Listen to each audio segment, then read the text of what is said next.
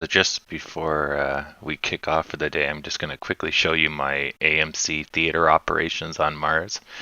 I may have to close it because it looks like it's lagging the feed, but I'll just quickly give you a look at it. So this is your starting area. I have it on ultra low settings to try not lag the feed. So this is kind of irrelevant, but this is the Mars landscape. And I went off and I just started a mining operation that's very Doom 3-esque. A lot of flashbacks between the metal and the piping. It really reminds me of Doom.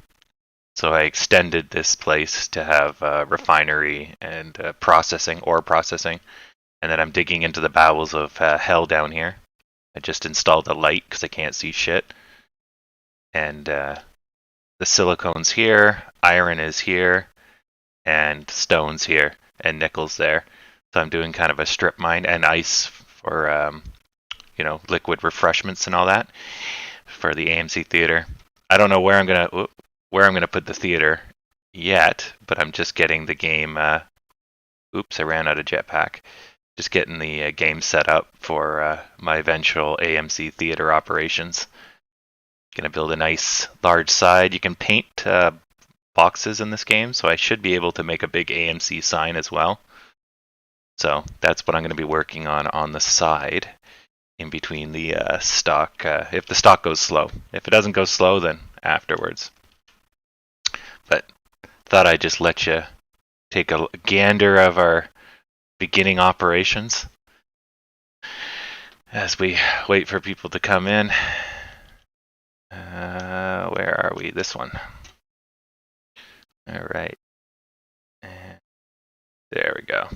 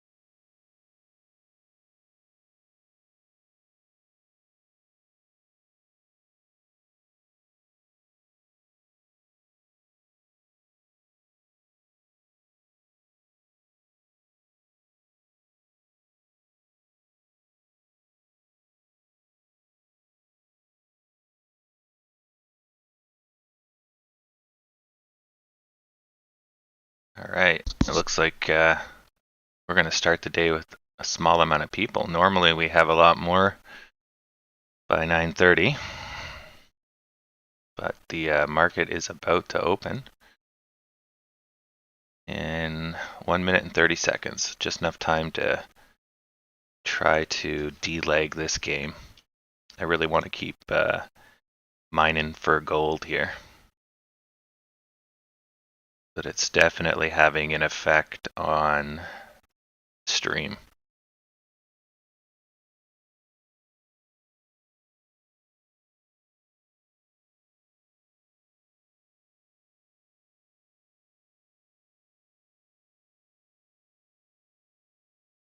There.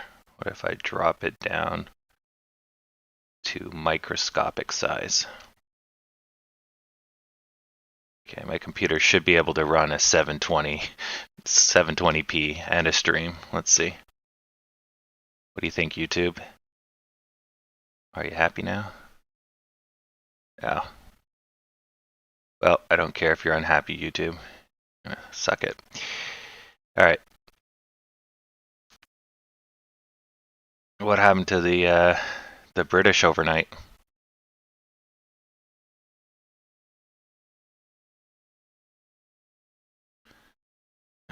20 seconds to market open. Oh, he kicked it? Yeah, he wasn't doing so good, eh?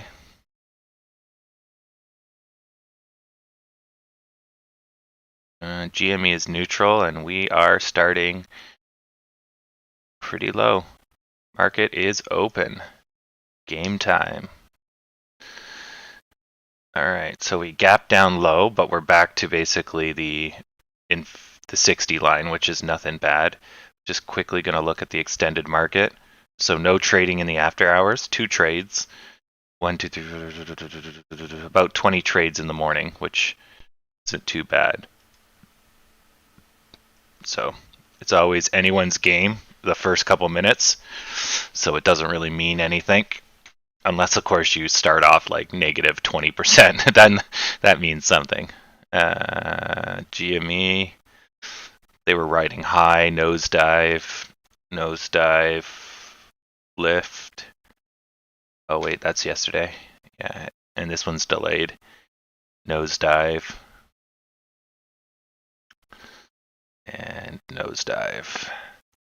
Okay, so we're pretty much right across the board, except for Europe and Japan. Both of them were happy with life. Okay, we gapped back up. Dow's doing its thing. Might be good. We'll see. All right, so this one will have a technical breakout if we get over 970. Although 976 should also, this is where it's stalling right here. 974, 975, 976 should give us a push, just like we were talking about just before somebody came in and gave us a swift kick in the pantaloons. All right. So we'll just let this run this course, and I will continue mining operations on Mars while watching this. Since that's my brainless operation right now. Beyond the 1 minute? We are, good. Stupid thing keeps trying to change me to the 5 minutes or the weeklies without my notice. Always fucks me up.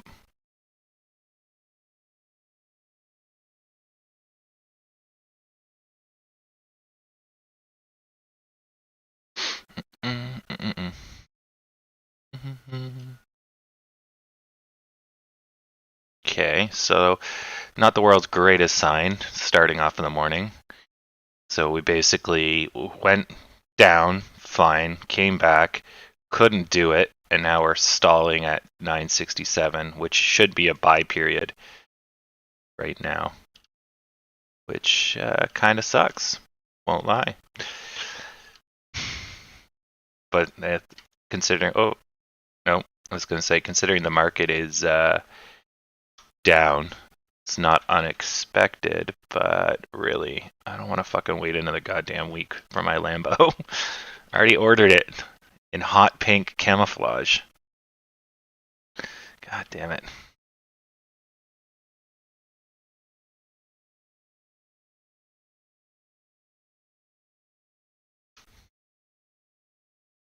Now, if we don't make new lows, we should be good here.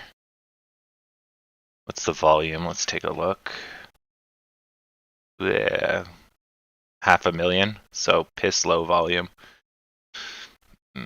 What about GME? Also really low, and they're not doing so good. Actually, they're doing very bad. But when we left them, they were basically bordering annihilation, and then they recovered. So if they don't get up, the dip might border them into annihilation, and they might go for a sink. That's going to be their risk. They're going to have a technical breakdown just from the normal market flow. We're doing okay, but we're in the same boat. We don't want to get down into the 952s, and we want to get away from the 960s. Maybe this idiot, or whoever this person is, will buy back in today. Do their big fish moves.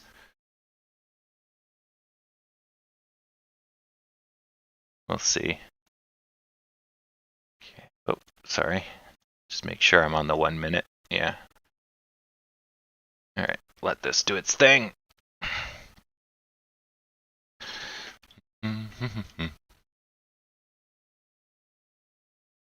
Gapping down is not good. So a gap, for those that are new, is basically when the candlesticks are not connected. It can mean that it's just basically timing. Give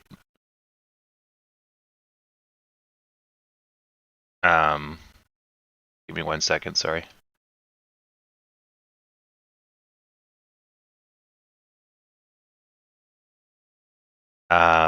It could just mean that the timing, it switched when the chart was moving. So you get visually a gap when one doesn't really exist, or it means it's moving very quickly, or there's a very aggressive downwards or upwards motion. So gapping is usually a sign of like extreme exuberance. It's usually quite positive, like you see on the left side here, like this. But if you're gapping on the way down, of course, that's the beginning. It's getting bad, right? Anyways, in this case, it's probably just low volume switchover because there's not much going on here. But it is possible that, you know, when it was here, it came up to here, and then it just went bam and dropped to here because someone just hit it right on the switch. If it was higher volume, it would be indicative of someone basically just slamming on the brakes or hitting the gas, which is clearly not the case here. Yeah, because we're not going anywhere with any speed of volume here. Okay. Yeah, we're still at 500,000.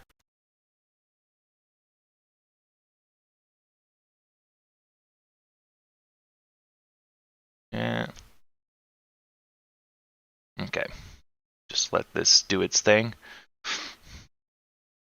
We hopefully can get out of the 960 territory.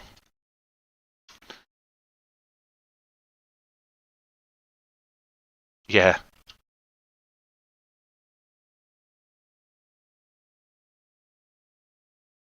I don't think you're inaccurate.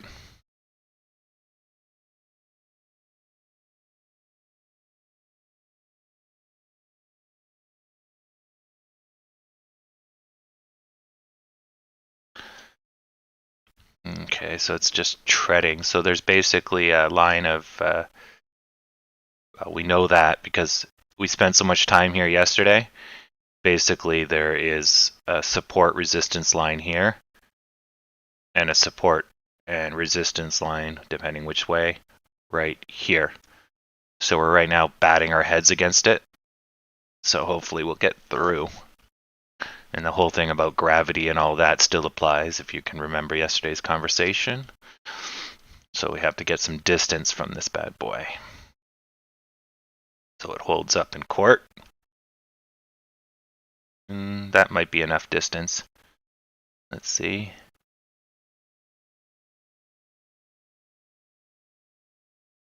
Yep, that should be enough. Okay, so unless it goes right back on itself because of some selling problems or whatever, we should keep going up a little bit more. Then it'll get too big. It'll need a little bit of retraction just because of all the negativity. We're not going to allow it to go too positive for too long. And then There'll be just a tiny red here, possibly. Or we'll see a huge increase in green volume, which will make it go up. But if the volume's low, I'm expecting a tiny red here just to pay for that trivial green, but it's a lot for this shitty ass volume we got going on here. Or fuck, we have no volume and we don't even move at all. Hey, that works too. Christ. Oh, this is low volume's painful. Yeah, there we go. How many shares was that? 800. So yeah, nothing. When I quote volume, it's not accurate numbers. It's just a relative number in my screen. So normal is around 1,000, 2,000 a minute. Good is around 5,000 to 8,000, and a lot is 23,000 to 45,000. So 800 is piss, especially in the morning. It's piss low.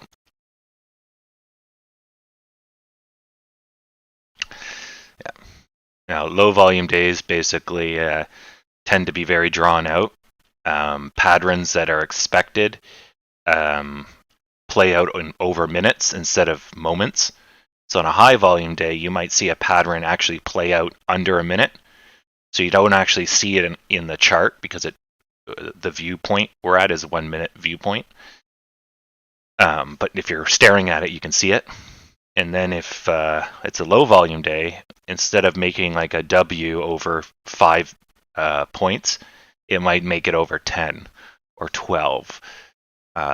If the volume speeds up, it might go back to 5. So you have to pay attention on low volume days. That things, you're expecting something at a certain time, it needs to happen right now. And then it's like here. So I expected a little bit of red to pay for this stick, right? But what ended up happening is no volume. The stick actually continued, but it should have stopped because my timing's off just because the volume's low. And there's the red I wanted. But the red should have been here, and this green should have been here. So it kind of dragged out the pattern, right? Now this one's a little more extreme. It went almost 100%. Actually, it did go 100% down. I wanted a tiny red, but the fact we're moving so slow, low volume, expected sizes get extenuated because little people can make big splashes. So what you expect still kind of holds up. The psychology still plays, but the size and the direction is very hard to predict because anyone can just sell and then make a large red, right? Because the volume's so low. So you gotta, nothing horrible is going to happen on a low volume day, but you just have to keep that in mind that, there's an increased volatility or randomness. Yeah.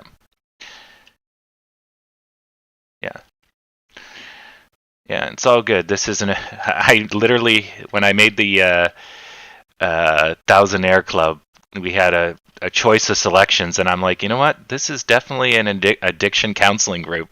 That is what we do. We just keep each other in one piece. Because honestly, that's the most important thing in the stock market.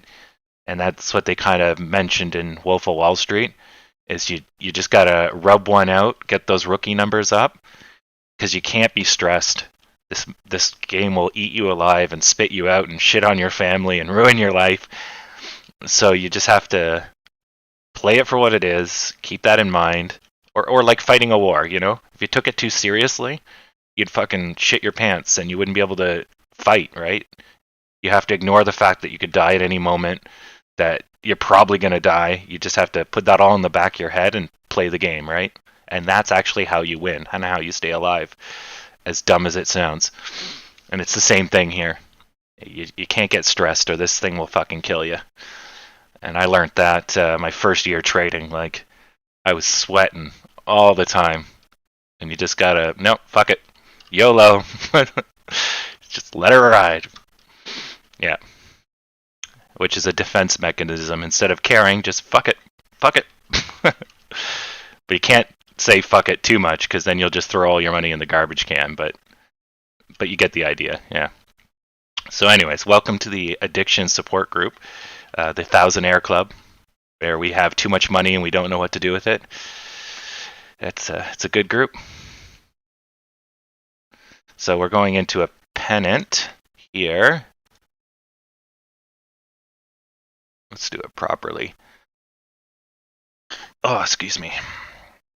That's a clear pennant. So I don't think this is the breakout right now, so I'm just going to adjust it to here. This bottom is not correct, but we'll just put it really close to remind us. But the top looks correct. So we should have a vertical breakout if we can get some energy to go up before 10 o'clock, because 10 o'clock, of course, will be the dip, or near it. So we get a little bit of upwards. Oh, I think we just got it. Did we? Yeah, we're right here. Oh yeah, I gotta fix that. 1 second. I need that stupid green line across to be a lot bigger.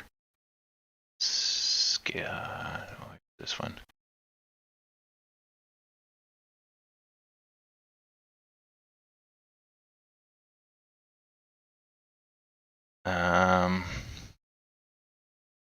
Where is the appearance? Ah, here it is. Okay, and horizontal grid lines.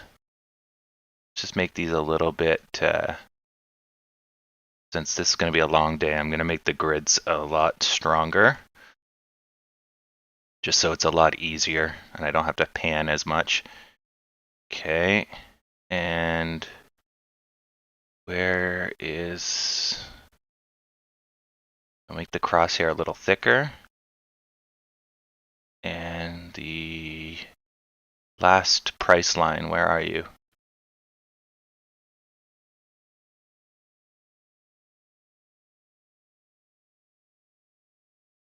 Okay, that's fine. Price line, price line, price line. Come on, price line. Oh man, I need to upgrade the price line. Symbol. Oh, here it is. Pre, post, market price line. Oh, I know I need last price line. This guy. There we go. Thicker. There. Now it's viewable. Okay.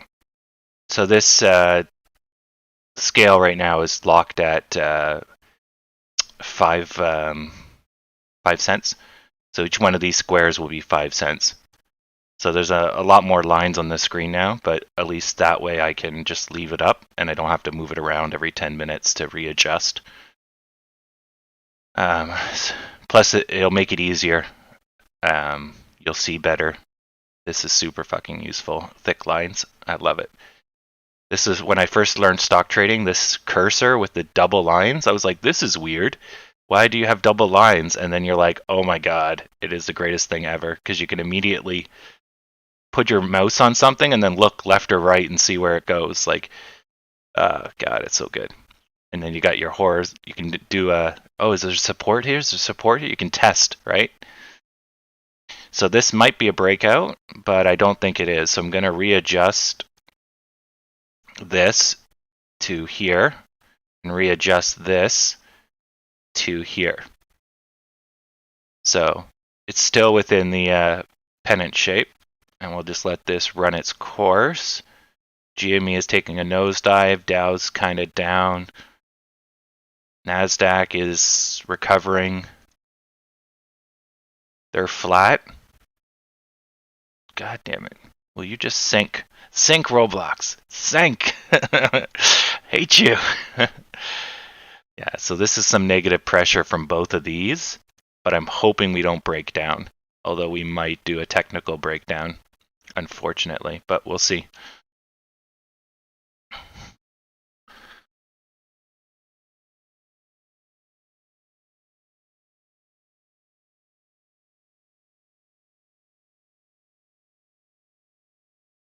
Oh, somebody asking a question here? Let me just check the chat.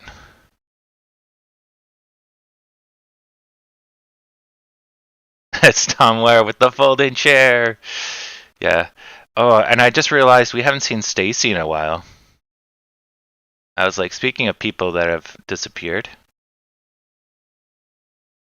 But I'm guessing she'll come back when we finally get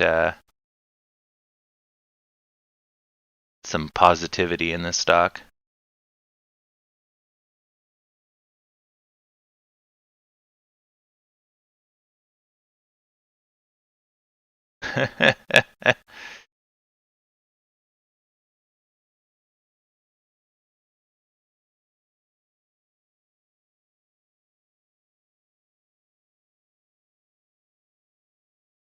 It's always tomorrow, yeah. Yeah, that's the that's the response that I give to everyone when they ask me when is it gonna moon. It's tomorrow. Always tomorrow. Oh, I must have missed it.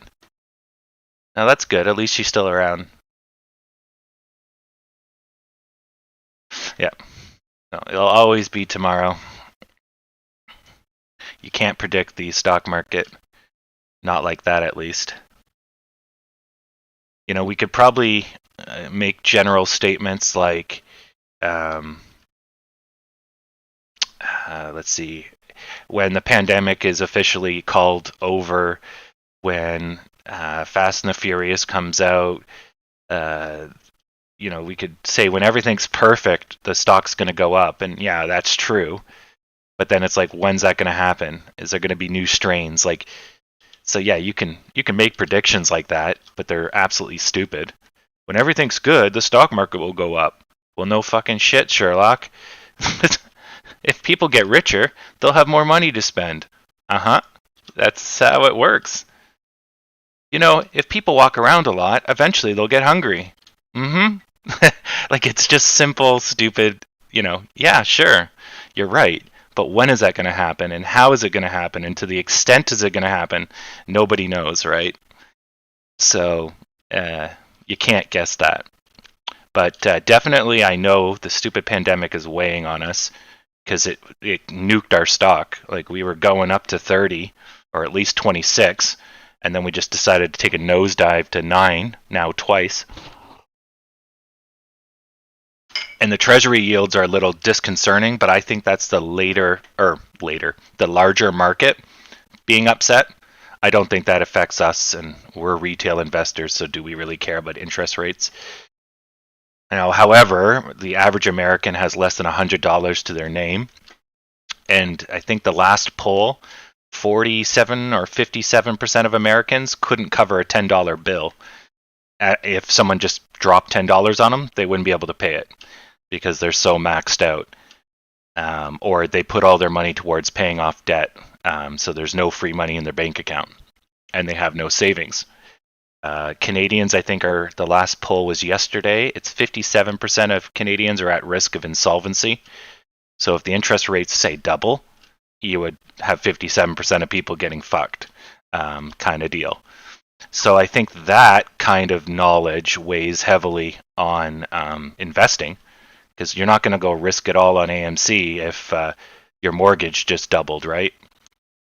Or you're hardcore and you risk it all on AMC because it will pay your mortgage. And AMC actually is your mortgage. Yeah. But that's the difference between, you know, people that don't fear risk and the people that, you know, want easy money, and that doesn't really happen. But yeah, they'll learn. Anyways, so I think that's partly why we're facing a lot of negativity at the moment, is the combination of those two. But there's nothing we can do about it, so there's no point really talking about it or dwelling about it. We can't change fiscal policy in the United States. We can't help people save more. It's not going to happen. All we can hope for is that people realize AMC is a great value play and are willing to risk money on it. And that's all we need for us to take off. What time is it? 9:53. So we should be going into our dip. It would be awesome if those reds that were just right there, these guys right here, were the dip, but I don't think so. I think we're going to see it. Oh, maybe. Maybe the dip was a little early. I don't know. That's kind of like a downward slope. And then it's just the timing's off. Usually this is around here, not here. So I think we're just going to go right into, yeah, I think it's just going to curve. And then this makes the dreaded S shape. So that will be the up, and this will be the, and then you'll have a little bit extra down. If we're lucky, it would accelerate out, but this is the time where the market's usually pulling down the heaviest. GME's laid off the crashing. That's good. Nasdaq's up. Carnival's taking off. S&P. Ooh, not bad. That's actually nice. Oh, that was weird. They had a market pause overnight. Oh, that's after hours. What the hell? What am I looking at? Yeah, there's no market pause here, but there's a market pause here. Weird. Okay, I haven't seen that before, but maybe because this chart's going into the 1600s, maybe there's something going weird here.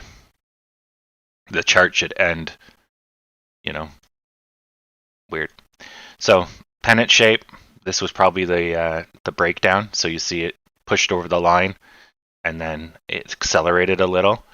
The good news is it didn't break the heavy-duty support line, because that makes sense. Now we're going to go test the support line for the second time, or possibly the third time, depending on your measurement.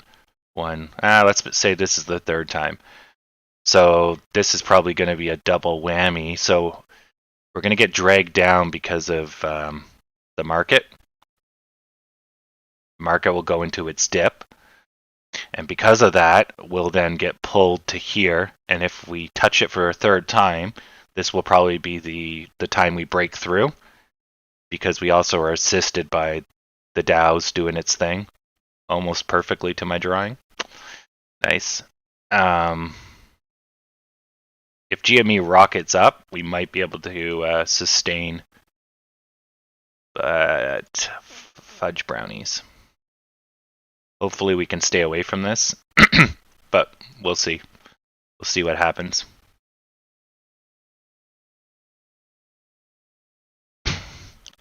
You can, so inflation, you can combat inflation a few ways, but essentially, if inflation is caused because you're printing too much money, and you have to print too much money because your country sucks, or something's wrong with your sucky country, because, you know, the Treaty of Versailles or something,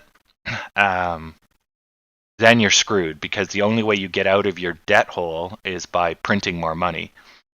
And then you print more money, you go into your debt hole more, right?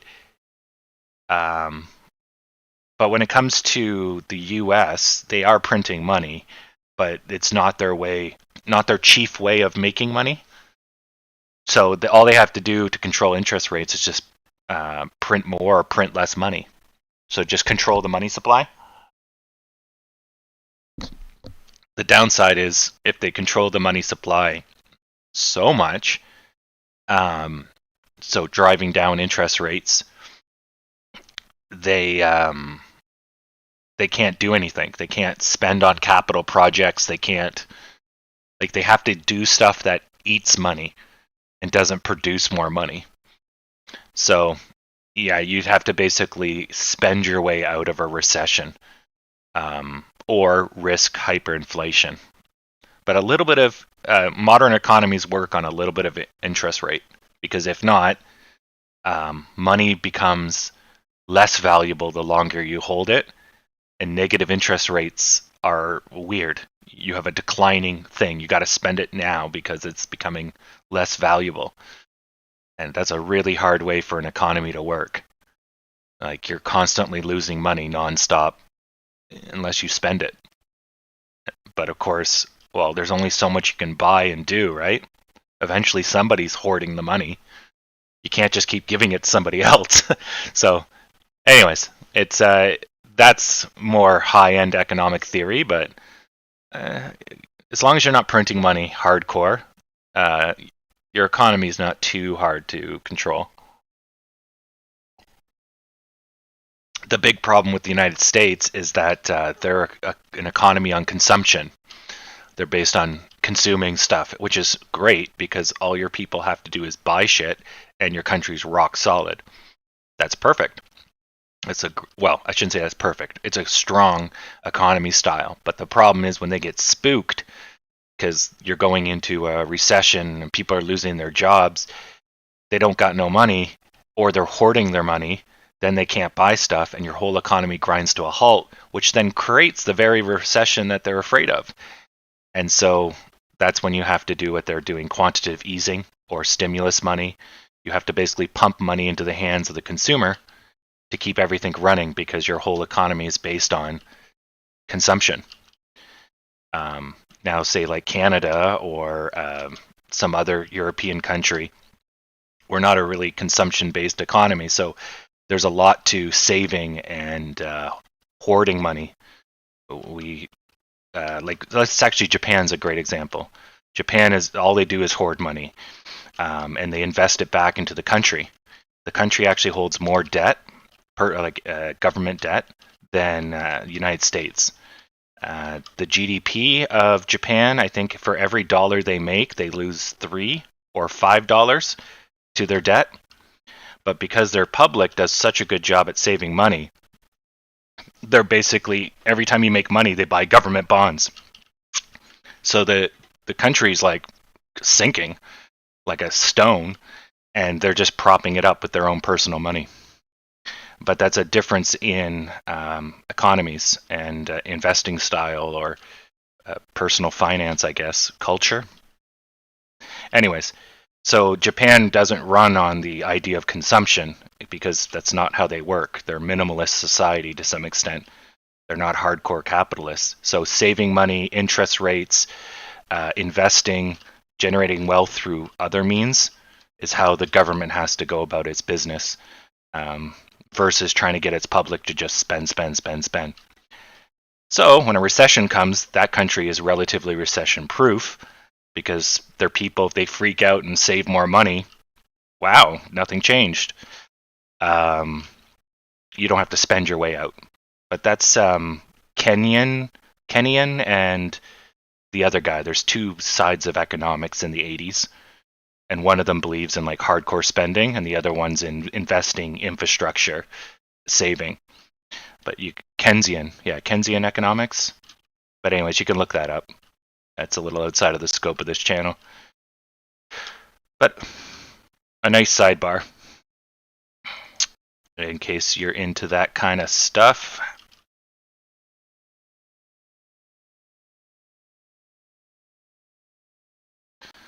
And good you got out of Robinhood. Yeah. Predatory crap.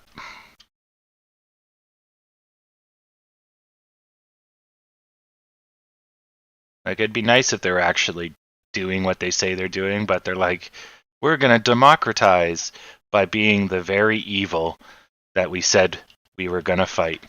And it's like, okay, that's nice. And then they work with like the most evilest company to give them market intel. And then as a result, you just get shitty market trades. And it's like, oh, well, you got no commission. It's like, yeah, but I'm basically feeding the very evil that you're fighting against. It's like, oh my god. Oh well.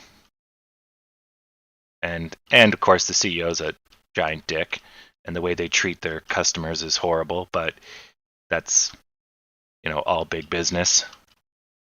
So you can't really hold them on that one. So we're just going sideways. Is the stream still going good for you guys?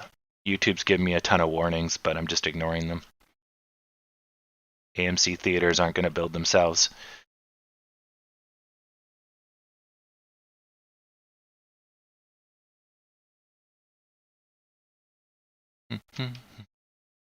Yeah, good. All right. Yeah, I didn't see any complaints.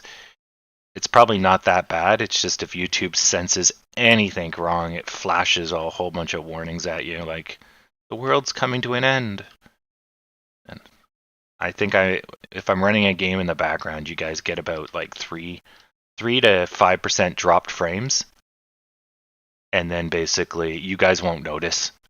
It's just YouTube goes, "Hey, I'm missing some frames," and it's like, yeah, but 5%? Come on. It's a fucking chart. As long as I don't wiggle the chart around, no one's gonna fucking know. I could have 100% dropped frames. It could be a static image. You wouldn't even know. Yeah. So, yeah, that's what I figured. Okay. As long as my voice isn't choppy, you'll notice that part. Yeah. All right, so let's take a look. We got ramping up volume, so that's good. GME is neutral. Oh, I have a meeting today, don't I? Let me double check. I'm going to have to disappear at some point today. And I'll come back. When is my meeting? Today at 11 o'clock.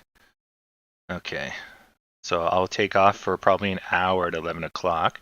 That's coming up quick.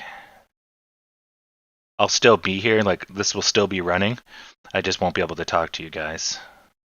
So you have to live the dream without me.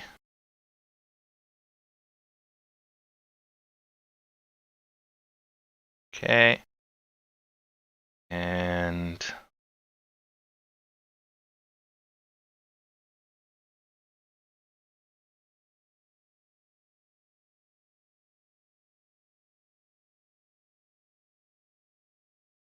okay. Just checking on everything. Good. Everything's good. Okay. So yeah, Dow's did as expected. So yeah, we didn't get a breakout, which would have been rare anyways. We curved down. All's good. Normal. So we didn't actually get quite a dip here. So I was expecting kind of a dip like this, but because of the two support lines, it basically went like this, bounced against it, came up, and kind of did this. So it looks like we actually might be out of the dip, and those lines held. I was expecting us to break through, but we had a good solid green here, and that got us out. And so here's the shoulder. And so now we have to decide if we're going to roll back down or if we're going to break out, which will be about 968 if that's the case. But yeah, it looks like we're out of the weeds. As much as this chart's really hard to fucking see, we basically went down, up, down. Then we basically went down for whatever reason, the Dow. Then that led into our dip. But then the two support lines stopped our dip from being an actual dip. And now we're starting an earlier than normal recovery, which is a good sign. And it might have been that GME helped us. They basically hit the NOS at 948. And I bet you that's right here. Yeah. So they started hitting the gas as we were going down. We're more linked to the Dow. So 948 would be right here. So the Dow is dragging us down. We started to go down. Then the Dow recovered a bit. GME hit the gas. And then basically the combination of the two gave us enough to end the support lines to stay above. Meh, not bad actually. Much better than I expected. I was worried that if we get below the 960, there's not much before we free fall. And that should be a strong support line, but you'd never know with low volume, right? If you have ultra low volume, support lines don't matter because the one person just goes, fuck it, and shoots right through it. The volume's a little bit better now, but we were kind of ultra low right around here. You can see how dead it was. So I was a little bit on the worried side, but so now we're doing the shoulder, right? So the shoulder's here or a little higher, but it looks like it's here. So now we have to decide if we're going up. And it looks like we're going up. So we had an indecision. It countered. And now we just have to get up over 967 and 969. And we'll take off probably to 970, 978. So that as soon as we get over this, it'll be like this, and then blast to here with a possible slowdown here. And that's good. That will get us out of the negatives, I believe. Is that 13 cents? Yeah, yeah. So we'll be going green. And once we go green, then things should get better for all of us. Yeah. Yeah, you could see it as a W, but more apt, it's a U shape.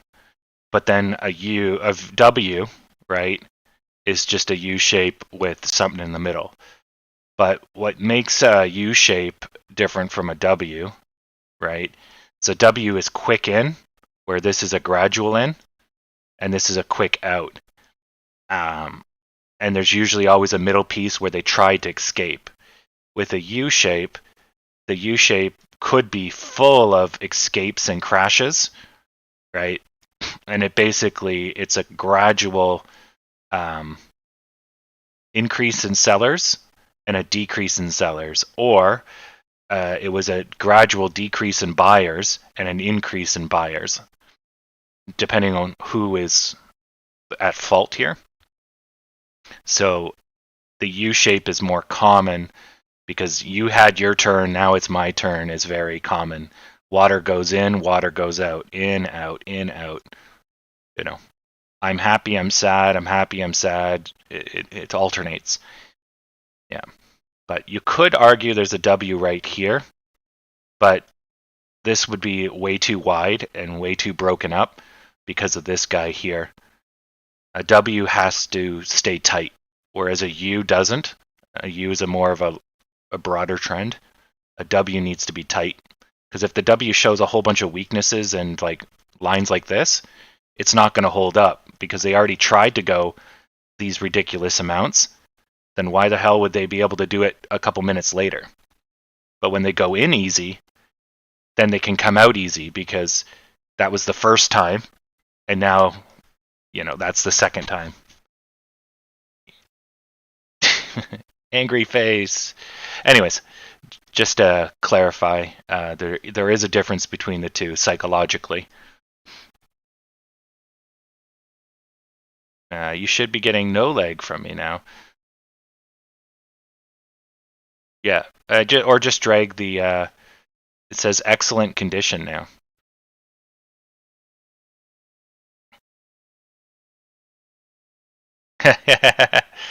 Yeah, but a good heads up.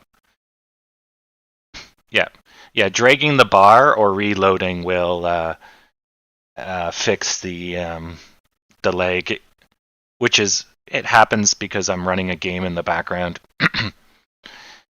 I'm trying to build a theater on Mars, an AMC theater. So that sell-off is low volume, nothing to worry about.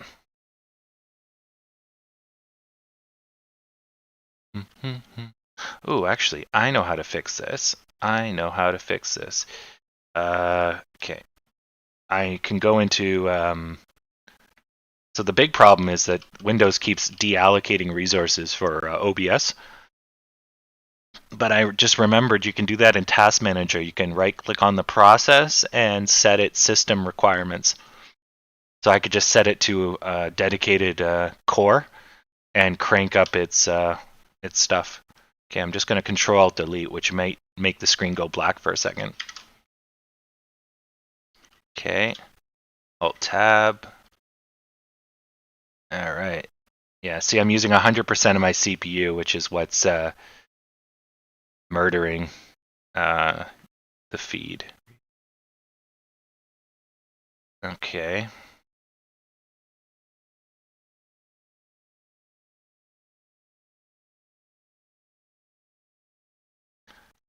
And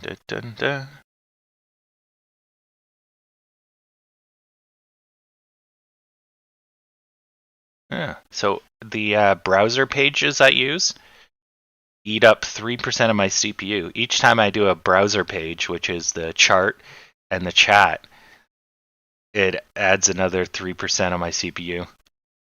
And then Space Engineers is using 50% of my CPU right now, and that's what's killing us.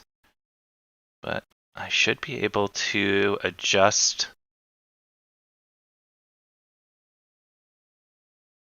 something here while we wait for this to run its course.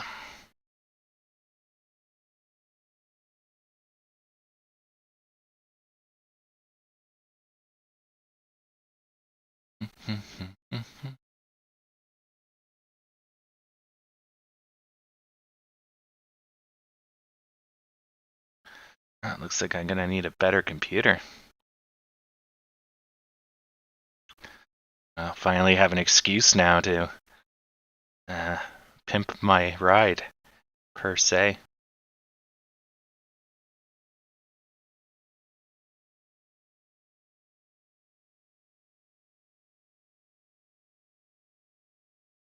Roblox skyrocketing? No, I'm short selling that. Bastards.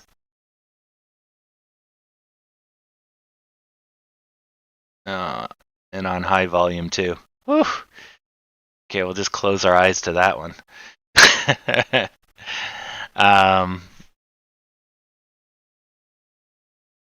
Yeah.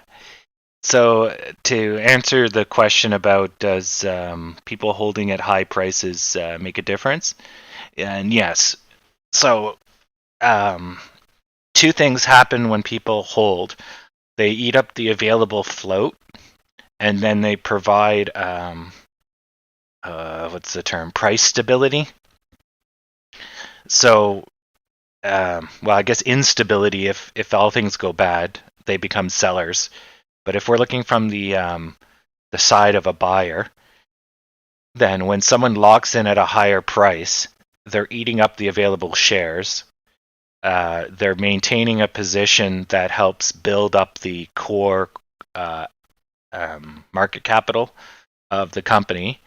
They're basically lifting the bottom line, if you will, upwards because they put more money in. And they hopefully aren't sellers. So they're basically holding on to shares that could have been used to short or create volatility. So they end up helping the price become more stable and less volatile. So if, like, say, General Electric has like a billion, gazillion, trillion shares, right? So if somebody goes in there and starts moving a million shares around, they won't move the needle at all because 80% of the shares are taken, and all they're doing is playing with like 1% of the available shares. And 1% against a sea of shares, it's like trying to make waves in a lake, right? You're just pushing with your hands. You're not going to do anything. But if you have nobody holding the shares, then you can just throw rocks into the lake. And because the water's so limited, you can basically explode. If there was 10 shares and you move 5 of them, the price is going to fly off the handle, right? To give a more extreme example, because I don't know how to do a metaphor for that. But that's the benefit of people holding at high prices or low prices. But your holders give you the advantage of price stability. Now, people holding at high prices are at risk of selling off, right? Where people holding at low prices, they might sell off when they have to, when the market goes bad and they need the money, but they're less prone to jump ship like high boys are, right? And so if we just know all that, the problem with people at a higher price point is that when you get there, you're going to have to deal with them selling because they're finally free. They want their money out. The amount of people that are going to sell at 14 is going to be crazy, right? Hell, we're all talking about it too, right? Because you want your money out because you're like, shit, it's been 3 weeks, right? So you have to watch that. And that's like we're seeing here with the 960. It's the opposite. Everyone got out if they wanted to get out, so now it's a huge support line. Whereas the other one, everyone got trapped, so everyone wants to get out when they get there, versus everyone wants to stay in when they get to the 960. Yeah. Anyways, so that's just something to keep in mind. That's what people, you can think of them as being benched, and then when the line comes back to them, you just have to prepare for if they're going to quit the game or they're going to play more. So you have to just keep that in mind. Yep. Yeah. Yeah. An institution can buy to stop tanking, but an institution normally won't do that, because why would you? Like, an institution's job is to make money for its clients, so why would you prop up a dead horse, right? Now, hedge funds and aggressive active trading, because hedge funds, the definition of a hedge fund is that they're taking in a more aggressive position to hedge against loss. So the idea of a hedge fund is that these people are basically making bets that protect your money by taking aggressive counter positions or aggressive defensive positions. Nowadays, people just see it as like aggressive scalping and manipulation and short selling, but that's just a derogatory demonization. Hedge funds do short a lot, but that's because they're taking a defensive position against a market downturn, right? But hedge funds can be long, they can be supportive. But anyways, where I'm getting with that is that institutionals don't generally game the market. They don't play it. They only take safe bets, right? They only buy in once it's all good, all clear. Hedge funds will take the risk. They'll buy when it's not bad. They might try to keep something alive. They might take, like GME, the guy Cohen got on the board of directors. He's going to turn that baby around. That's a huge bet, right? He took his millions or whatever and said, I'm taking over this company, bought 10% of the company, and now is going to try to revive it to make his money, right? He's obviously not doing this for fun. So that would be more like an active investor, a hedge fund, or they call them activist investors. Those people get in the trenches and make their money that way. But true institutionals invest for schools and colleges and school boards and pension funds. They want absolute rock solid stability because they can't risk. They're not allowed to risk money like that. So that's something to keep in mind. So a cup and handle, I've never quite understood that one, but you do have a U shape, right? And then, yeah, this is like the cup and handle.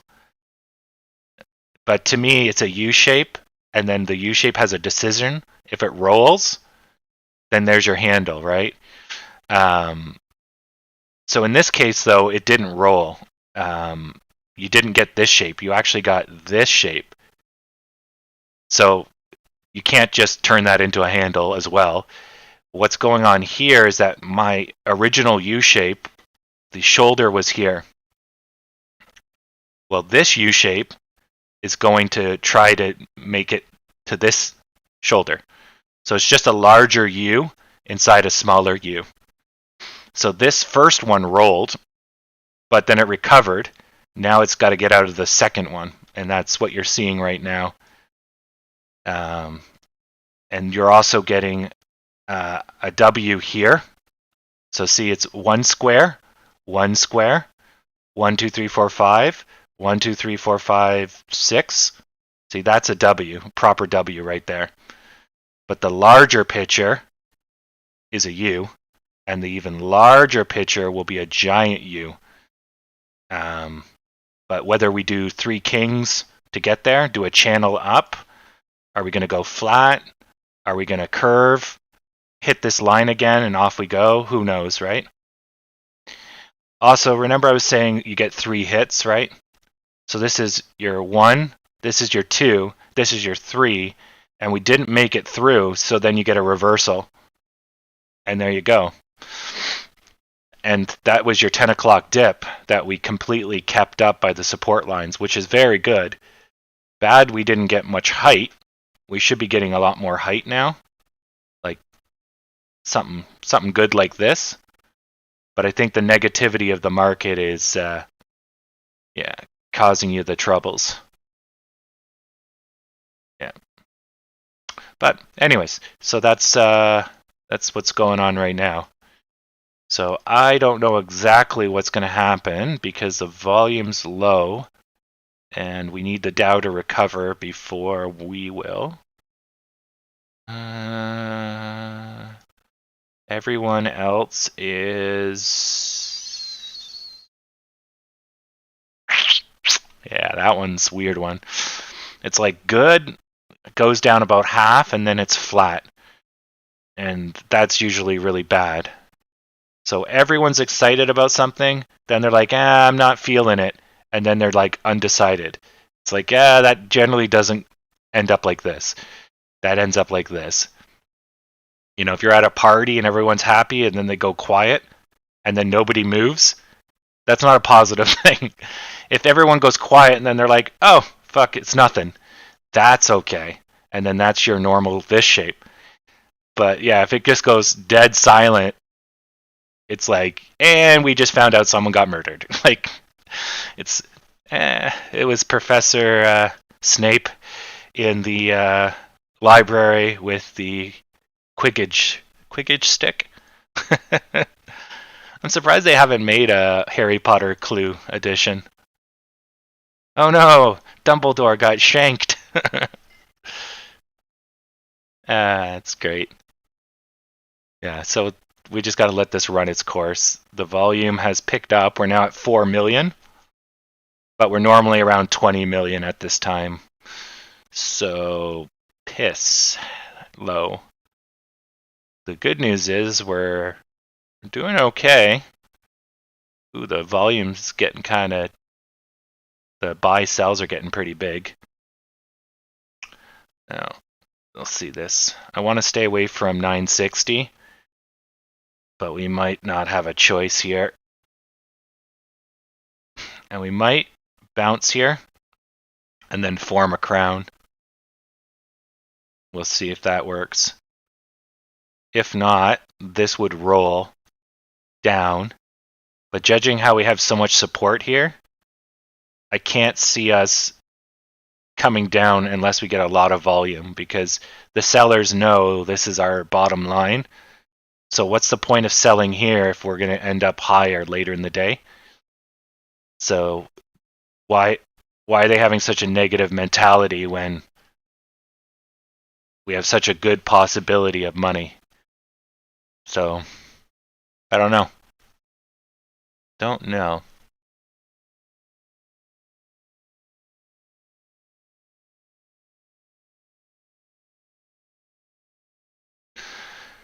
Guess we'll find out.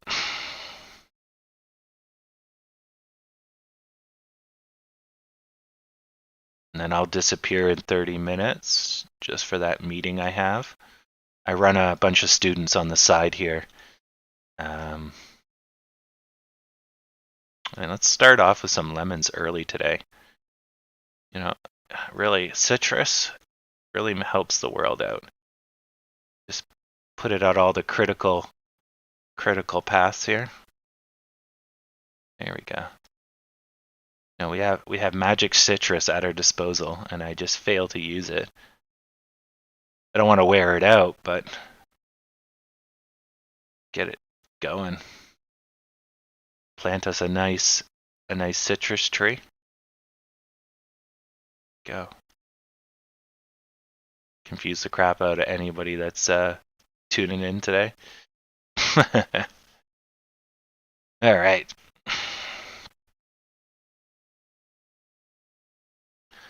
Dun, dun, dun, dun. Oh, it's already working. Love it. Love that citrus.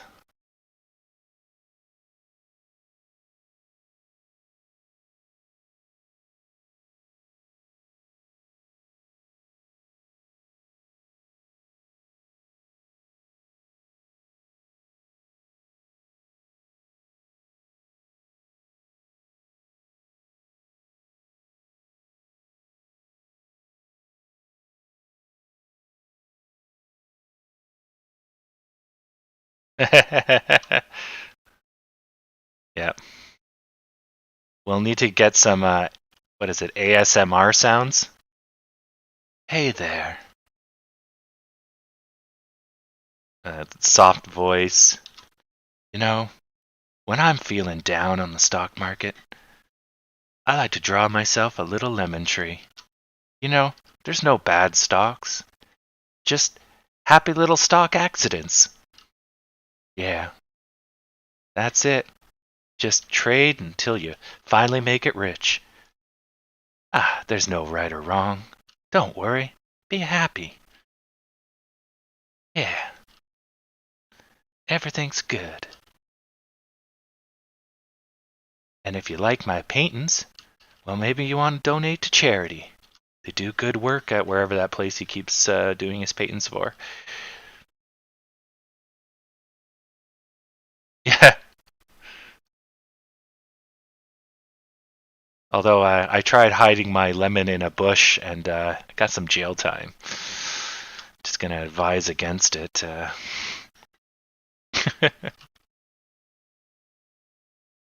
Or better yet, I played that game when I was in prison. I didn't like it.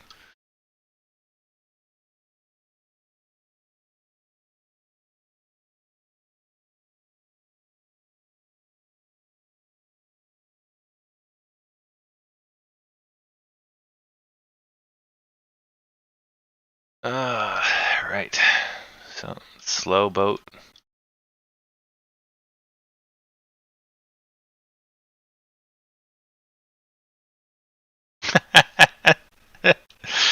uh, oh dear, that got dark quick.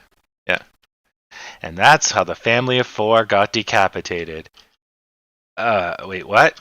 We were having a children's story about what? No, what? So good.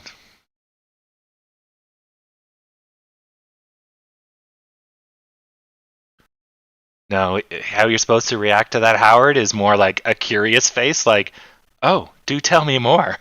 You got to double down, like, and that's how everyone ended up being murdered. Oh, this is an interesting story. Yeah, you got to double down.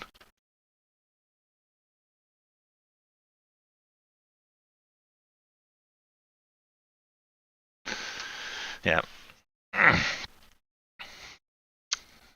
At least we're holding at 962, which our dips for this stock generally goes a little bit longer.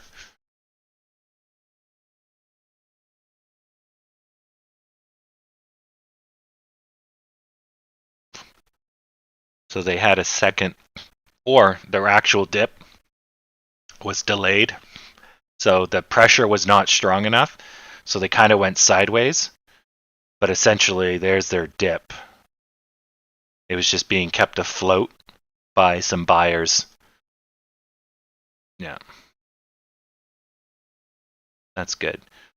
And this is just part of the norm. So I'm guessing the volume on the Dow is piss low too. So this should have been like a single event. It should probably look more like that. That's how it should have looked like on the minute chart. It's just a single event and then a dip. But as I was saying, everything's gotten dragged out, right?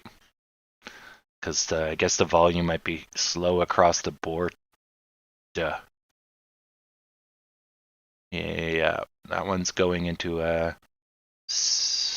Yeah, it started its dip at 10 and then held the ground a little bit and then poof, off it goes.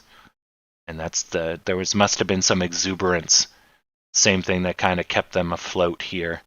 Wasn't strong enough to keep them up, but enough to keep them sideways. And GME is somewhere around here with this incredibly hard to understand chart. Yeah, we might be coming out of this. Yeah, so the Dow's going to the shoulders, so it's about to take off. Indexes don't really play exactly like a stock would because they're an average, but yeah. in the macro picture, it's on its way up, and it should stay that way unless something changes its mind. That's good.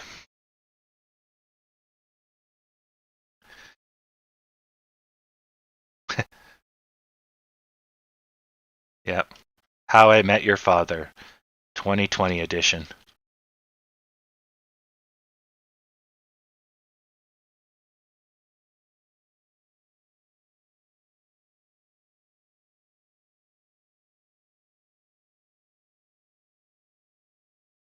Yeah. Yeah, I remember that. The guy that was telling me that I suck because I don't have any GME. So I just quickly explained to him how it's too high risk. Yeah. But if you want to invest in GME, go for it. That thing has made people lots of money. But yeah, that's too much risk for me. Oh, we just broke down. Shit. Get over there, Lemon.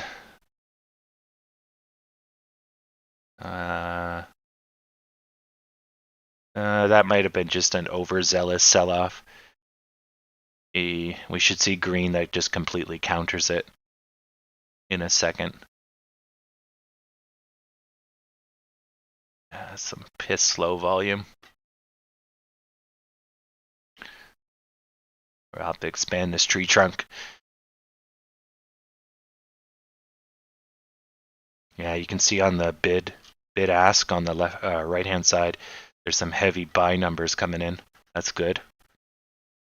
But we are at 960, which is like the low.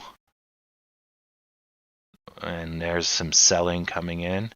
What we don't want to do is expend all of our buyers at this number, because then eventually we're going to run out of buyers and we're going to go falling because they have no more money. But that's basically the idea of breaking through a resistance line or a support line, is that if you spend enough time banging against it, eventually there's just no more defense, right? So you can think of it that way, or you can just think of it as you got 3 tries, whatever works. Usually it's 3. Sometimes it's less. You generally always bounce once, generally, unless the volume is so high, then you just blast through it. But usually there's always one bounce. The second time is probably, I'd say 80 to 70% of the time. Let's say 70% of the time. You would get one bounce, and then the third time it usually goes through, I'd say about 60% of the time as well. Yeah, because nothing's for certain, but it more often than not follows what I just said. I don't like this numbers though. Look at the fucking volume. But we're not going anywhere though. What's the level 2 look like, Howard? Is there a huge sell wall? It's maybe what we're seeing is the guy getting rid of the leftovers from yesterday.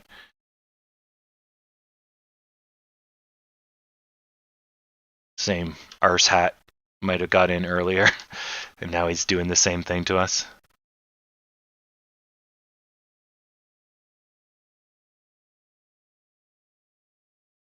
Wow, that's horrible. 950 is so far down.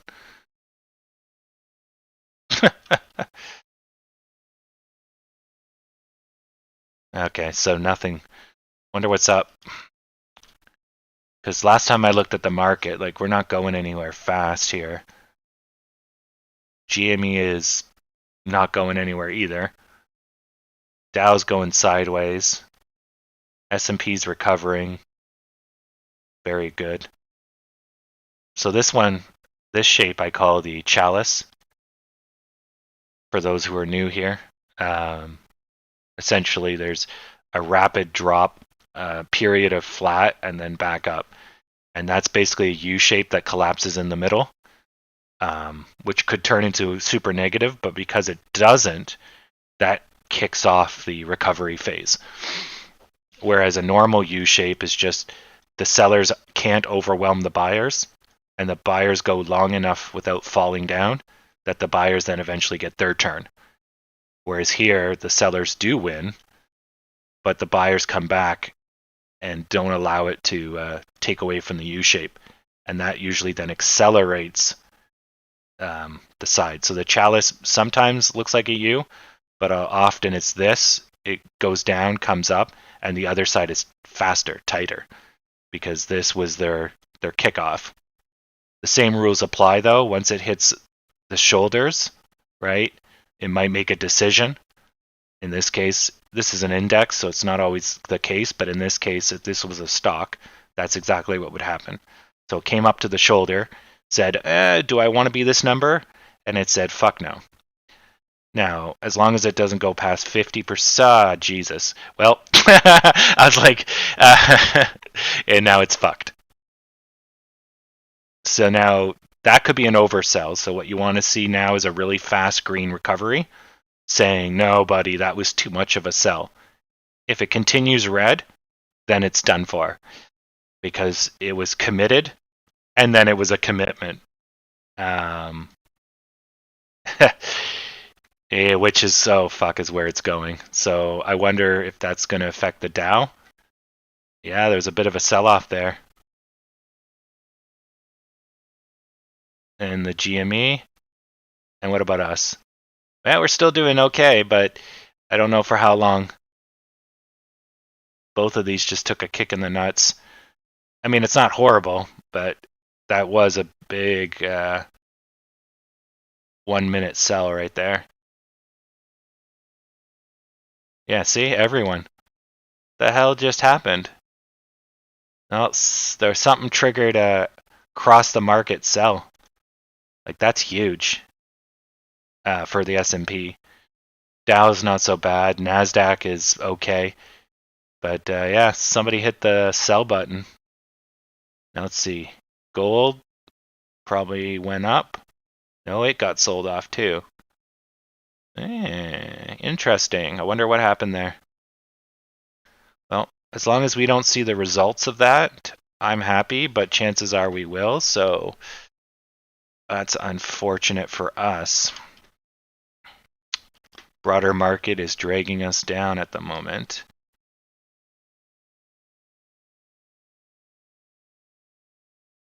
Yeah. And then you could, if you want to, go Google, try to figure out why there was a sell-off. Usually you'll find out about an hour afterwards, 20 minutes to an hour afterwards, the news will come out, or you'll find it, whichever one comes first. But by that time, it doesn't freaking matter. All we know is that there was a market sell-off across the board, which means it's an institutional or a group of institutionals, something spooked them that is on a federal level. It's not local. So that's the same as basically the water being taken, or the moon pulling the tide of the oceans. It's very similar to that. No individual stock is being targeted per se, but the overall ocean is getting money pulled out. And that's kind of what our indexes show us. Anyways, so the question is why? That's what we want to know. It doesn't really matter, but it's good to know.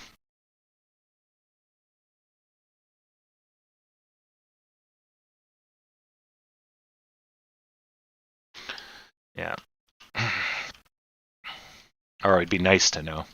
Shouldn't say, yeah, good to know matters. Okay, so that's stabilized. But see, there was no pushback.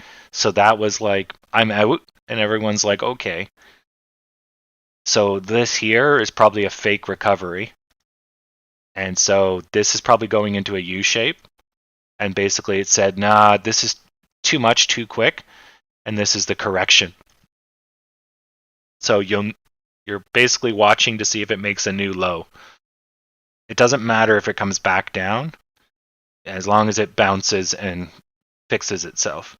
But if it breaks a new low, then you're pooched. Then things are gone bad and you enter a new level of Tom Suckery. So that's about to happen.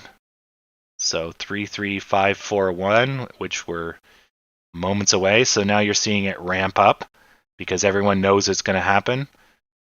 And then this is going to just straight down. Oh, there's the bounce. Is it going to be strong?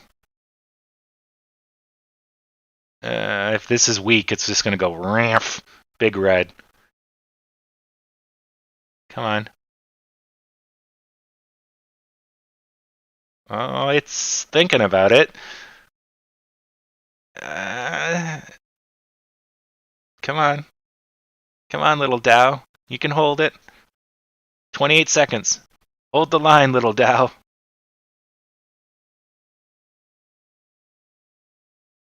Oh, it's time to get out my Titanic music box. Oh, they're holding. 11 seconds.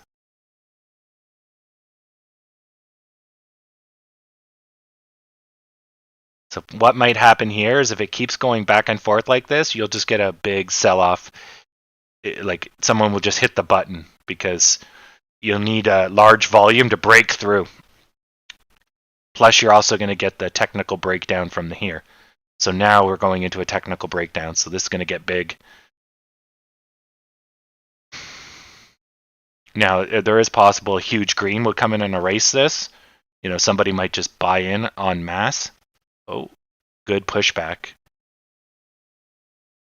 But yeah, once you break through, you saw how it got a little bit bigger. But yeah, the buyers are swinging back. Look at that. They completely erased it. And they're getting up more territory. That is good. That was actually unexpected. I mean, anything's possible, but I was expecting that one. The buyers, I mean, I guess the buyers did fight pretty hard here. Yeah. Yeah, well, anyways, that's good. That's a really good example of holding on a support line. So it broke through, basically bounced against it, and that's the pushback from the bounce, basically. And it broke through, which is usually dangerous, but the gravity and the support of the green were both enough to push it, and the green was strong enough then to push it away, giving it a bounce. So that was basically like this. If we could zoom in more, and because it broke through at this point, but the gravitational pull and the greens basically then rocketed it. Well, not really rocketing, but you got the idea.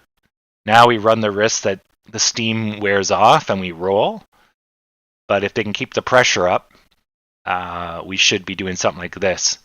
A couple of greens in a row, and we might be able to get some height. Plus, it is coming up on 11 o'clock, so we should be out of the dip, so we should see positivity ramp up. So I'm just going to take a shot in the dark, and I'm going to go and say we're finishing a U shape. So we're going to see something like this. So this was just a little too early of a recovery. The market corrects. But now that we're coming into 11 o'clock, we should have our recovery. Whether they like it or not, basically.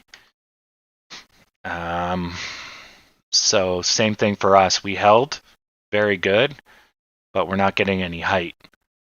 Volume kicked up, but not much. S&P, yeah, not good at all.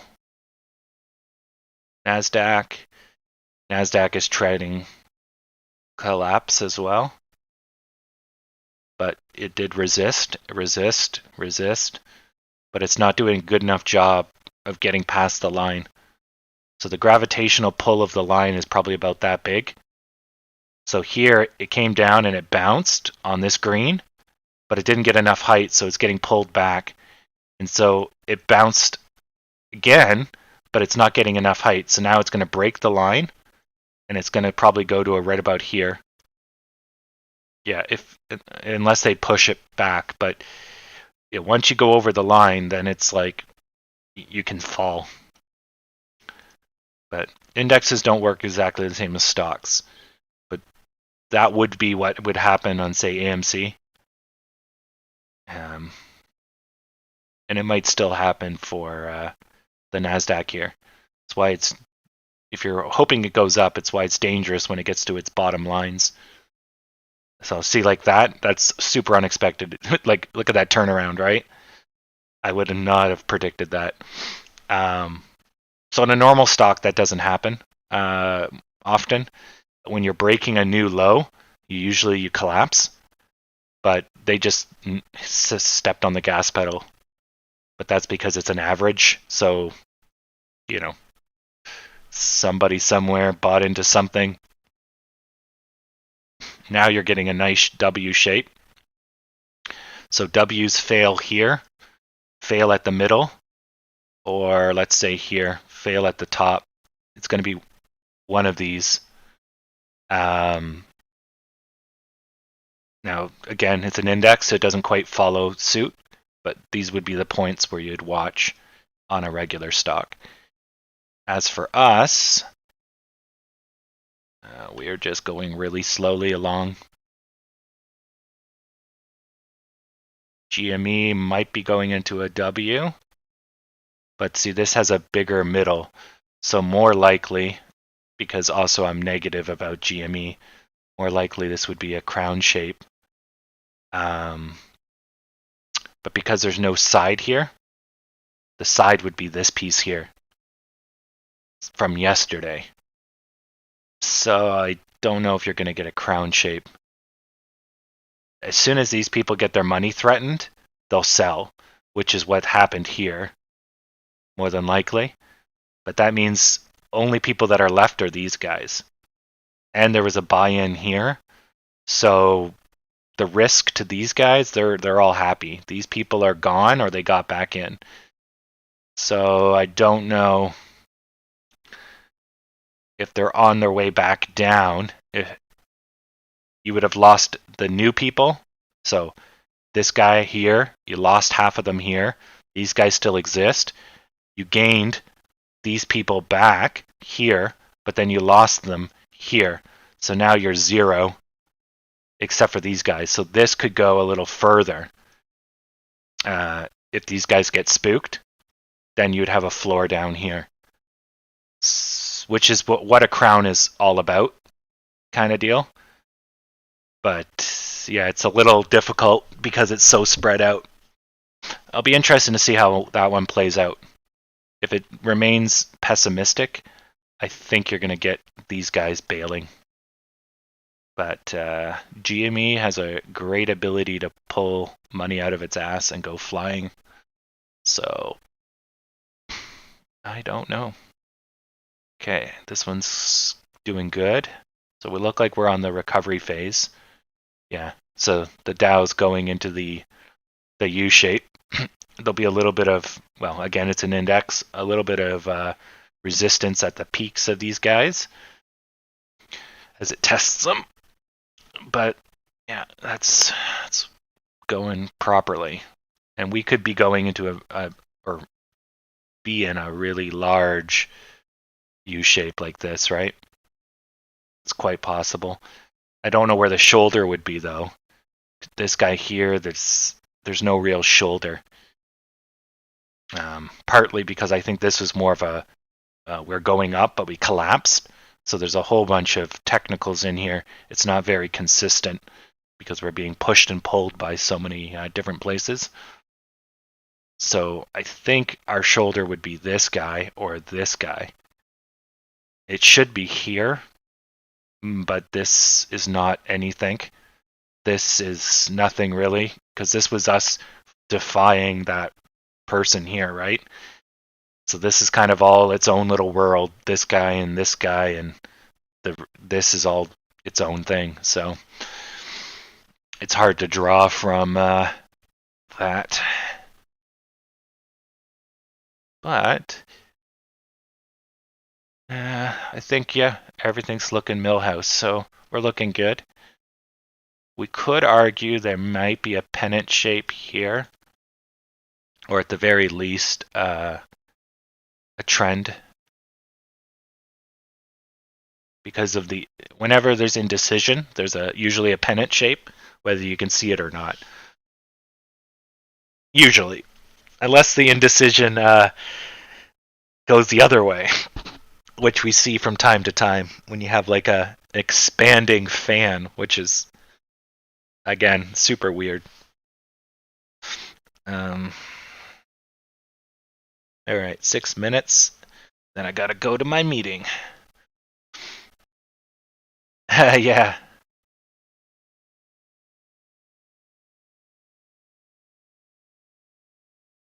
Yeah.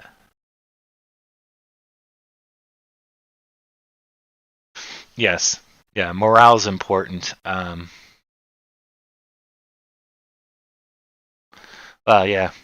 I don't. I don't know how GME is planning to figuratively uh, remove head from ass, right? Like, how are you expecting that to take off? I can't see it. Unless that Cohen guy is like some type of god, how is he going to defeat Steam when Epic Games and EA Games has failed? Everyone has failed because Steam is like the platform. You know, oh, I'm somehow going to be better and different. Somehow brand loyalty is going to just win the day. And it's like, well, brand loyalty does matter, but gamers are not. I mean, they are a diehard bunch, like diehard PlayStation, diehard Xbox. Won't touch the other one. There is a lot of that. But I'm never gonna go to Walmart. I only go to GameStop. I don't think you hear that a lot. Or I'm not gonna buy it on Amazon, even though it's 20% cheaper. I'm gonna pay 20% more because I like GameStop. Like, I don't think anyone says that, right? And especially as you go into a recession, or as Americans and Canadians become less wealthy. So we're making more money, but our cost of living goes up. We're all getting poorer and poorer, and the actual cost, or I'm sorry, the actual wealth of Americans and Canadians hasn't increased since the 1980s. It's gone up like 2% or something. So in the 1980s, people were getting richer. You could buy a house. Houses were 3 times to 5 times cheaper. Now, your money doesn't go as far. Everything costs more, and you're subsequently poorer. So, again, with all that kind of macro in mind, are we going to go spend an extra 30% because I really love GME? Nah.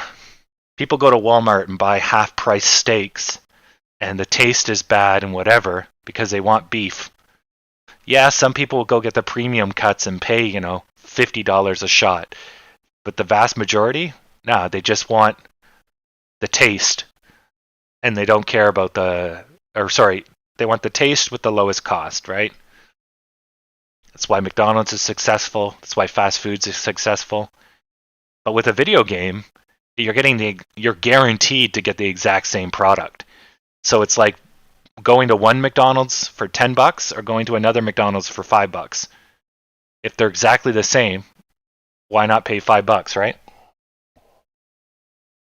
Or pay $0 and a torrent. But that's a different story, right? It's just, yeah, I don't see how GME's gonna do it. Like, maybe if I took the time and someone really spelt it out for me, but every time I've ever done any due diligence on it, it's like, I don't get it. So, which is probably why I'm pessimistic about it. So, hopefully we're going to go for a technical breakout here. As it hits the top line, it'll bust out, and then it will basically make... so, this will be the technical breakout on the downwards trend, showing like it's ready to reverse, if you will. So people pile in. Then you'll go to here, and that makes a mini U shape. And then once you get over this point, you'll get a boost, and then you'll have to defeat these 2 mini bosses before you can go and fly off the handle. So that will be the next 2 things. Anyways, I got to go to this meeting, so I'll just stay on mute, but I'll be watching this. I just won't be able to talk. as far as I know. I'll be able to chat though.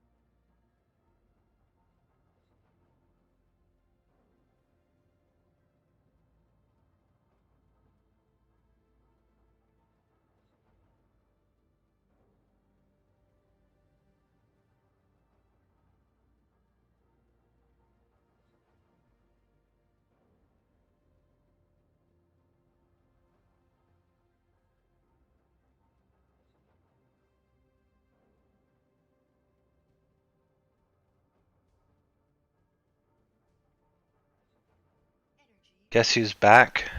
Back again. Kelly's back. Tell a friend. All right.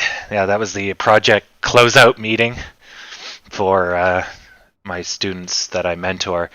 So that was my transportation group. I should have another meeting,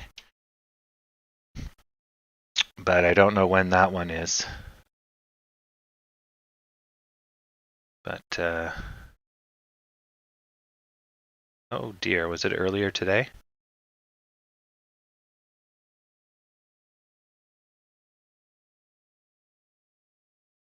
Yash. Oh, she sent me two of the same meetings. Okay, good.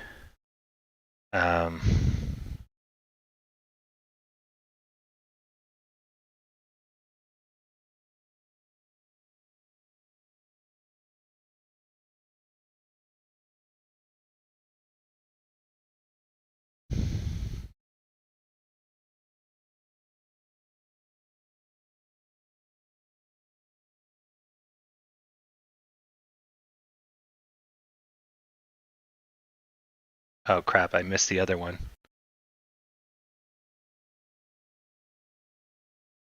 Damn it.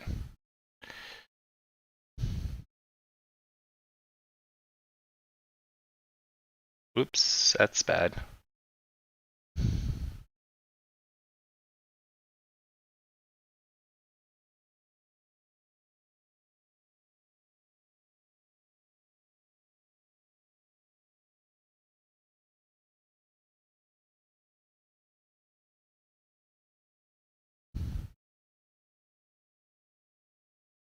Okay. Well, hopefully I'm not going to get in trouble for that one. Missing a final presentation is not a good thing. Damn it. I was looking for that email too. Oh well. So these sell-offs are pretty bad.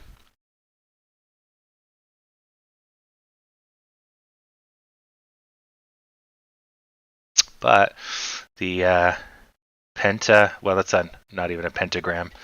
It's a sixagram is holding.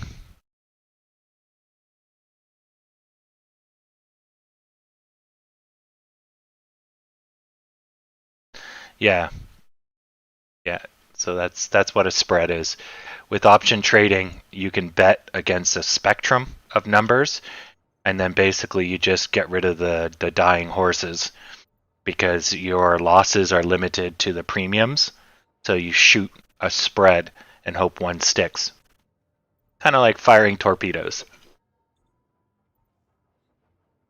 Whereas in the stock game, you just pick up or down. Is it going to go up? You buy long. Is it going to go down? You short. Easy peasy. Yeah. And then there's that element that he mentions there as well. Because the premium changes. So sometimes the premium's not even worth it. So you buy a different number because you basically you can hedge against the different prices because of the premium differences. And that's actually a good example I wouldn't have thought of.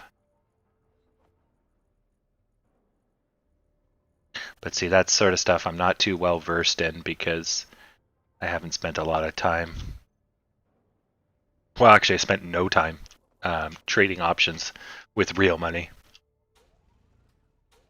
So right now, basically the last time I checked, the Dow was basically taking a shitter. It should probably have recovered by now, and I'll take a look in 1 second. And we're basically on the bottom of things, slowly recovering, but we got pushed down by two negative Nancys. So not much we can do. Yeah, so now the Dow's on the recovery phase. So we can fix that thumbs up. It was doing great here. Came out of the U shape, then basically hit the shoulder, collapsed, and rolled. So there's your cup and handle, I think is what people call this. But again, this is a U-shape roll versus a cresting and crashing. U-shape rolls are better than this Because a U shape, it's severe, but you come out of it. Where a cresting, it's slow, but when you go down, you don't usually come out of it because it was a slow gain, slow death, and slow is hard to reverse, but you did so over a long period of time. Where it's slow in, slow out, you're getting momentum, where this one you're ending up on the death spiral.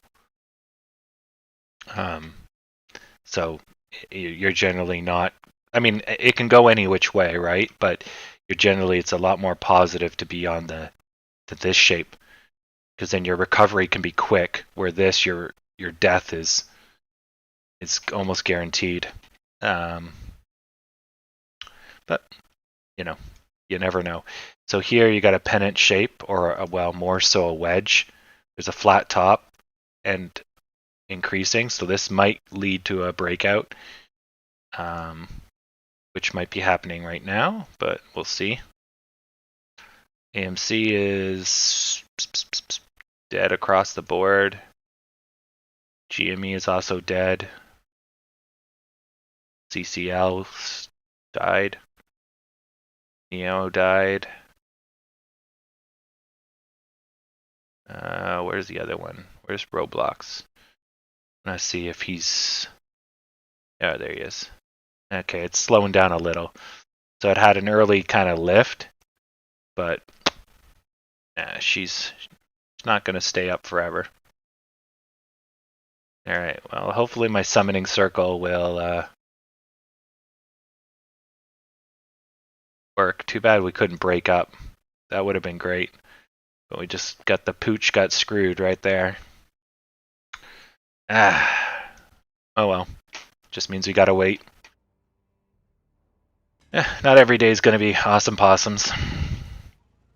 Gives me more time to work on the AMC theater on Mars. Yeah.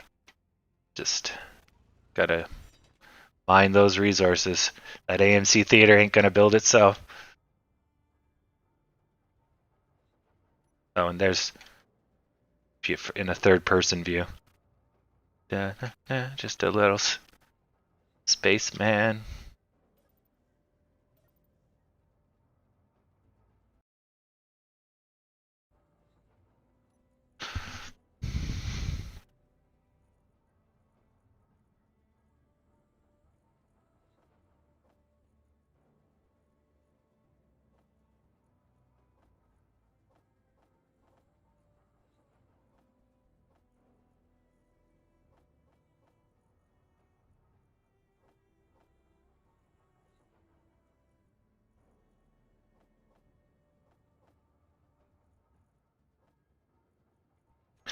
All right.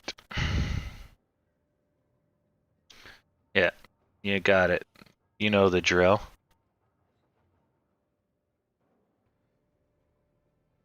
Well, you don't need covered calls. That's if you're writing.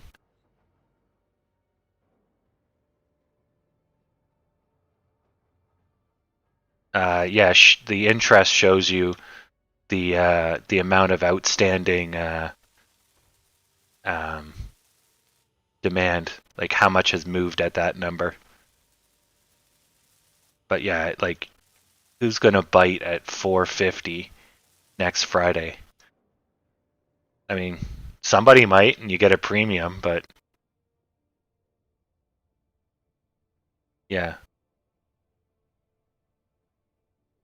you'll have to see.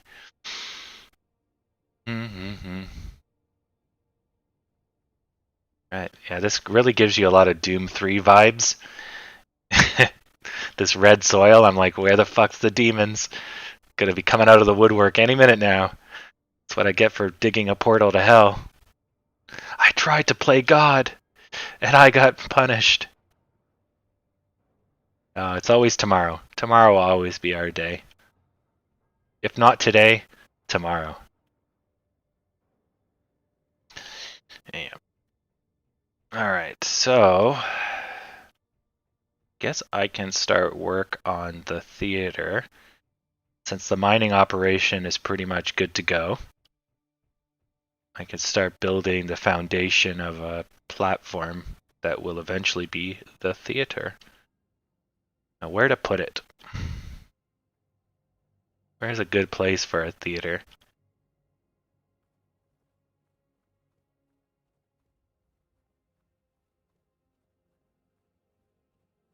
I guess it's Mars. Any place is good. Okay, there's more nickel and iron over here. I don't want to build over here. I'll end up digging up the basement.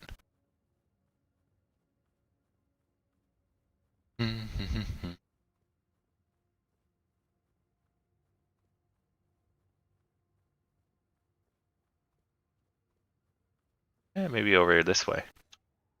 Get the NOS out. Yeah, maybe here's good. It's not the highest peak in the valley, but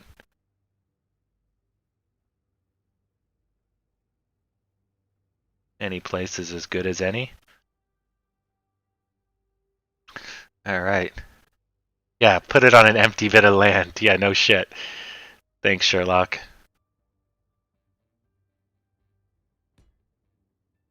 All right. The previous game that these guys made was so much better. Medieval Engineers. But I get why they did space, because then you can fly around and do a bunch of stuff. But the medieval one was kind of cool. You'd get twigs, you'd cut down trees, and this would be like the foundation of your hut. Then you'd put up walls to protect your hut. And then the barbarians would come, give you trouble. You just lock your door and hide. Hope they don't torch the place because it's made of wood. But they basically stopped developing that and worked on this. So, sad pandas. Okay. So, we're going to need a front door, and we're going to need a lobby. We're going to need theaters. Guess the first thing I should try to design is what a theater looks like a theater room. Wonder if there's any type of chairs in this game.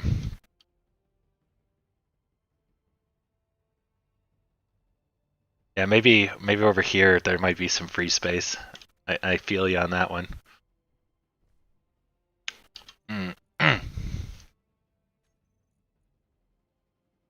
Ah, there is.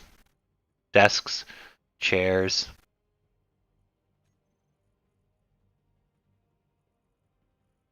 Oh, and they have projectors.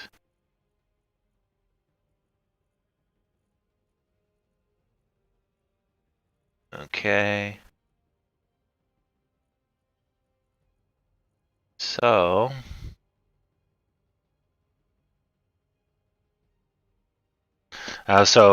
did you pick an off price is what it is? I don't know enough about options.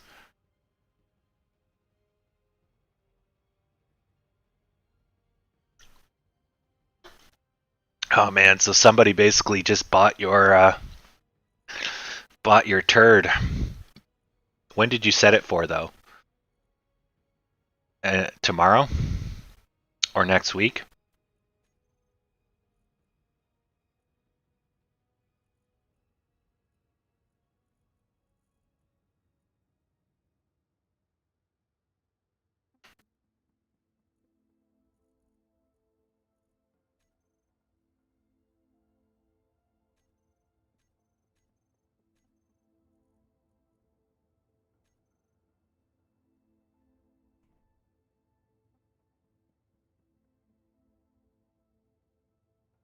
Okay. That's not as guaranteed, but good enough. Yeah.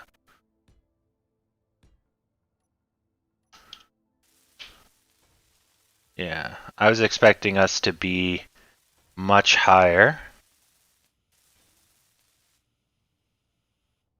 Yeah, exactly. Due to time decay. But yeah, exactly. Oh, well, you're also doing you're writing a call, right?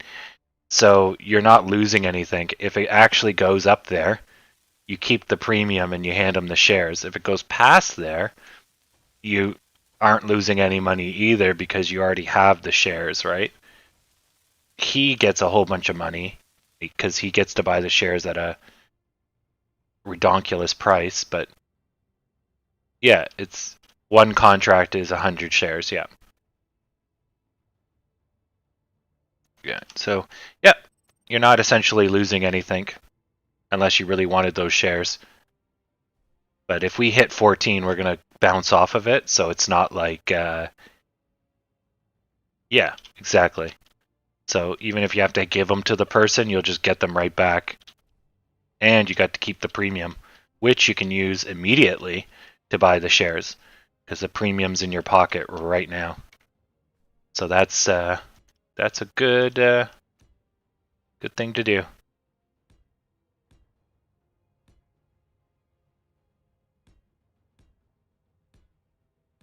All right.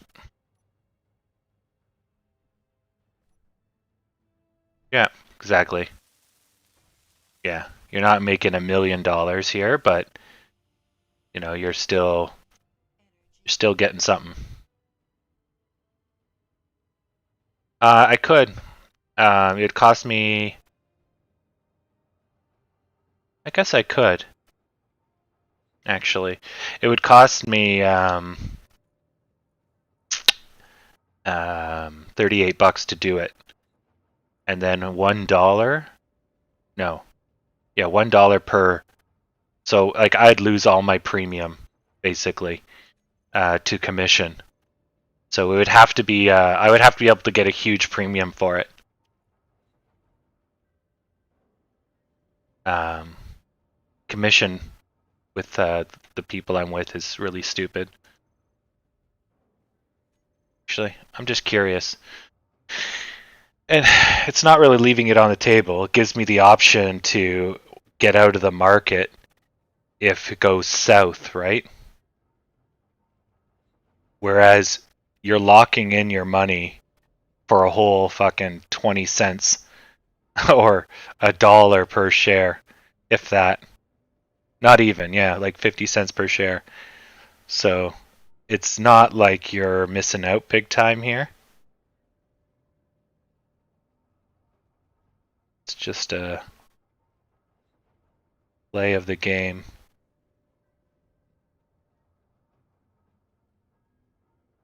Let's see here.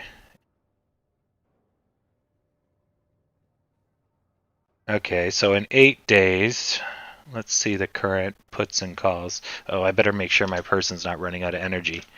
And he is. Just about died there.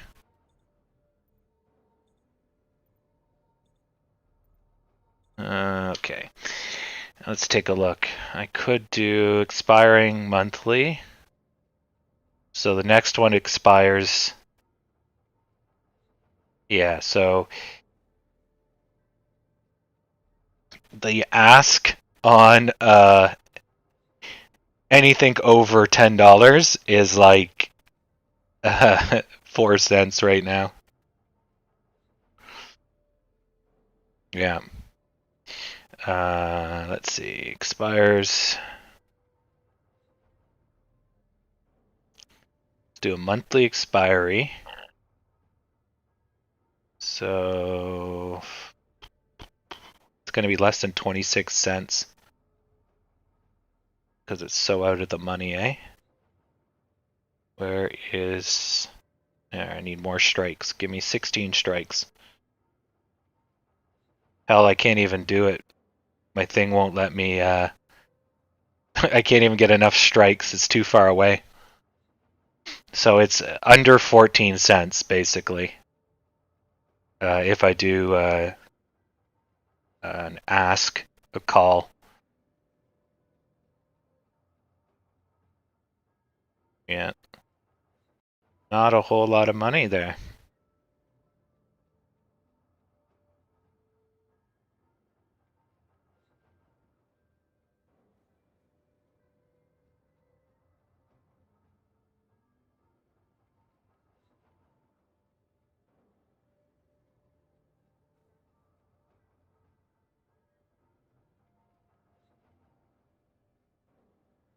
Yeah, exactly. Well, the only thing I can sell at is I can sell my shares at 14 cents, and that would be at 13.50. Now, the odds of us getting to 13.50 in 8 days, I would say, is medium.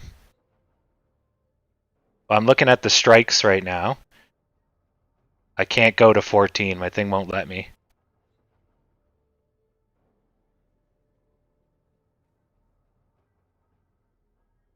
Oh, you're talking about something else.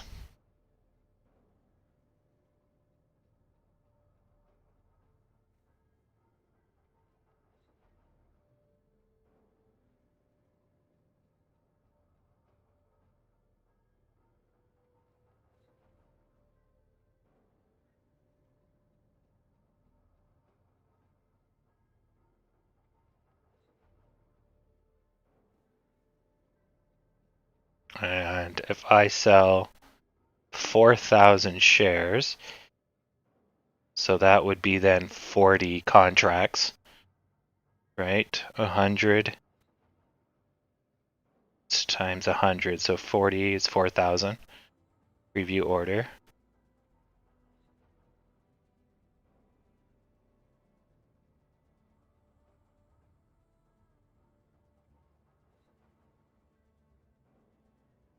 Now, so it's going to get routed to an investment representative for review. Agree. Okay, so I sell to open a covered call, 40 at AMC. I will get 560 bucks for it, and it will cost me $60 in commission. Jesus. Yeah, I need 0 commission on my option trades. That's a $60 commission. Man. Yeah. So anyway, so I could do that. But then basically, if it hits 13.50, I would lose pretty much everything and then some. And that's not really worth the 560 bucks. Now, if I could trade at 14, maybe, if my stupid phone would let me, then it would be just neutral, right? 560 bucks is nothing. I make that in minutes, right? But it's not worth the risk. 14, if I sold at 14.50 or something, that would be kind of no risk, if you will. But anytime you sell a call, there's always a risk. But I guess if it's covered, you minimize the risk. Yeah. But if we get to 14.50, you might as well hold on to the shares because we're probably going up a lot higher. So, anyways.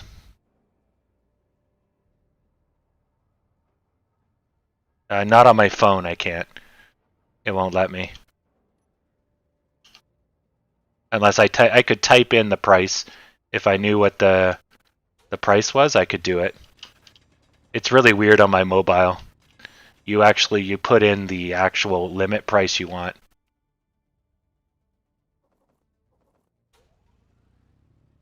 Well, if I sold it at the price I bought it at, then yeah, the risk would be pretty much 0 because it's covered, right? So I basically lose my shares, but I keep the premium, so it doesn't friggin' matter. Or I don't lose my shares and I keep the premium, and so that's the benefit. Well, the only risk with a covered call that you're selling at the price you bought at is that the stock would be going up so quickly and that you couldn't get back in. But then you bought at a premium, or you got a premium, so you're going to buy back in with actually more shares. So big whoop, right? It's not a big deal. Unless your commission is ridiculously high. Then maybe. I get the idea of what he's talking about, and I should get more comfortable with options because he's not wrong. Especially when the market's going sideways, options are great. You can still make bets when the stock doesn't want to friggin' go anywhere.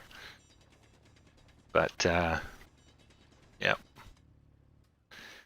definitely I'll have to use my main stock trading thing. I can't. I don't have a sell limit sitting. I agree, it is pretty much equal, but I don't have a sell limit at 14. I do momentum trading, so that I never use profits and stop losses. I always watch it. But you're quite right on that. Yeah, yeah. Those are the fancy iron condors. Yeah, they are pretty cool. Yeah, I read a whole book on option trading, and it was like, wow, the math and the ideas that people have come up with is incredible. Like, it's some crazy stuff. They've basically, you have like multi-leg options that fall back on each other, and they're, as long as you use the right one at the right time, and you don't use one of those all or nothings, it's pretty safe. It's not bad. The all or nothings is where you get in trouble. High risk and possible lose it all, or technically infinite loss is the potential. But then again, people short sell all the time, and that's the same thing. Technically infinite loss with a short sell. Where with a long, you're only limited to 0.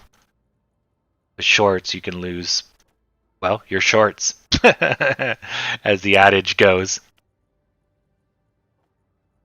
Yeah.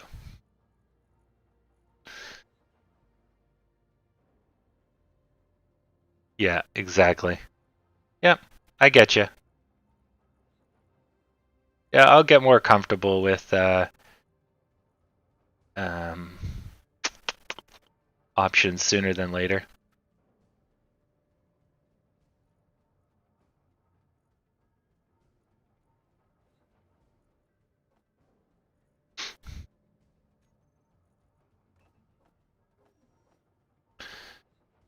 All right, time to check the broader market. It is a slow day today. Yeah, we're only at 8 million and we're halfway through the day. GME, DJI. So it's getting there. S&P's great. Nasdaq's excellent.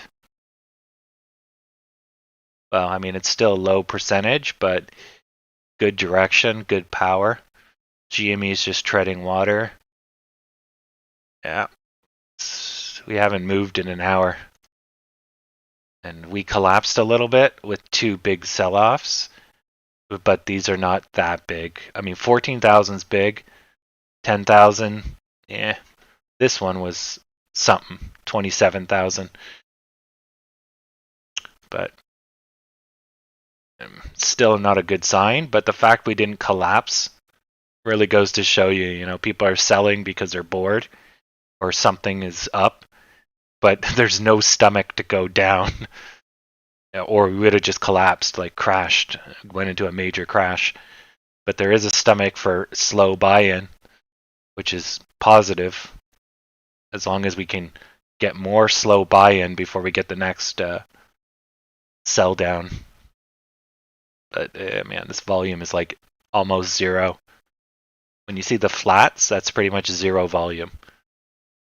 Yeah.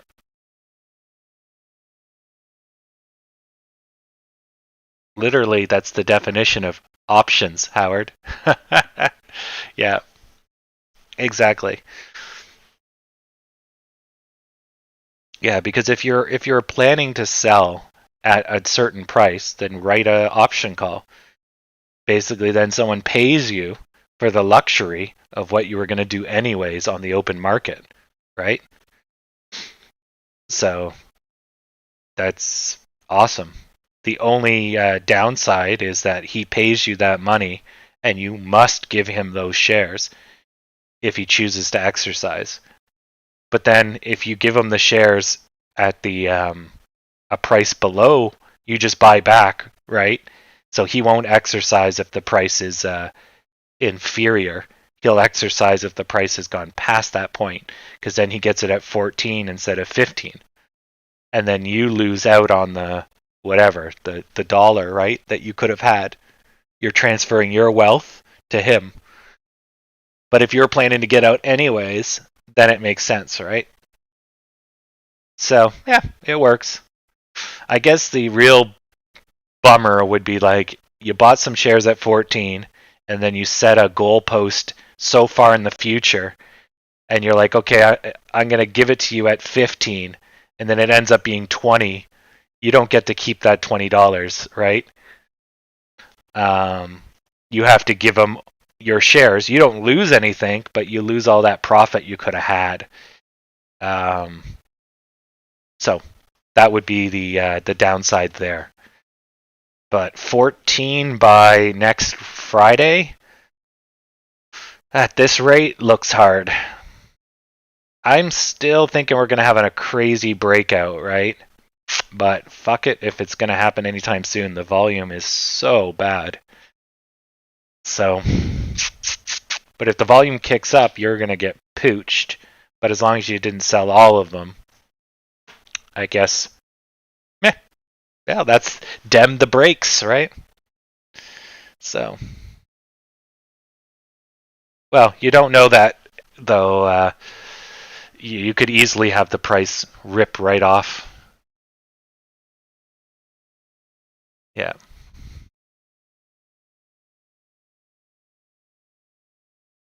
Yeah. Yeah, and so that's you minimizing risk, and that's intelligent, right? If you basically have to gauge the likelihood, and that's reflected in the premium. If the likelihood is high, then the premium will be high. High risk, high reward. But if you just take the long shots and you just wait for some idiot, 90% of the time you're going to make money. And I agree. Yeah. And that's basically what I do with stocks for the most part. Don't try to catch the falling knives. Wait till it's going up. Just buy in on the way up. It's easy money. Unfortunately, most of us got dinged on that stupid pandemic breakdown. Yep. Yeah, you got it. Hey, it's good to try new things, and that's good of you. Maybe once I do more options, I'll have a little class on it a year from now. Well, it won't take me a year to learn them. I've already read a lot about options. I just don't like that $60 commission that it's going to cost me to fucking do a trade. So I'll wait till I get to like Interactive Brokers, get on that account. Oh, I got a message.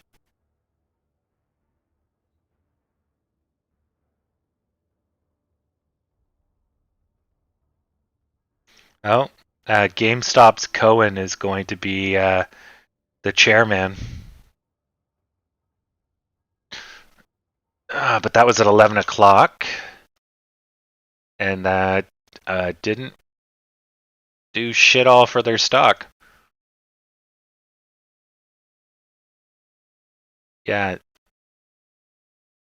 Oh, wow. So they're like, GameStop shares climb when they wrote that at 6 in the morning. Yeah, look at that. Look at that climb. So they are calling him an activist investor.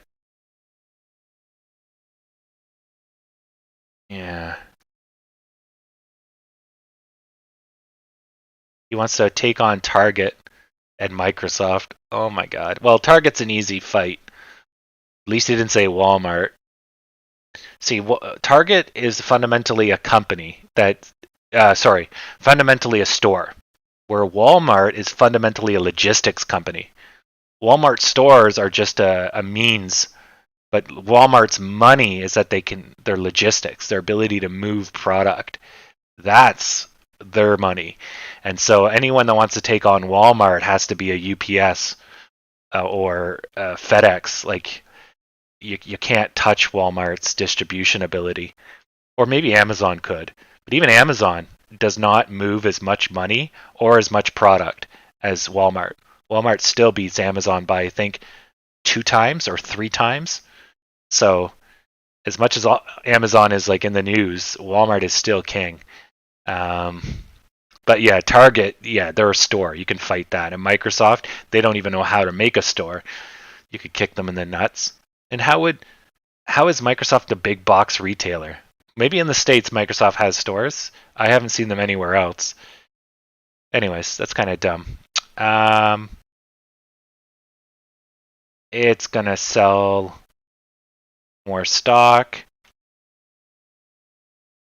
And Curtis Wolf resigned, probably at gunpoint. Yeah, it wasn't a result of any disagreement. Now, Curtis Wolf, I recall correctly, is the dude from Nestle. So basically, one activist investor probably pushed out another one. So you brought in Volition Capital and a Chinese guy.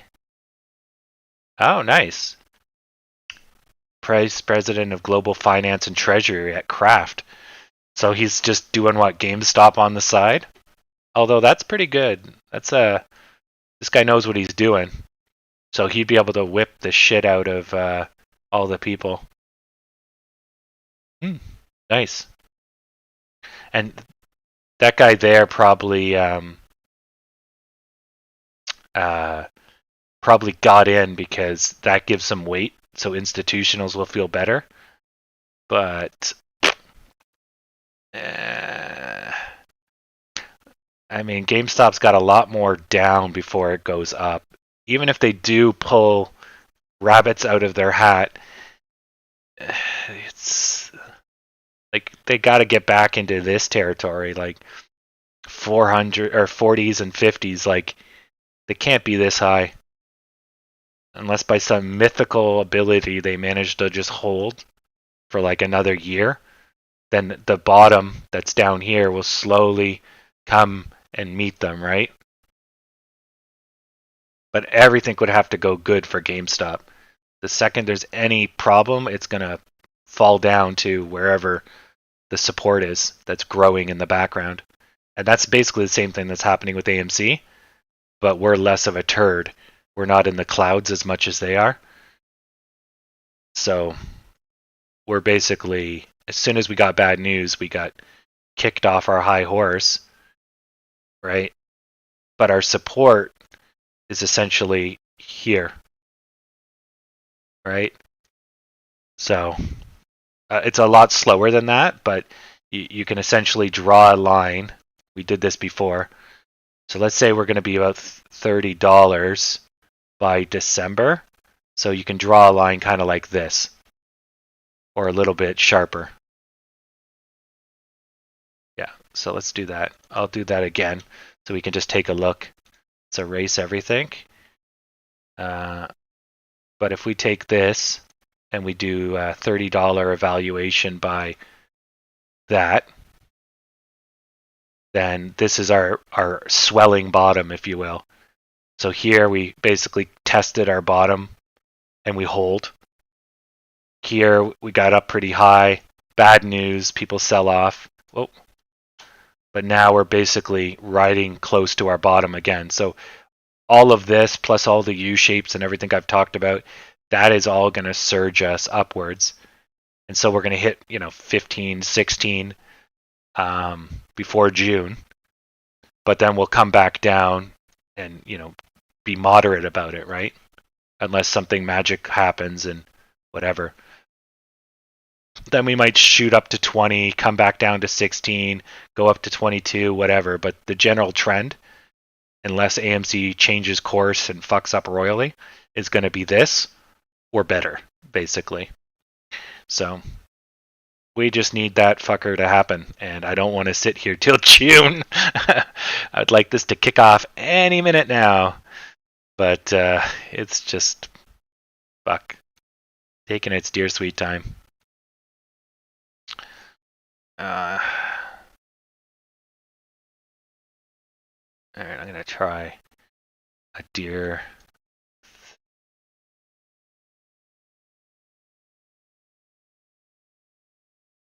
There we go. Pentalemon. There. I'll keep the demons away. Yeah. The dilution is not really a bad thing. It is bad that you lose control of the company, but the dilution doesn't affect your share price per se. But the market will correct to represent the dilution. So, because you now divided the company by a further amount, right? Which basically makes your price go down. It doesn't affect your holdings, but it affects your holdings in the sense that your share price just plummeted, potentially. But if demand stays high and utilization stays high, it's not in anybody's interest per se to have this stock or run out of float. If this company runs out of float, then we'll be in trouble, and the stock will go all over the place. But the good news is they would probably get rid of all the short sellers. The bad news is it probably will make the stock so risky that institutionals won't touch it, and that's probably the problem. So I don't know the game plan. I don't know the real reason they're trying to do it. Yeah, it's printing money, but is there another reason behind it? My guess is companies are always trying to get institutional buy-in to give them that price stability. And I think AMC really is trying hard to show institutions that they're the bet, they're going to last. So that's my take on it, as I've reiterated a few times in the past. Yeah, but a stock split doesn't create more shares. A stock split just moves the price. Right? Now, if people sell, there'll be more shares floating around. But because the price is lower, people will be buying in greater quantities. Yeah. Because if currently 97% of the shares are held, any type of multiplication or division, you're only affecting the 3% float, right? And so they have to dilute. Well, explain to me how it does. In my knowledge, it doesn't, but I could be wrong. No, it makes more shares, but okay, so let's say we have a cow, right? And we cut the cow in half.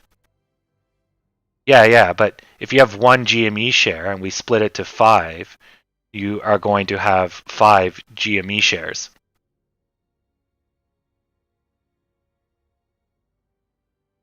Yeah, but you didn't create more shares. You just subdivided the existing shares. There's no new shares, right? The numbers increased, but you've just divided, right? So if everyone holds 100% of the shares and you divide it by whatever number, there's no new shares, right?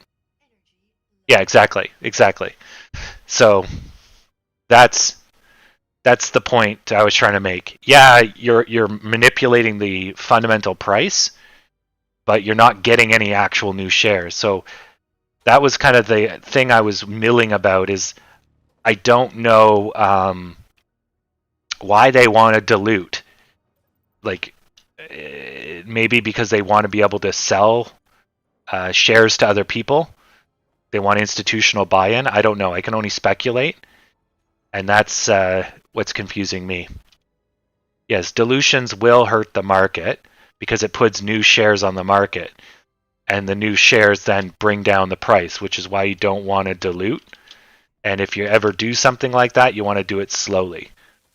So you don't blow up the market or pre-sell those shares like an IPO to people so that you can control the price at which they hit the market. But generally, you give them off to institutions at a price, at a reduced price, and then they buy in, billions of dollars into your company because they got a 10% discount. And then that's your private way of saying, look, if you invest in me, give me a one-time $1 billion, I'll give you something that's worth $1,010,000,000 when you cash out. And then that's the game, right? Or if you don't want to buy it from me, just buy it right off the market. Hence the stock market, what it's all about. So anybody can buy in. But yeah, I don't know what game they're trying to play. So yeah.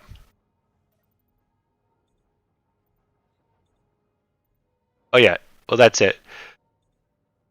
A split helps drive the price down so new buyers can come in, where dilution creates more shares.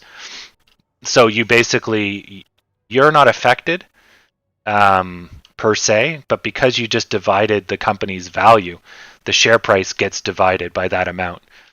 And so that puts a shock in the system, right? Yeah. And then a split divides the share price without creating new shares.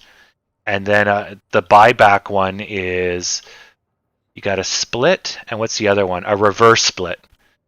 And then a reverse split, you're basically, the company will pay to buy shares off the market, and in doing so, driving up their share price. And so you had 5 shares, you now have 1 share, but the price does not change. But normally when that happens, your company wasn't doing good, now it's doing better. So you buy back your shares, and then that way the shares you hold become more powerful. You get more ownership in your own company generally, and that good news tells your stock to go flying off the charts, right? Where a split, if you do it at the wrong time, it's basically you have a shitty company and you just made it worse.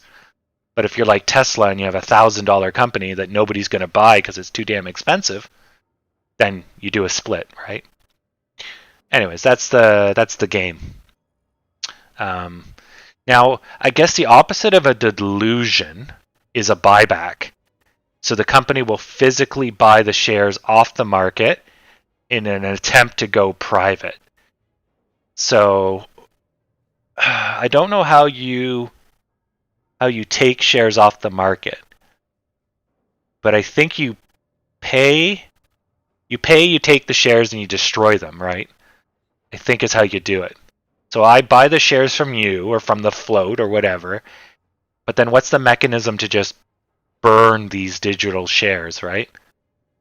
I guess once they're in your possession, you can write them off and you just tell the market that, hey, 10,000 shares have been taken from the market. They're either in my pocket or they're in the garbage can. Either way, they're not coming back. Yeah, I guess is how you do it. Yeah. I'll take a look backstop since I got nothing else to do. Let's see here. Alt tab. Yeah, GME is sideways. We're in the lunchtime lull. Nothing too adventurous today. Let's look at the 3-month. Punk. Yeah. So whenever you have indecision, right? I wish I could remove this off the chart. Maybe there is a way to do that. Wonder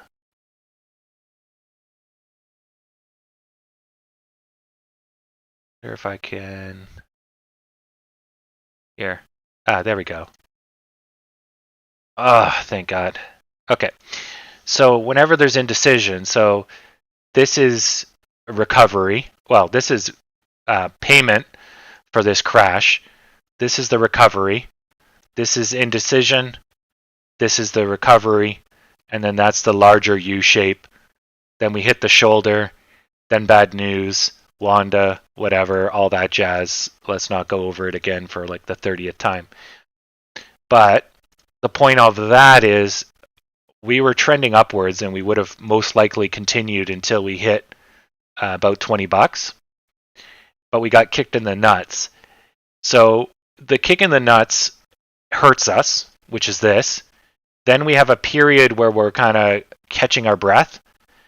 But this period is then the indecision period, because we've already caught our breath. We had our 3 days, a week. We don't need this much time because we didn't go down like 90% of the stock price. So this is definitely drawn out.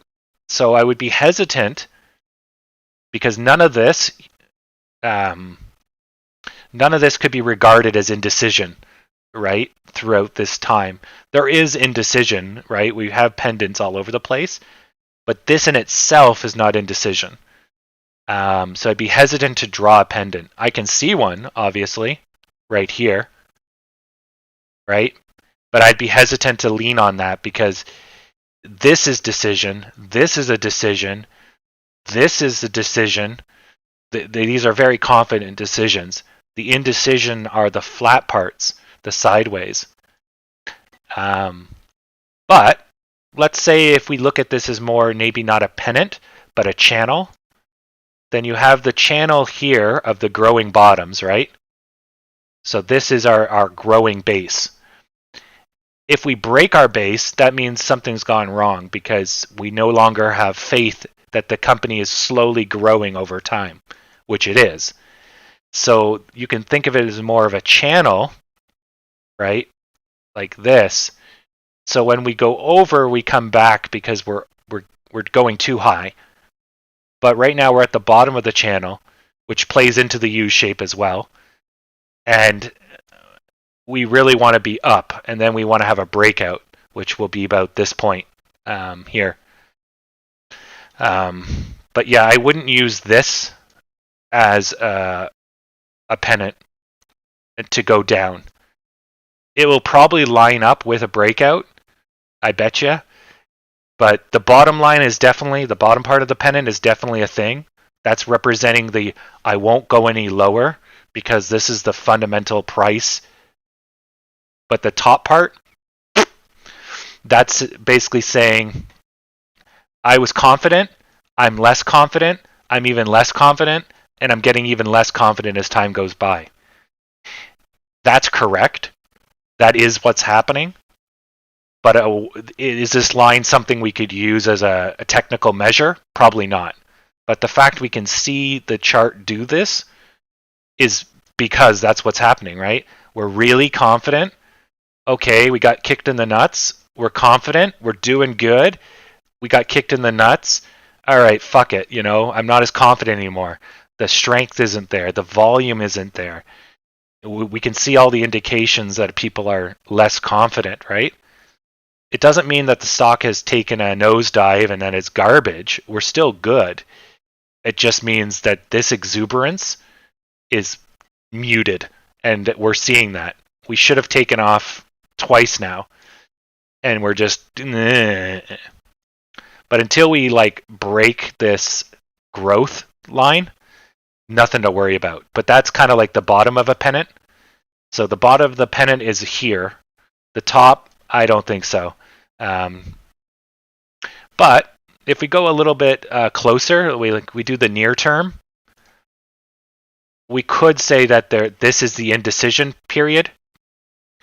This was the down period, and this was the top. So we ignore this, but this could be a pennant for sure. This was a pennant here. You see the breakdown? And this possibly was a pennant here. We broke down early, but that was definitely a pennant right here. You can see it clear as day. And we did have a macro pennant at one point. Where the hell was it? Back here? Yeah, it was here. This was a macro pennant. And then we basically went flat and broke down. But that was a different story. That was Wanda, I think. But yeah, you're not wrong, because you're seeing the signs, you're seeing the psychology. But yeah, I don't know if I could use a line like this And I mean, you could use it as an indicator maybe. If we get up to this level, then positivity is lifting. You could use it like that. I could see that. But as a breakout line, I don't think so. But we'll see. But good eye. That is something that you're definitely reading into the mentality, and that's where all the answers lie. Oh, is this our big fish? Fucking maybe it is. This guy is ridiculous. Buys at the weirdest fucking times. What a pain in the ass. Anyways, but you got it. Yeah. Pennants over a long period of time are valuable, but the sentiment has to be that of a pennant. A pennant is created when there is growing indecision. I don't know to sell and I don't know to buy. So the buys shrink and the sells shrink, and then you end up getting to a point, and then one person wins because the stock has to go somewhere. Like we've seen it where it's run right down to the penny, and then it goes penny, penny, penny, penny, breakout. Like it goes right to the last minute on low volume days. But it's just basic nature. It has to go somewhere. It cannot stay at a penny for the rest of the day. So eventually one of them wins. And then the idea too is that if you were going to sell, you would have sold. If you were going to buy, you would have bought. So when you get to that decision point, it's almost 50-50 because anybody that would have gotten out did. And so whoever's next is going to make the decision. Now, when you break out of the top or you break out of the bottom, then that's because you've gone through a support line, basically. So the people that were buying, pushing it up to the top of the support, basically then they get enough energy to escape. The sellers back off because they don't want to touch this. Why take a short position or why sell early if you're going to make profit or lose money, whichever way you went? So they get off, and then the buyers then look like they're taking off because there's no resistance until it gets too high, and then profit taking kicks in, and then there's your retraction and whatever, right? So that's kind of the psychology of it. So to summarize, if that psychology can hold over the long term, then you will see a pennant. The pennant is just an indication of the psychology that's playing out. And because pennants are easy to predict, you can use them to predict into the future, because if you see the indecision early, it's only going to get worse before it gets better, right? And that's why pennants are useful and why I like them, because they're an easy way. You can just place a bet. It's going to go up or down. Place your bet. If it goes down, it's going to continue. If it goes up, it's going to continue. So it's easy money. But on the large scale, it's hard to find. You could argue that like you saw that pennant on the 3-month scale, because what's happening, and you're right, we had a lot of exuberance. We got kicked in the nuts. We lost like 90% of our money. Then we go up about 70%, and then we get kicked in the nuts about 40%. So you're seeing exuberance, but it's no longer 90% again. It's now 70. You're seeing a sell-off, but it's not 90%. It's now 40%.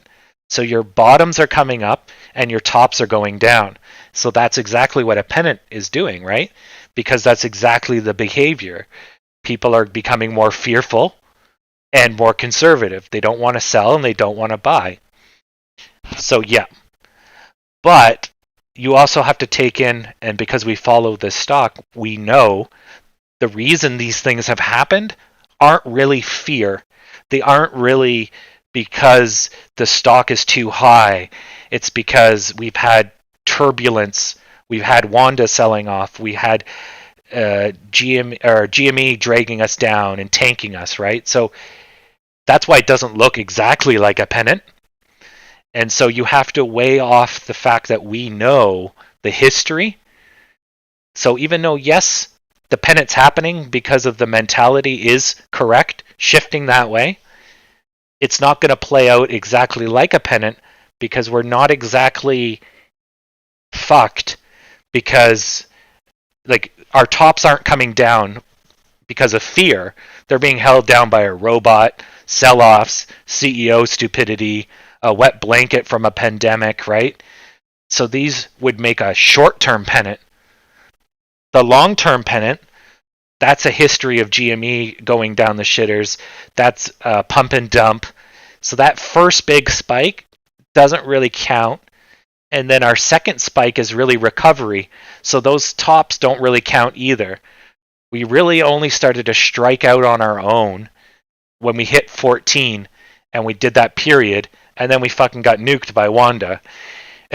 And so it's like, okay. So it's, you have to weigh all of that in your head when making a decision, and it's a lot. And which is why I keep reiterating it, because it's each time I reiterate it, it helps to clarify it in my head.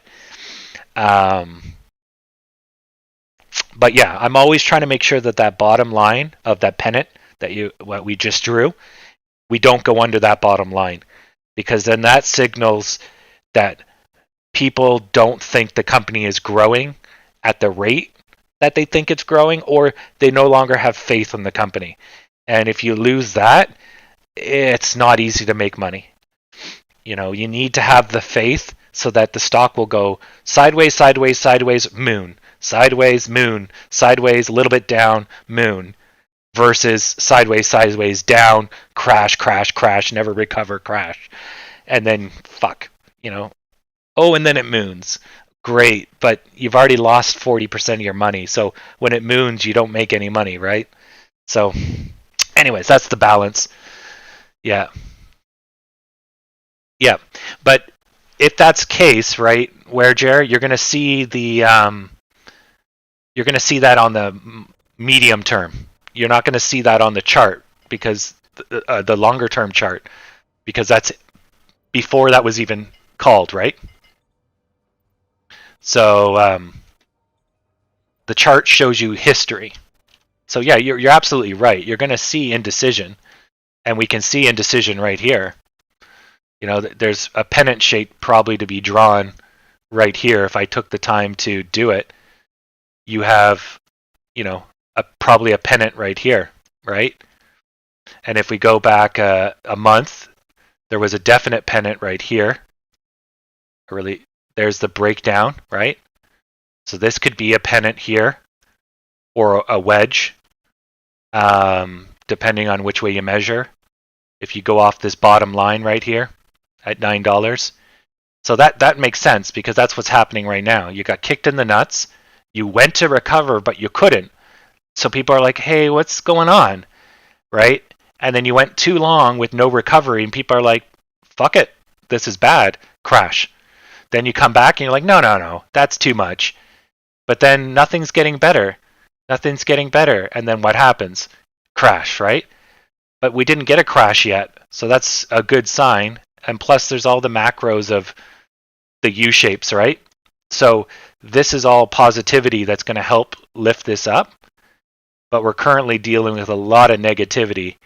And chances are it's courtesy of this and the intraday Dow. The Dow on a general is going up, but the Dow does not help our timing. We get some technical breakdowns. So the Dow might move a little bit, but it's just enough to kick us over the edge, and we end up getting a nasty fall. But this is really where we started to strike out on our own. All of this is basically recovery from this, and you can average it out. So you kind of had this, you kind of did this you could average out. This is payment for this.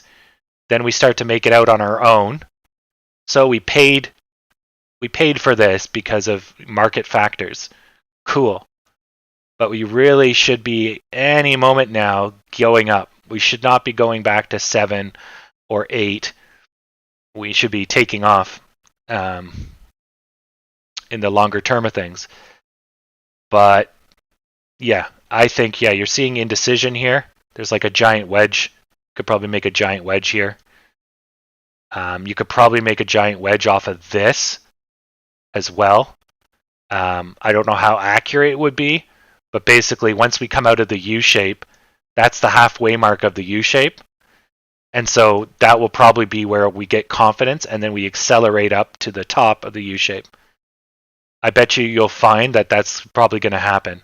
So wherever we start the U shape, if it's later, basically this will be a booster. And if you draw the line farther, so there's your top, right? So it's possible, but that's too far in the future for me to predict accurately. But there's a likelihood. I know we're going to make a U shape. It's not a matter of if, it's when. It's just fucking when. It's always tomorrow. Fuck. So, anyways, and like shit like this is not great. This trickle down bullshit. It sucks. But anyways, it is what it is. Oh shit. DMX is out the door.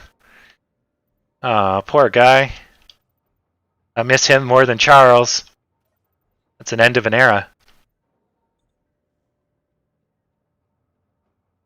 Yeah, and you're right, Werger. You're definitely right. Catching up on the chat. Yeah, Sorry for the long-winded. It's hard for me to explain, so I just kind of have to cover all the bases, because if I just say half of it, it sounds like it doesn't sound right to me. You have to kind of reiterate just to cover my bases. Because I do want to, I can't give you financial advice. I may give you financial advice, but it's for entertainment purposes. But even that entertainment purpose, I want to make sure that I give you some good shit, because you're making decisions either consciously or unconsciously based on what I'm giving you. So I definitely don't want to steer you down the wrong path. So arm you with enough information and you can figure out your own path, and that helps me out. Yeah, poor DMX. Yeah. Well, I mean, DMX did a lot of fucking drugs, and that shit catches up with you, right?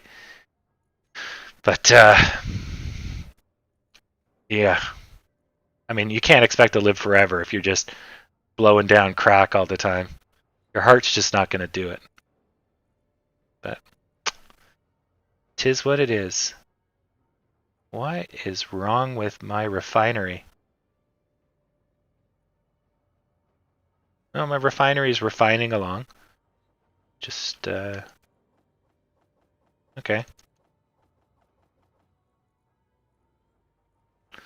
I guess I just got really good at mining rocks.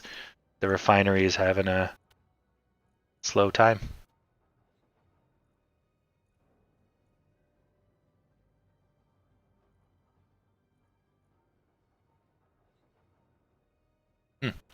Okay. Yeah, sound bites sound good, but hey, you can't do it. I mean, there's certain cases you can, but you guys ask me like, what's the meaning of life? And it's like, fuck. I can't just. Well, meaning of life's easy. To have meaning is to have purpose. So, what is the purpose of life? If you have purpose, then you have meaning. Therefore, that's the meaning of life. Easy. But what are humans' purpose? What's the grand purpose of humans? Nobody can answer that. So then there's complexity. But yeah, at least the meaning of life's a little bit easier than stocks. Yeah. Pour one out for AMC. That's awesome. Yeah. Today DMX left us. I'm pouring one. What the hell are they called? The theater-sized drinks. There's a special name for them. Fuck, what is it called? It's not grand. Well, I'm gonna pour out a limited edition theater cup, whatever the hell it's called.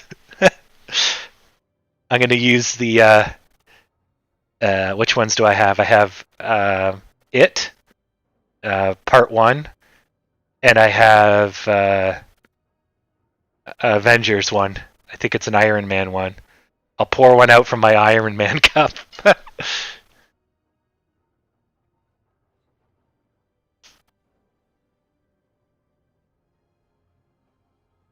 Yeah, you're gonna make some coinage.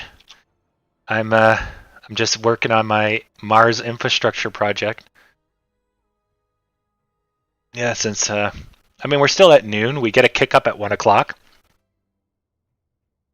But yeah, I don't foresee us going much lower. But if we don't get any volume, like we're just gonna trickle. We're gonna bleed out all day, right? That's generally our go-to.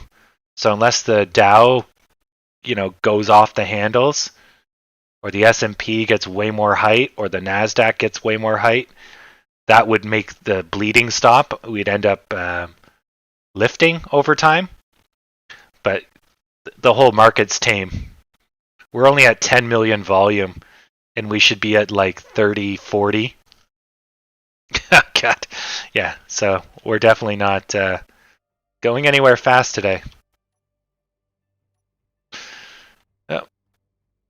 Oh, let's just make it look a little more positive. We'll put it up a little higher in anticipation of it going down. Do.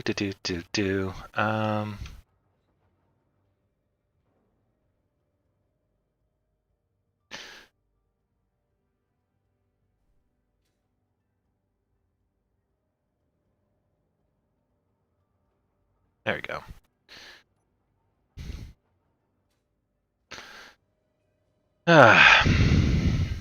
Yeah, that's dem the brakes. So not every day can be awesome possums.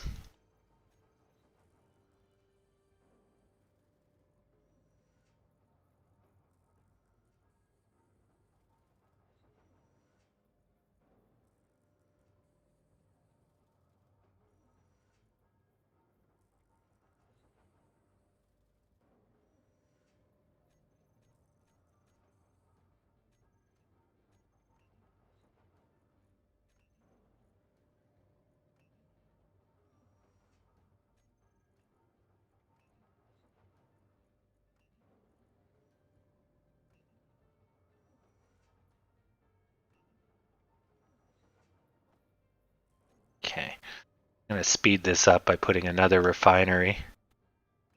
I paid all this money to have a conveyor belt. So this, for the people that are watching my AMC theater being created on Mars. So here's Mars. Here's these are conveyors. So they take product from a box to another box, basically. And then you can interact with the boxes. So I just put shit in any of these boxes. This is the nickel and silica mines are down here. The mines of Moria, also where demons in hell, if you ever played Doom 3. And then this takes it all the way back to the original here. This is the nickel mine. Oh, sorry, it's iron and silicone that are down there. But yeah, I'm gonna pimp this ride because it's gonna cost a lot of resources to get this theater on Mars. I mean, we're gonna have to have premium chairs, surround sound. I want the works. So it's gonna take. I do not have steel plates. Okay. Yeah. It's gonna be good.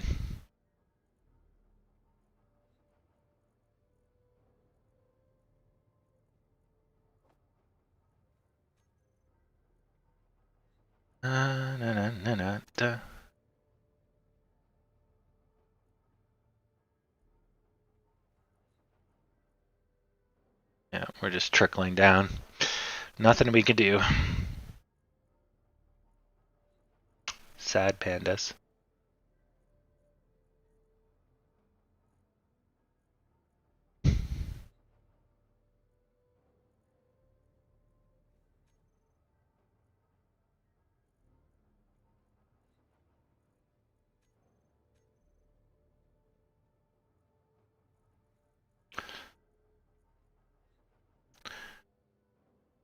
But yeah, it's definitely why you got to hold for gold.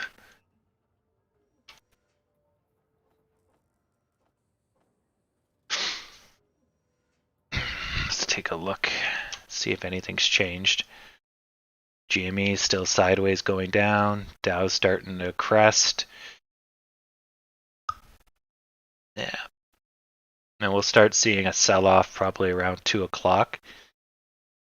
So hopefully we get stabilized or a little bit of height before we get the weekend sell-off.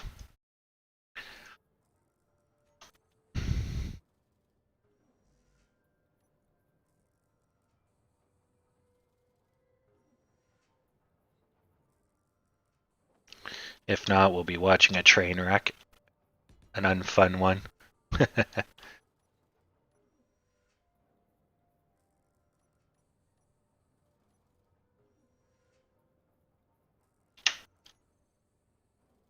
But we should be like at our bottom. But I've said that a few times, so it's not like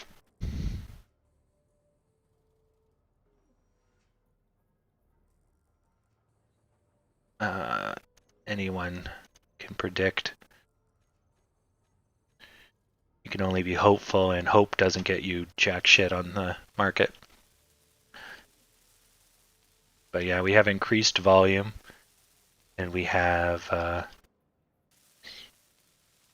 we've broken the support line of 960, and then we trickled down into the 955s, and now we're just kind of bleeding out.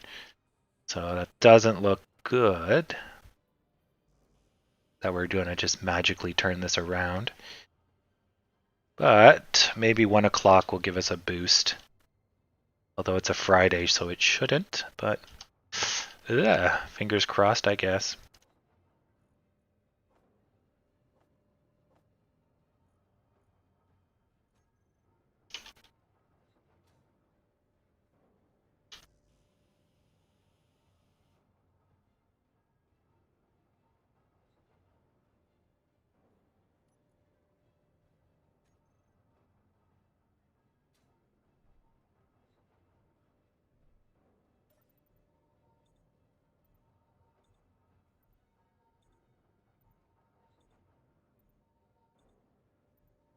Yeah, Space Engineers is good. I just picked it up because it's 30% off right now. But I bought it for a friend as a gift. Probably about 7 years ago. Yeah, when it first came out, it was $12.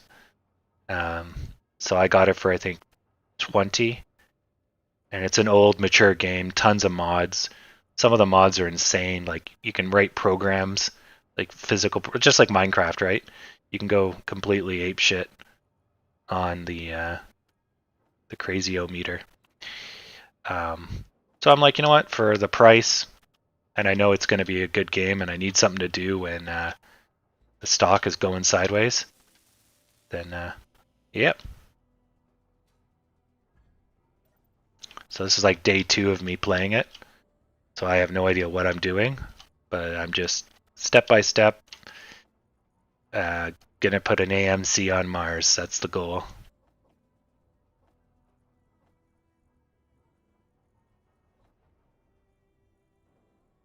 And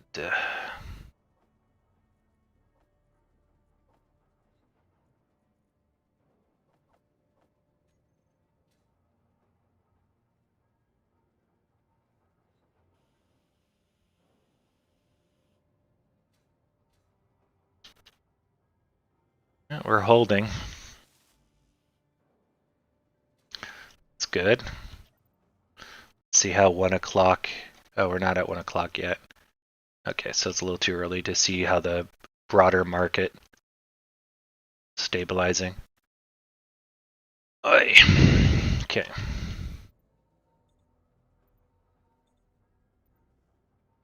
Oh yeah, I play games for 8 hours plus. So yeah, I know that. I want to go back to playing Foxhole, but it's way too intensive. I can't do it while trading stocks. I can't look up. So, and that wouldn't be fair to you guys because I'd just be constantly distracted.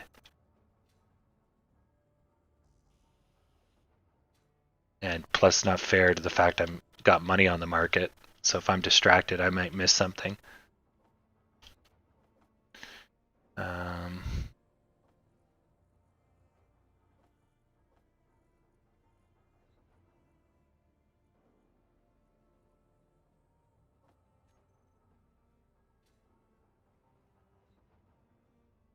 And it also it's nice that this game plays like I'm right now running it in like a third of my screen, not even a fourth of my screen. I got a 4K monitor, 28 inch, and I'm running it at 720p. So it's almost as small as you see it in the corner of this video feed. So it's a little difficult to play. Everything's microscopic, but I kind of have to if I want to not leg out the stream here. Unfortunately. Okay.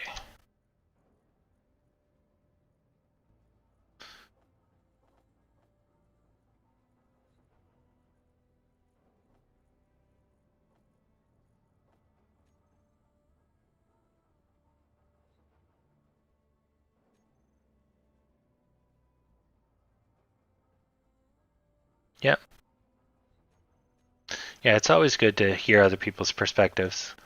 I spent 2 years listening to other people just to kind of make sure my head's in the right place. And now I have friends that trade, and I kind of, when I'm confused, I'll just kind of, chat with them and be like, okay, what's your feelings on this, right? But I'm pretty confident now. I can trust my gut. When I first got into AMC, oh, she's going for a little bit of a nosedive. When I first got into AMC, I couldn't tell you heads or tails about it. Now, yeah, I can pretty much tell you what's going to happen, but there's nothing we can do. If we can't get the volume, we're just going to keep bleeding. It'll come around, but it sets us back. And unfortunately, that sucks. But damn the brakes.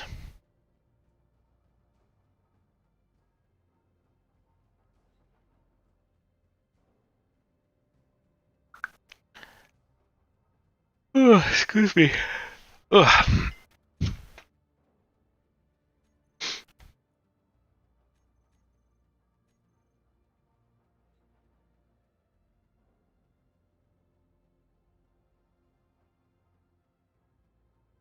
Dirty mount.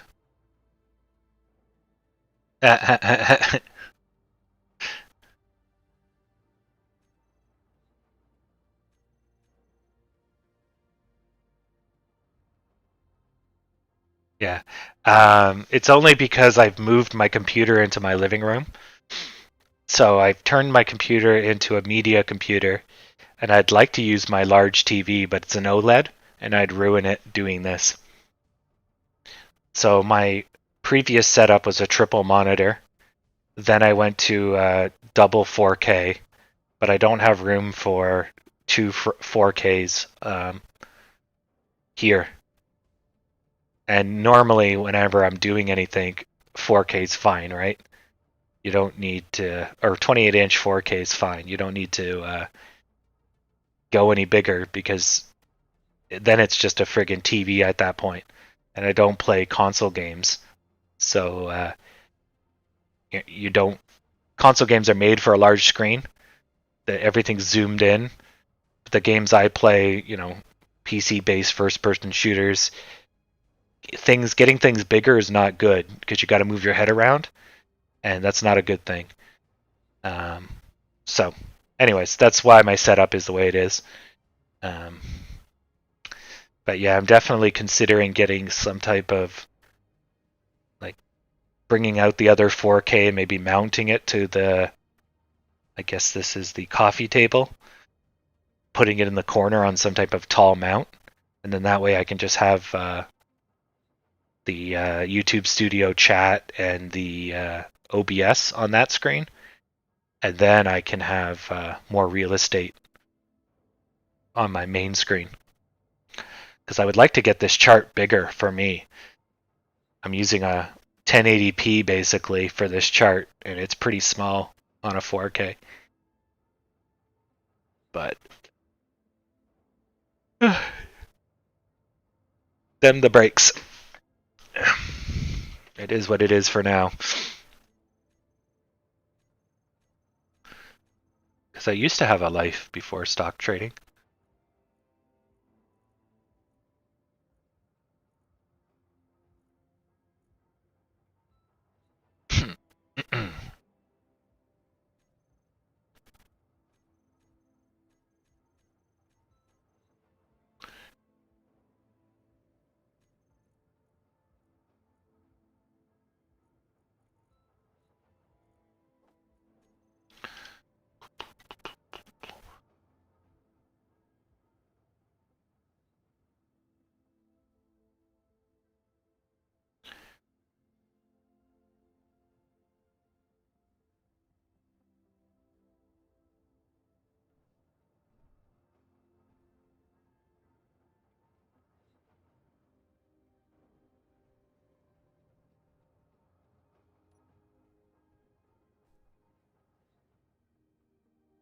Oh, what now?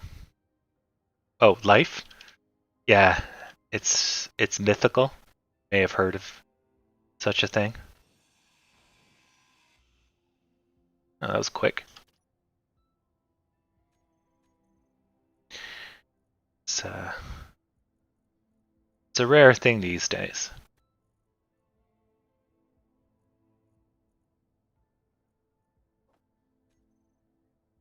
Someone's ripping it out with a motorcycle outside my house. Just he's got the need for speed.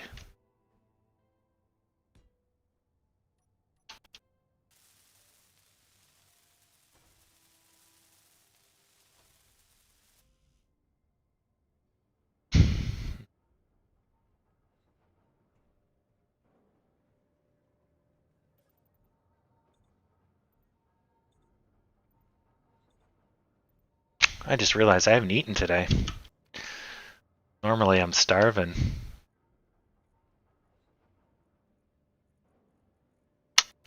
Wonder what's on the menu today. Could do, I guess in honor of DMX, I could do some crack cocaine. Just mix it up, some street drugs.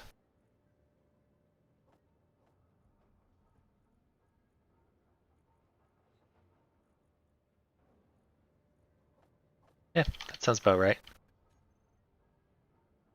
If you got in at 10:06, can you do short-term trading? Or do you not mind being out of the market? It's a Friday, so the worst it could possibly be is basically the next 2 hours. So if you want to kind of dodge the drop, then yeah, you could get out and buy back in on Monday. Then you could minimize the risk, because I don't think we're going to stop for a bit here. Like, we might level out. I didn't think when we were here we'd go much lower. But we're seeing an increase, and we're not seeing any positivity. GME's not going anywhere. So I think we're going to level out. But where? I don't know. So it's up to you. You know, you could ride it out or minimize the risk. I would have probably sold here. That was the indicator. But we might already just be over the... this is just because we went so far, too long. So we broke down. And now we'll recover from that. But then if we keep going nowhere, we'll break down again. Or we'll break down here. So the free fall is kind of stopped now. But whether or not we can get the energy to get out, I don't know. So it's up to you. Oh yeah, I'm basically any day now we're going to 14, right? So I'm very optimistic we'll have a huge breakout, 30% day, and we'll go flying off the handles, right? I don't know what's going to trigger that though, and yeah, I have no idea what's going to trigger that. I mean, worst case scenario, we go down to like, let's say, $8, and we become such a discount that institutions buy in, and then that kicks us off on our crazy bender, right? That's a possibility. If you get too, like, the company's not going to go under, so we don't have to worry about that. So if the sentiment gets too negative for too long, we end up becoming a big value stock. The problem is if you're a bag holder, though, you could have bought lower, right? Um, but timing bottoms is hard, right? We don't know where the bottom is. We don't know when people are going to unfuck themselves. We don't know when the pandemic's going to get happier. So it's hard. But we're definitely like a wound up spring. We're getting pushed down, but we're going to pop and it's going to be glorious. Unfortunately, it's just going to be me making my money back. But for anybody that buys, as we're going down, I think they're gonna make it, right. Yeah. And if there is a squeeze, yeah, the squeeze would happen basically. It depends, right? The short term squeeze will be immediate. As soon as we go up 10%, 20%, those people will bail out because we're only going down like 1 to 3% a day, right? So the short sellers are still confident. But as soon as we erase that with a 30% day, we can erase a week or 2 weeks in like a day, right? Then that's going to squeeze the short sellers. And then when we hit 16 or definitely over 14, we're going to hit the next wave of short sellers that have been holding since that peak, right? That didn't get squeezed out when we went up to 14, when we went up to 16. So, but that's the longer term play. And there's really no point talking about that again until we get out of this sludge pool here. So to answer your question, yeah, it's up to you. If I had my money and I wasn't going to take a big loss, yeah, maybe I'd bail just for the safety of it, because you don't know how bad it's going to be for the next couple hours, and then you don't know if it's going to gap up on Monday. But are you going to be able to buy in quick enough on Monday if it does turn around? So I don't know. It's a hard balance. If I was only going to lose like 50 cents, I'd just get out because of the uncertainty, and I'd buy back in when it comes back to $10, right? Just be like, I would have gotten out earlier just because I can see that it's trickling down, and if there's no volume, then we're going to keep trickling down, right? So then buy back in when the volume goes up. But now that you're in for that's a 10% loss, it's up to you. Or actually, it's almost a 11, 12% loss. You have to weigh that out. I'm in for, I don't know, what, a 40+% loss right now, so it don't matter to me.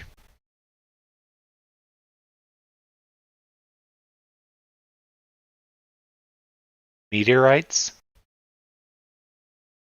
What do you mean by meteorites? I'm not down with the street slang.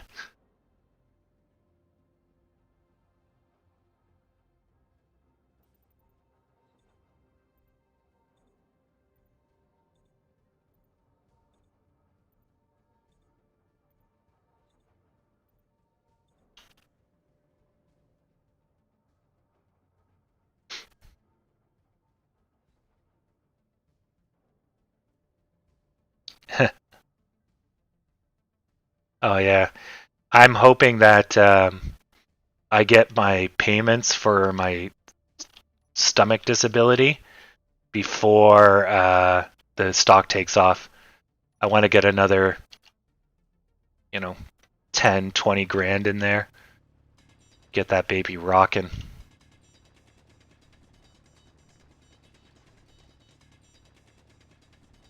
But right now I'm tapped out. And I'm pretty sure, I can't guarantee anything, that we're going to be back up by the end of the month. But I was expecting it like last week. So take what I'm saying with a grain of salt, because obviously something's not right. My predictions are not on the spot. So, dunno.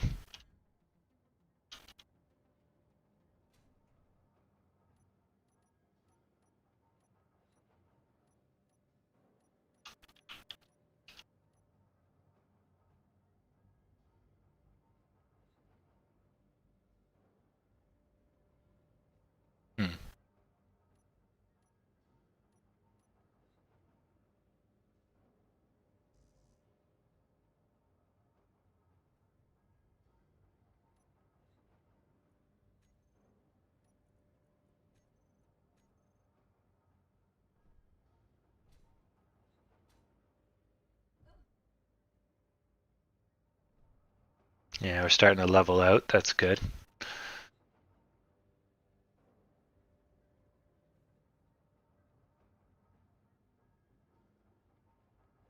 Going hard on AMC.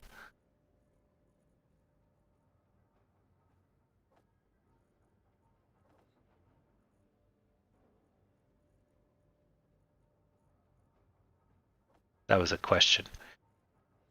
I realize that didn't really convey it that well. I'm confused as to what that is. Oh, you mean 'cause I'm going all in on AMC? Yeah. No, AMC's a good horse.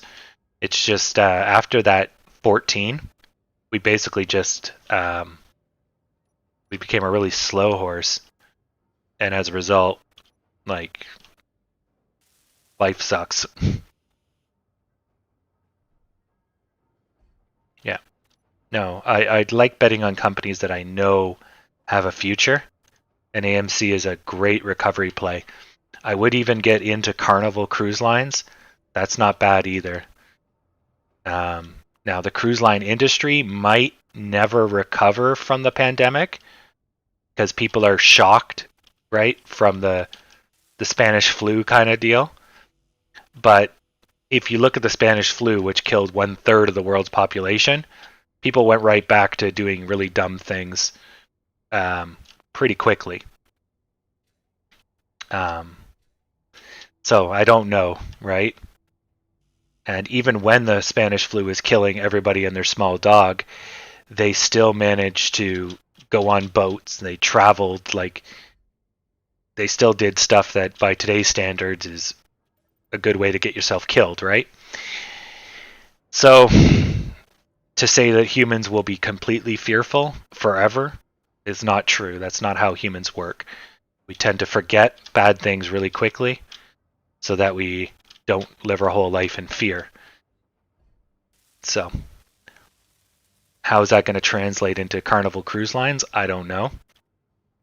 But I think in the long term, they'll do better than where they are right now for sure. Whether or not it's going to be as good as AMC, I don't know. But definitely, if I had some extra money, yeah, Carnival Cruise Lines, and investing in oil in the long term is good too, as the resource will eventually, in our lifetime or our children's lifetime, we're going to run out of oil. So that's just a long-term play. Going to make a killing. Yeah, exactly. Oh no, we're gonna get a short-term squeeze, just because we have all the short sellers piling in, right? But it may not show up like us going to the moon because if short sellers are not stupid, right? They might get out while the getting's good, or they might sell out in parcels, right? So we may not see the squeeze as one would. What's the term? More traditionally see. So we'll just have the shorts being squeezed out, but they won't be squeezed out in a dramatic and earth-shattering way. Yeah, that's a better way of saying it. But they're still going to be forced out. But then that's the same with buyers. Buyers can be pushed out as well. We're looking at it right now, and all it's doing is bleeding and bleeding and bleeding. So technically, we're being squeezed out, right? But buyers don't have any, unless they're on margin, there's no requirement for them to get out of the way. It's just fear and the sense of loss. Whereas short sellers, if they don't get out of the way, they can actually owe more money than they actually had put in the market. So when you're losing like 2, 3, 4, 5 times your money, you got a problem, right? Now, of course, you should be margin called before then, but who knows? And so, anyways, that's why shorts get squeezed out, or that term exists, because they literally do get pushed out of the market. Where it's people will ride a company until it goes down. Like, look at Enron. People were doubling down when Enron was crashing, right? So people will ride that thing to the grave. And then eventually their shares just become worth nothing. Nearly nothing, and then absolutely nothing when the company delists.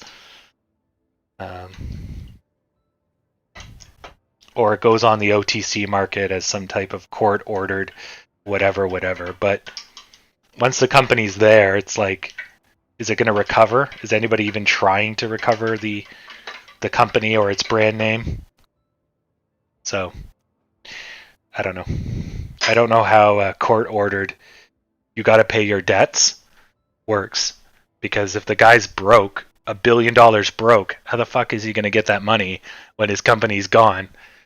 He's going to make a new company, and then somehow that company is going to have enough money to pay off his debts and grow? I don't know how that works. So, I think at that point you just hope to sell off whatever you can for the best price possible. And you get sold for parts, basically, as they put it. So, yep.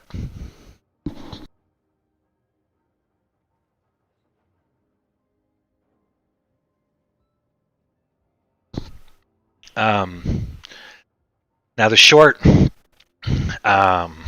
interest, how much you have to pay, is well, it's not really the short interest, but the interest on the short isn't something that has to be. So, like when I loan shares from TD Bank, they don't charge me like 20% or 50% for holding those shares. They either let me do it or they don't let me do it. I don't get charged anything for it, as far as I know. But when you're buying from a big company, Goldman Sachs or whatever, and you're doing kind of the wish-washy stuff, that's when you get hit with these 20%, and you have to make a deal with them, right? And anyways, so when people are talking about the interest rate, don't think about that too much. It is a pressure that's being applied to them, but it's nothing remarkable. It's just letting you know that the companies that are lending it out are thinking that there's too much risk, so they're pricing in the risk and then passing that along to their clients, consumers, whoever's doing the buying.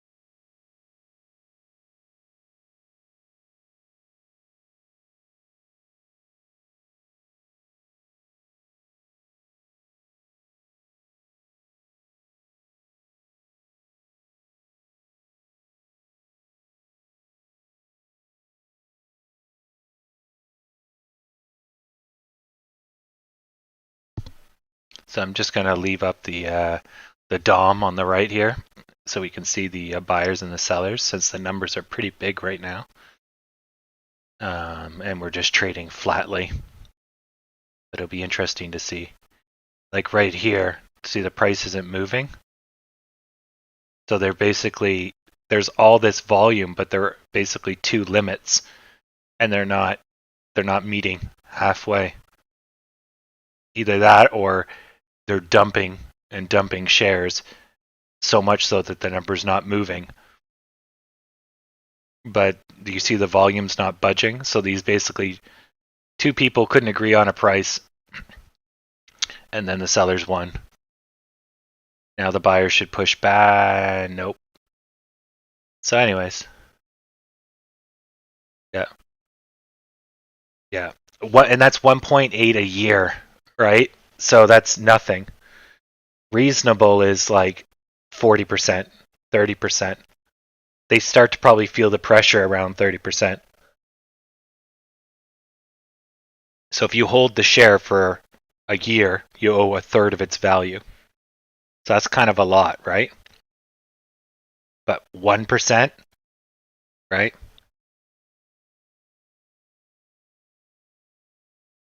Now, I could correct me if I'm wrong, because I probably am. There's the interest rate, and there's also the interest, which is how much people care about shorting. The short interest, I don't think is the interest rate. It's how many people are currently shorting the available float, if I remember correctly. Just like open interest is an interest rate on an option. It's how many people want it.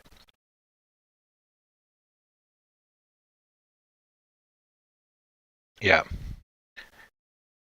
It depends. I don't know which one it is. Yeah. Please, AMC. Resurrect from the grave.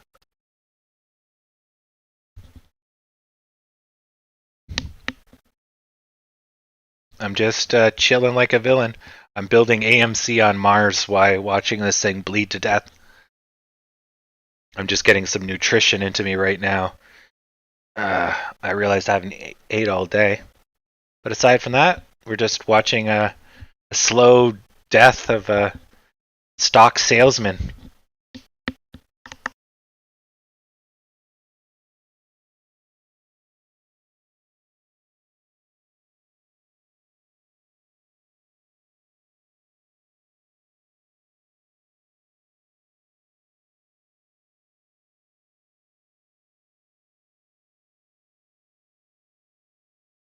Then you're probably right. Yeah.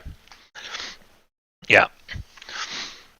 Yeah, because I know when people talk about it, they quote it as a strength, and it's a negative. So the higher it gets, the worse it is for the shorts. Yeah, so you're probably right. I know there is a measurement of how much is being shorted, and basically it's measured as an interest or how much people want shares to short. But maybe that has a different name. True. We should get some stopgap lemons in here. That's really probably the major reason we were down today. I keep deleting them accidentally. All right, let's get a lemon stopgap measure. I'll just quickly take a look. In a book, it's a reading rainbow. Jeez, look at that. Sure, it's not robots. Oh boy. Okay, never mind. Well, if it ain't robots, I don't know what it is. Look at that. Holy crap. Top and bottom robot.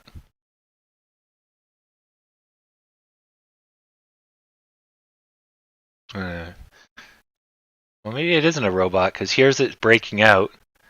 Gets pushed. Oh no, it gets pushed back right to the top. Yeah, no, that's holding.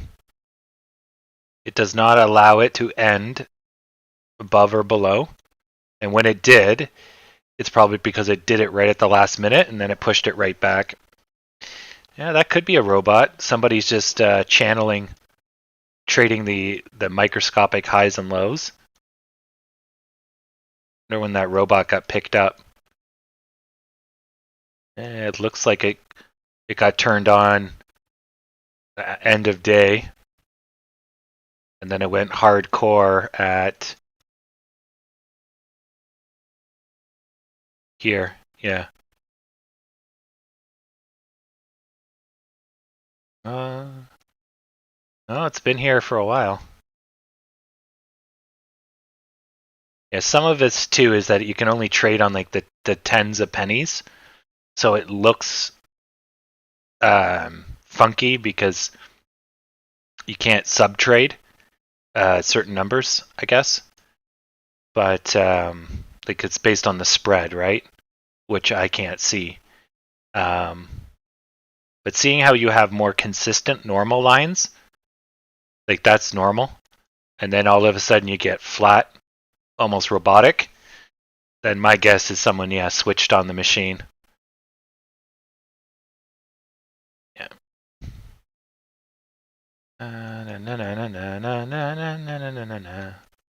And we're down here.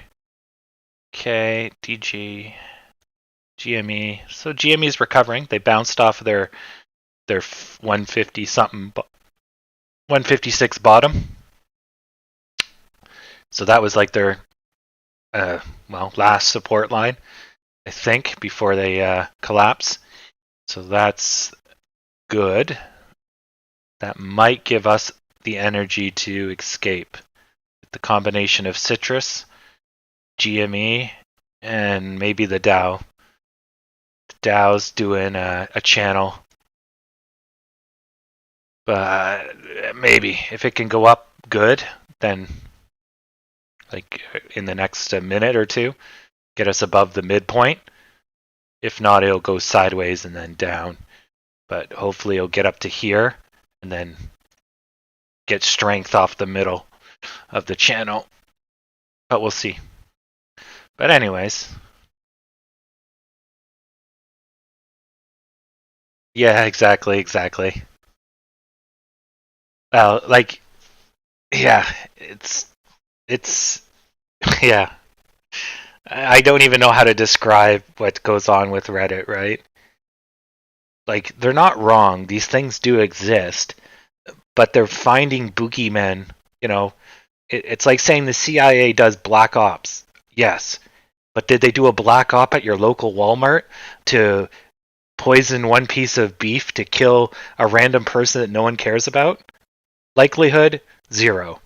Like, you know, yes, you're right. It could happen. It's possible. But you're connecting dots that aren't grounded in reality, right? And then when it doesn't happen, because the odds of it happening are so low, they're like, oh, it's because the CIA was busy this week. Okay, then why did you think they were going to do it if you knew they were busy? Well, we didn't know that, but this week it will happen. It's like, why don't you do your due diligence and find out if the CIA are actually not busy? Then we can have this conversation. But yeah.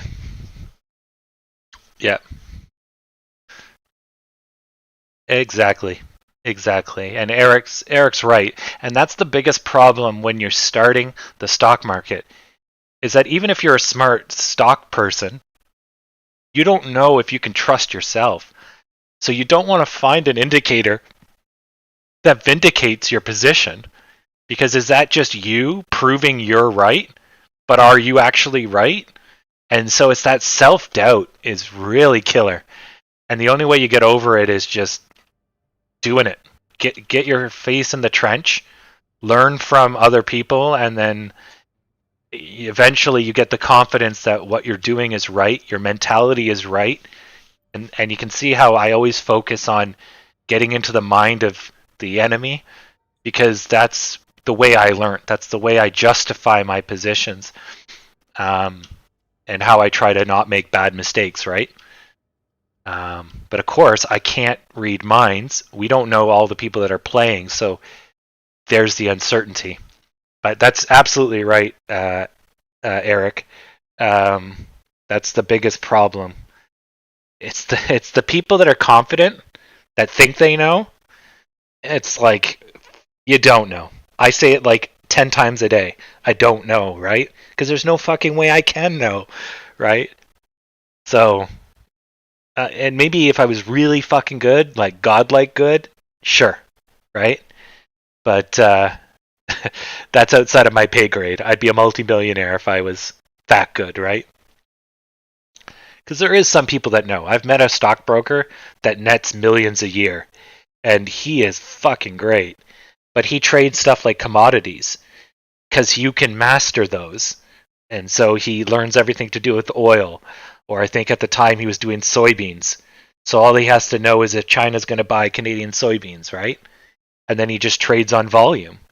And he makes millions and millions of dollars. And, you know, but the point is, it's like I could go that way and I might end up doing commodities eventually once I have enough money.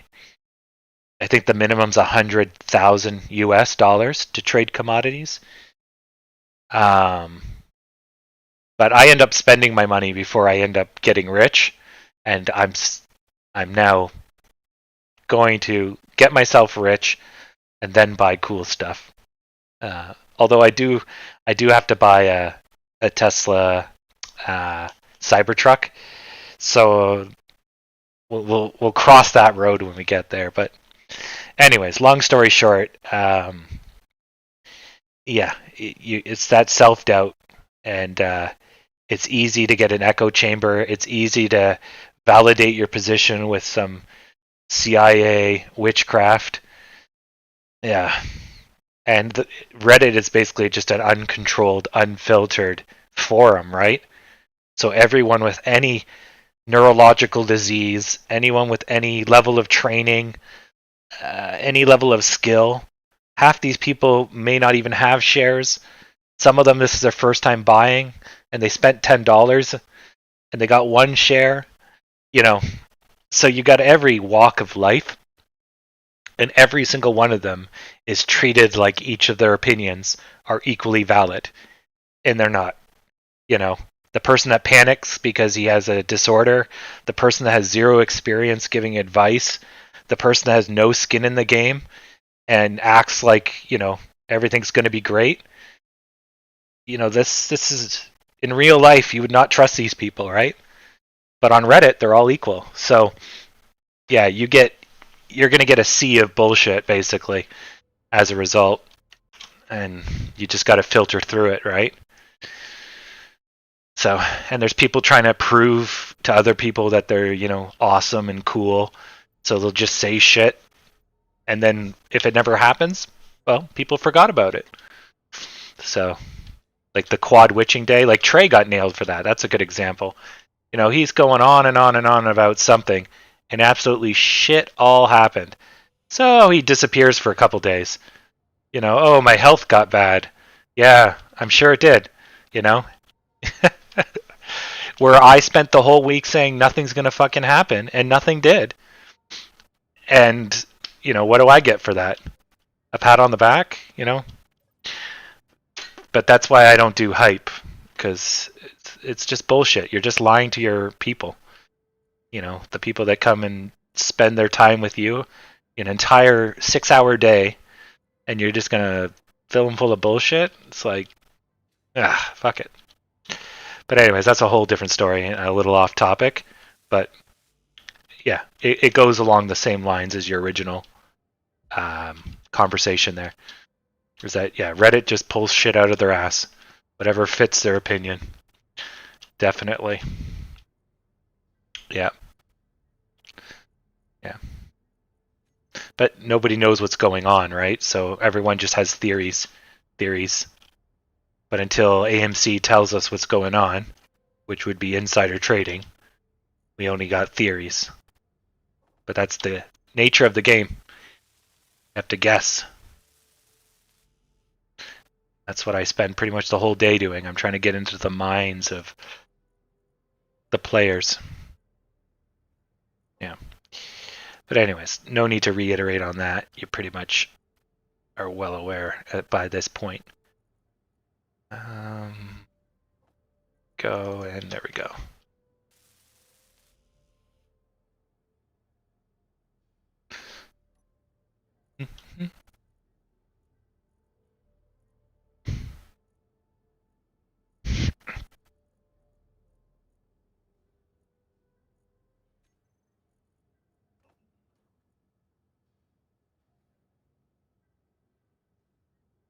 Oh, fuck. I need cobalt?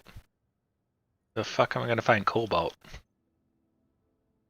Oh, wow, that's great. Looks like I'm going to have to go find some minerals somewhere. Yeah. Thanks, Howard. You always say good stuff. Yeah, we're going to pour one AMC Big Gulp out for a DMX.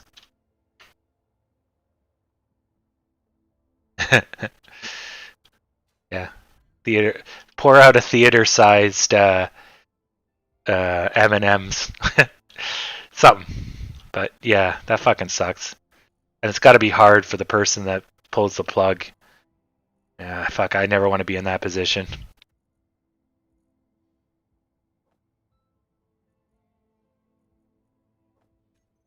Yeah. Oof. A little bit of a sell-off.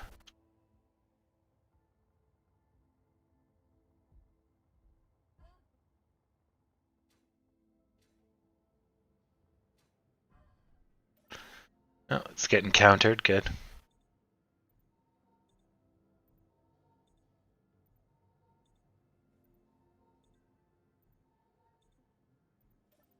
Yeah, whatever works for you. Yeah. I'm more stocks than options, but if you want to sell your covered calls, go for it. It seems to be the rage right now.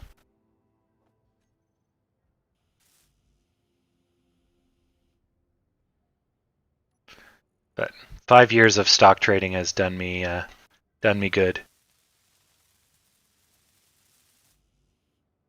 I don't like having to bet on both time and direction. It's hard enough just guessing the direction right.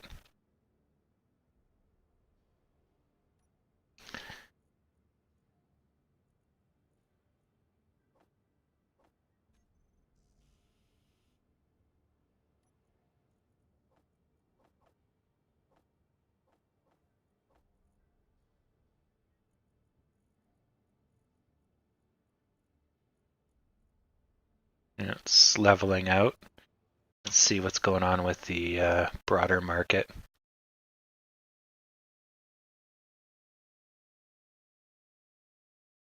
Yeah, Dow's going for a run. That's good and unexpected. So basically, see what I was saying? It got to the middle channel, got its support, and then that gave it its legs to take off, right? So it doesn't really always play out because, again, it's an index. But in a stock, this would be how it would go. You're seeing increasing bottoms.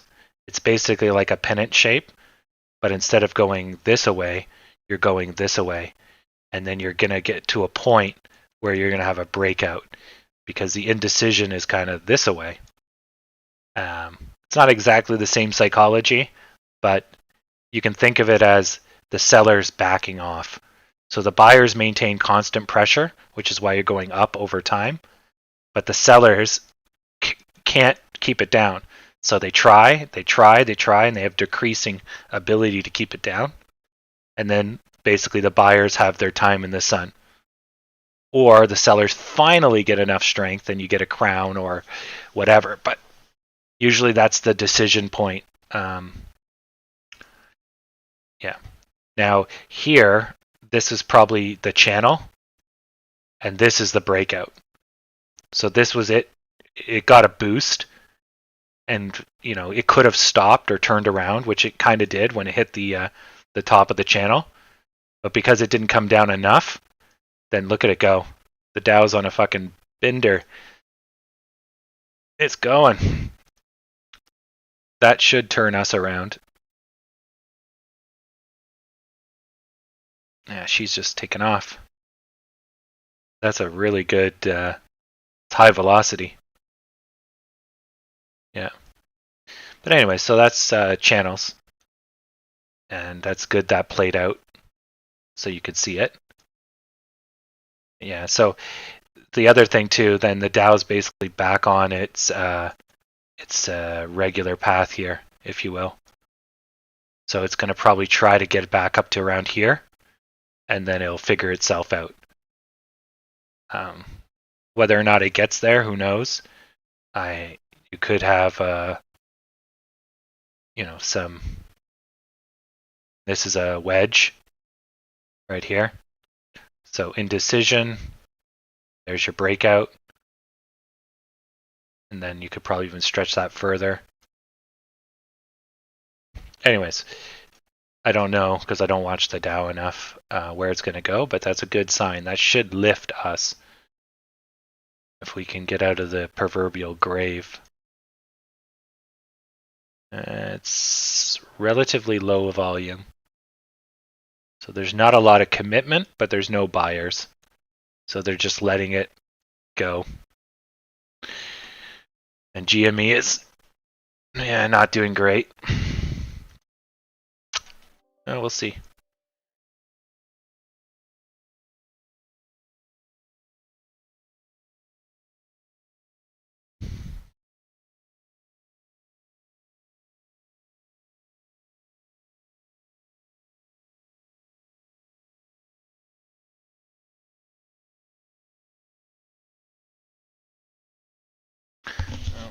I got another meeting at 2 o'clock apparently. Okay, so I'll have to, that'll be about a half an hour or so. I'll still be here. Just again, I have to go on mute. This is the other project team.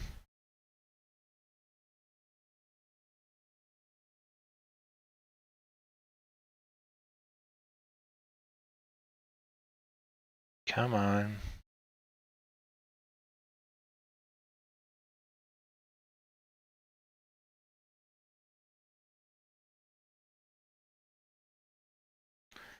Oh my god, it's installing an app. It takes forever. What happened to the good old days when apps were small and quick?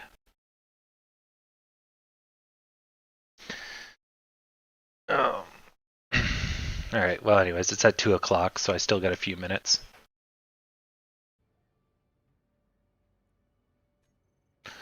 Do. Interior plates.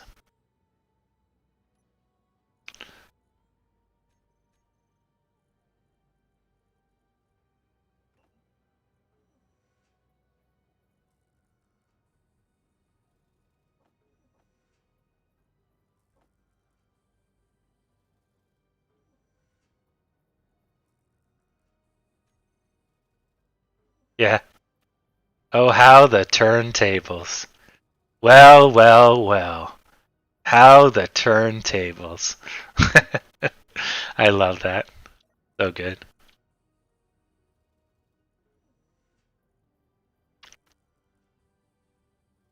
There's a lot of gems in the US office.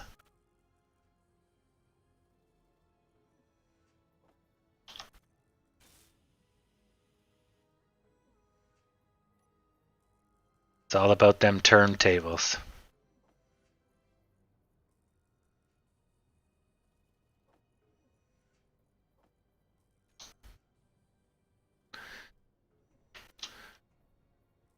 And harvesting the organs from the dummy before the time runs out. Because we check for an organ donor card and then we carve up his face.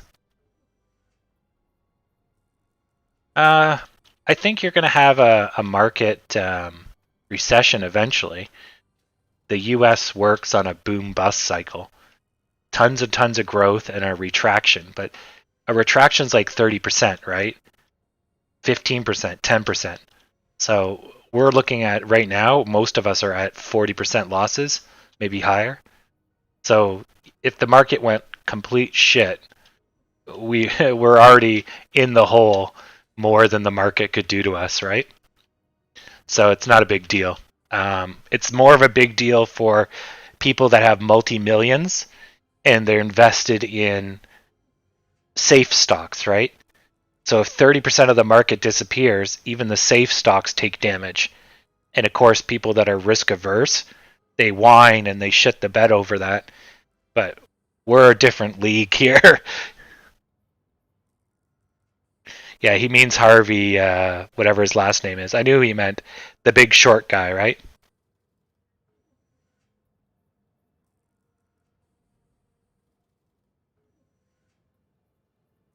Harvey Dent is Batman. Yeah.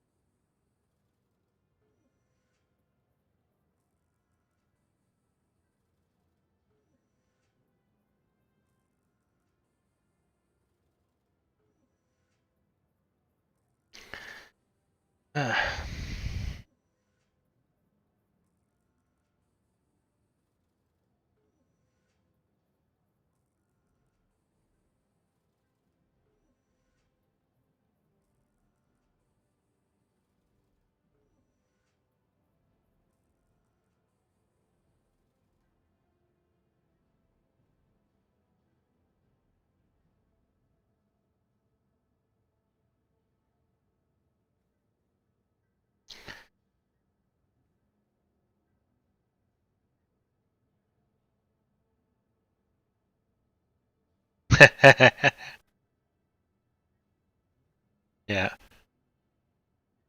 Well, so Europe has a weaker economy than the States, right? So if there's going to be a crash, you'll see the weakness in Europe first. Um, if or well, I shouldn't say that's true, but let's say if all things are normal, the weakness will show up in Europe first, but we don't know what the cause of the crash will be. So it could be China goes to war, the Asian economy crashes, some African country devaluates itself and bottoms out China's debt market. I don't know, right? But if we're just looking at like the global economy and nothing major happens, then Europe will show weakness. There'll be some turbulence. That will cause something to kick off. Then America will overreact or react. Then China will react, and then you'll have a recession of sorts. Um, no big deal.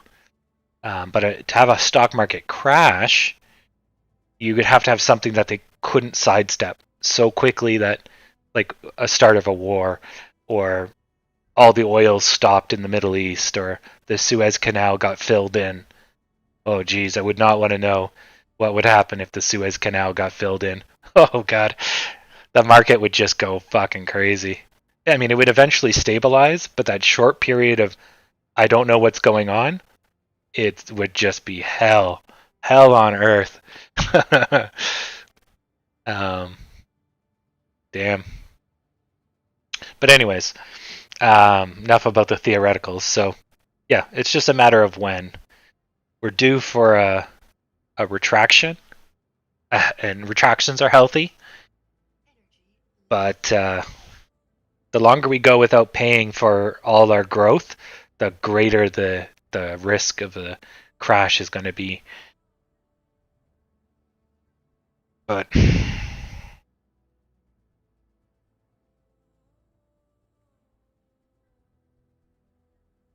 we'll see. I think I typed my email wrong. Oh shit, I did. Oops. I just sent a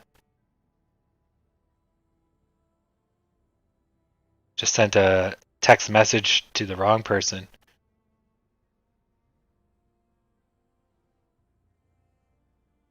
Okay, that's my phone number.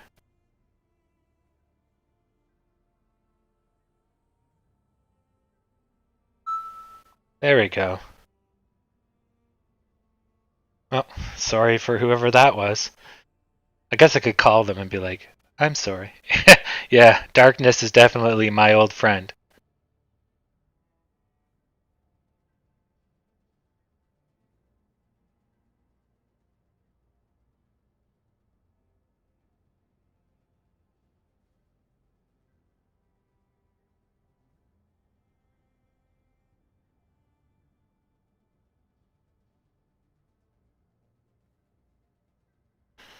Okay.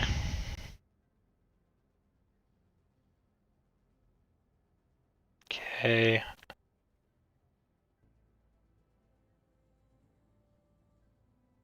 Okay. Um,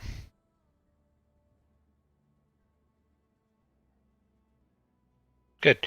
So yeah, I've just got a meeting, so I was just checking on things. Sorry, got a little distracted there. Nothing in the chat. Nope.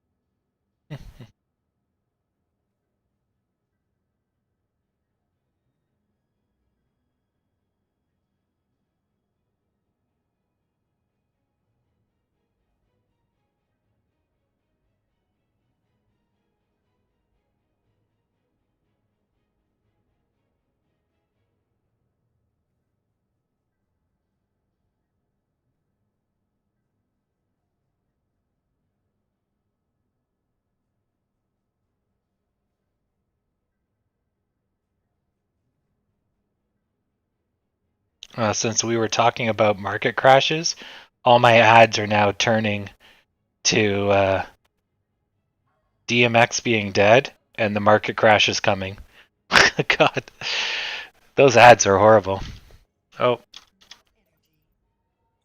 my character is dying here.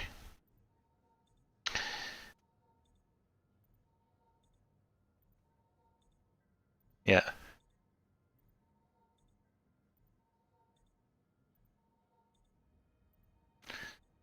All right. Well.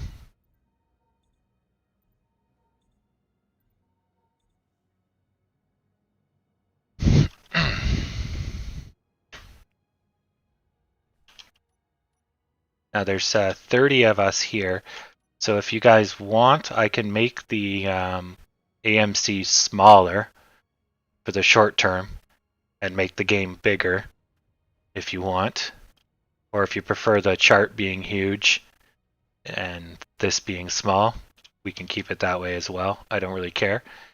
But since I don't think we're going to have huge price movements, although I do want to look at GME. Yeah, I won't really need the real estate on the chart. Oh, so they broke. So remember, that's what I was saying. They bounced off the line, and that was really their last line before they would fall. So as soon as they went over it again, look at them go, right? Fuck. Where's that going to stop? So it's 121, 140, 151. So rips. Rips Van Winkles, and so this is the crown. Well, that's crowning, but it's not a crown, but it's crowning or cresting. So this is basically you're dying. There's no way out of this. And so if you're going into technical breakdowns, the hope to a recovery is very low. So that's basically as bad as it gets. When you do a mound like this and you're on the corner of the mound, only thing worse would be if this wasn't as deep and they were just about to make a technical breakdown. They at least have a little bit of real estate here. They could probably stay alive. I mean, that's 150 to 120. That's quite a bit. But if this was any closer, shit.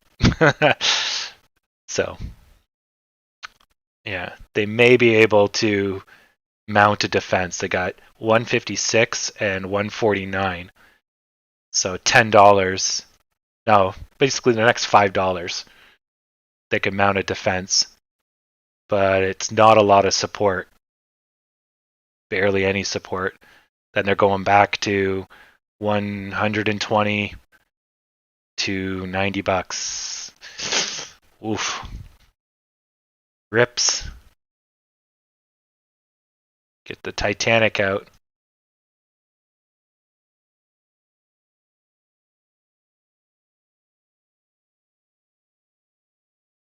There's the dastardly iceberg. Oh, the iceberg crashed into the hull. And now we're spewing all of our people.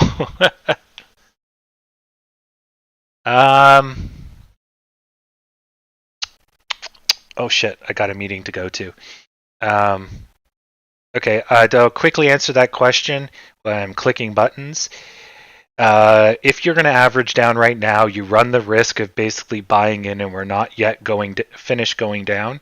Your better bet is to average down the second we start going up.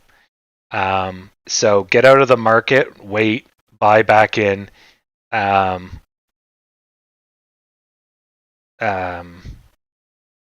When things are good.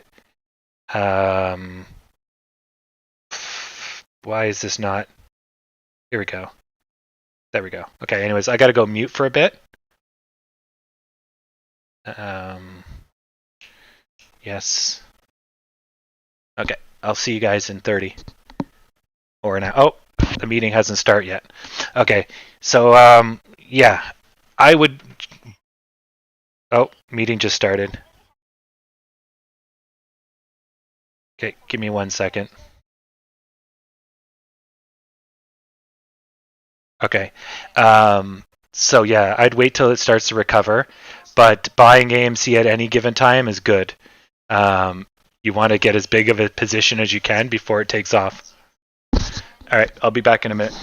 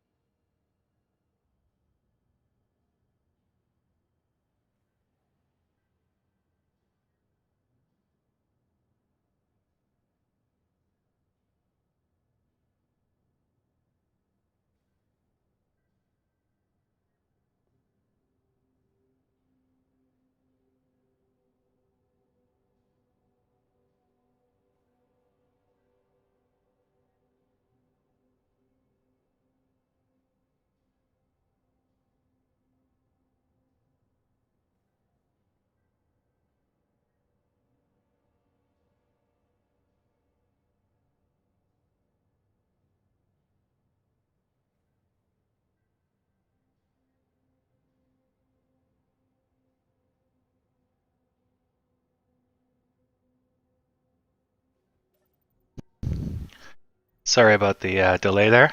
It was a good meeting. That was one of my best classes. So the professor and the school were all like, "Man, this is awesome," and I'm like, "Yeah, we're awesome. Give me more money." And then they laughed, and I cried. I mean, yeah, everything's great, guys. Anyways, that was good. So I got a couple of meetings next week. I'm going to pitch my project to. Well, they're going to pitch my project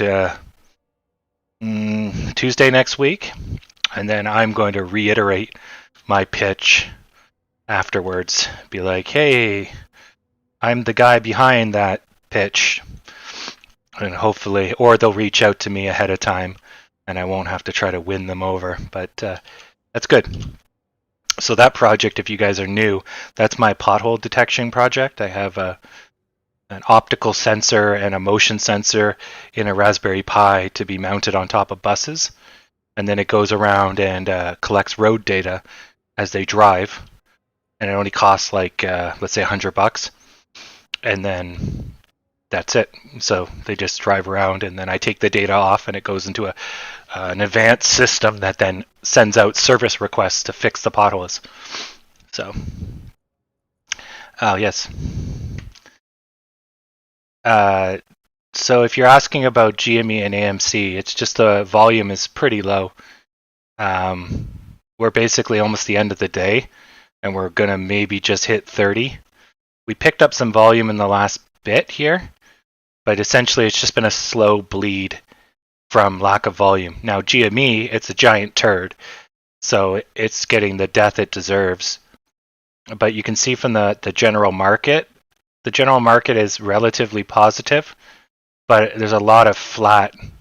It's not like it's really going one direction, and yesterday was even worse.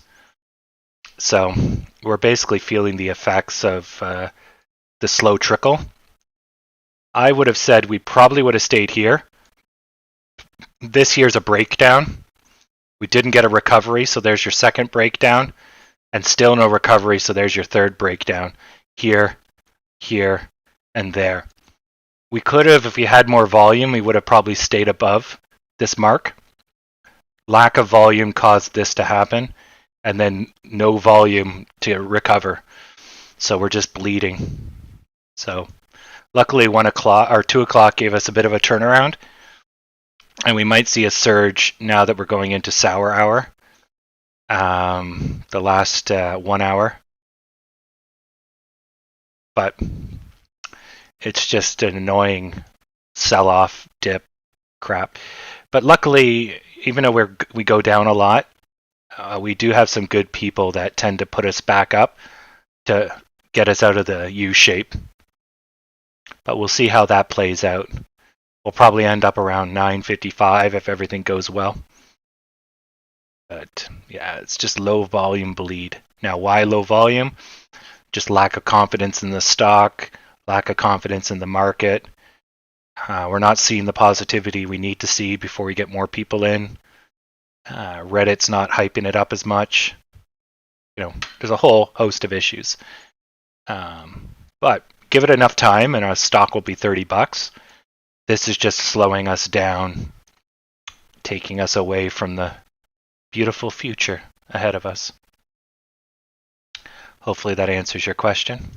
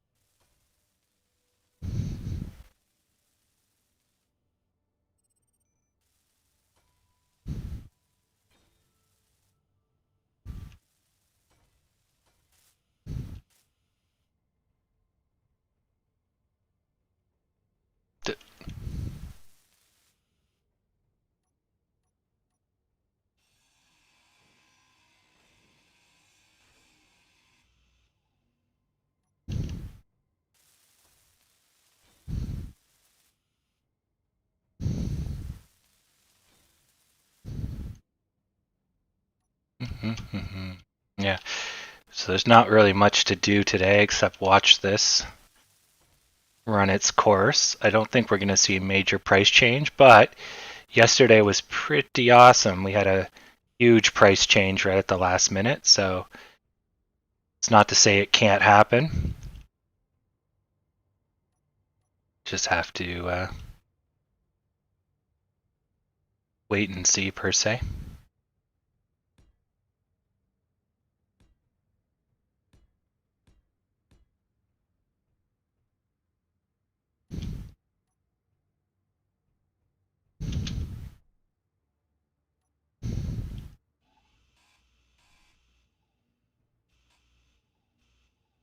That was entertaining.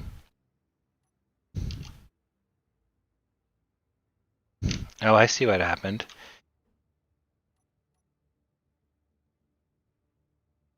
I hit the scroll wheel. That's what happened. There we go.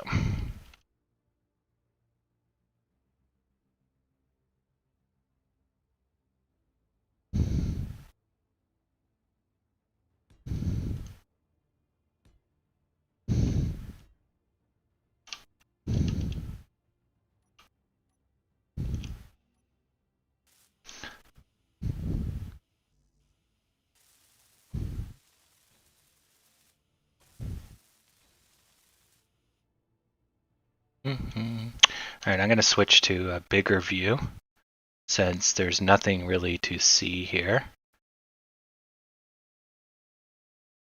We'll just zoom in on this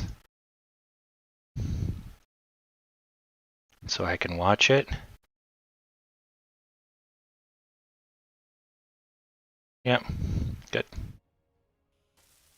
Let this run its course.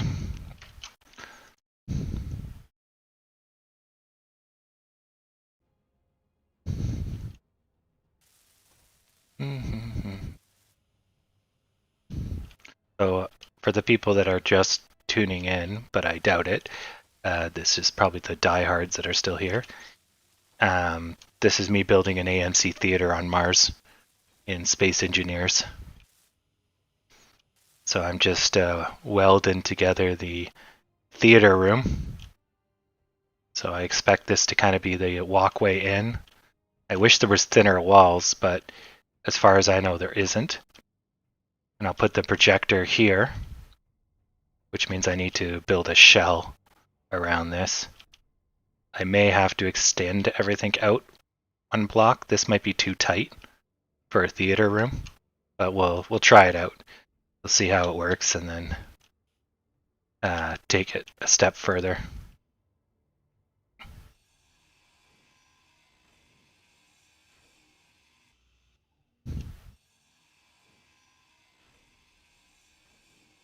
Okay, so we're now 4 minutes into sour hour. Whether or not we make any miraculous recovery, yet to be seen.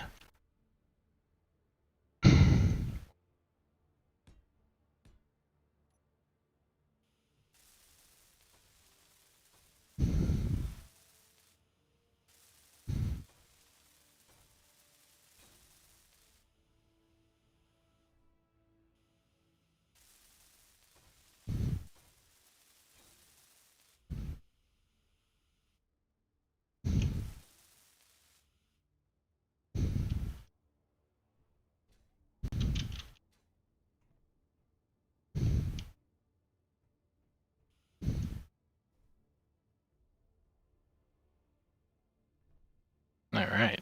Oh, look at that breakout. Oh, it was quickly destroyed. So that was a huge gap up. So like it jumped, no volume, no volume. Now look at the volume, ramping up hard. But that's seller buyer volume. Anyways, that was at least a little interesting. It is, so it's trending the U shape that I drew earlier. That's what this is. So if we can complete the U, that's awesome. Still sucks that we lost all that height during the day though. So, but what can you do?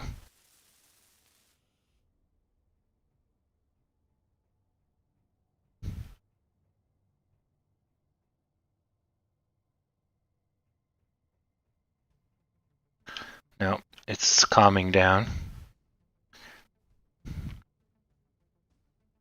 No, I had a dream that one day a stock like this could rise up, and, well, here we are.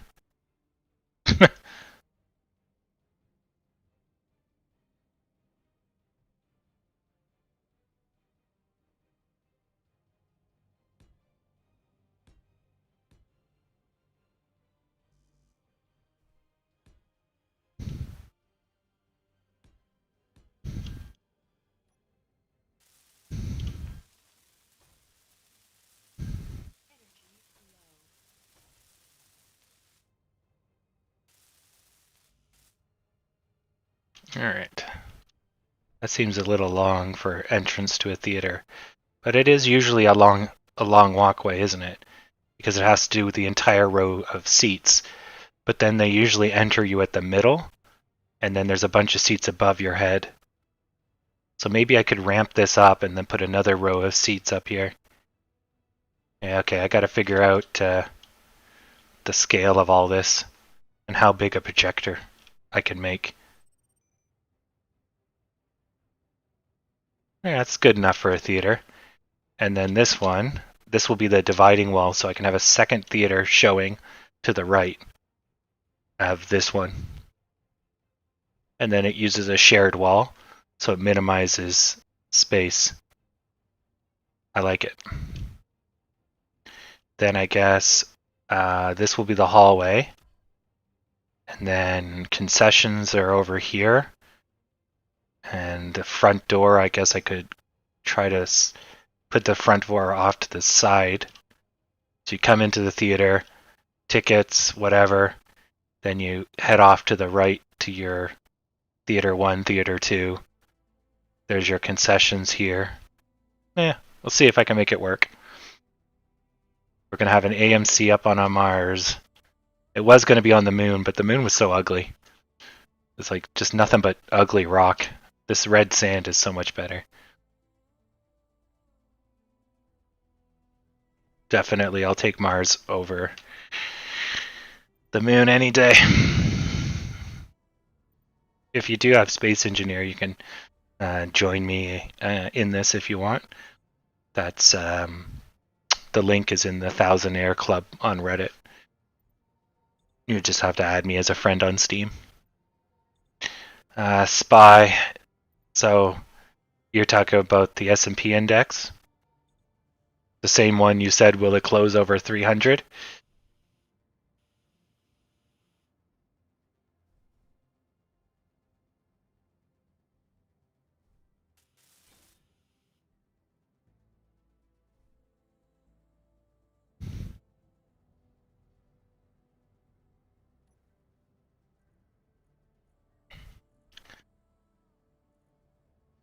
Oh no, this is SPY, not SPX.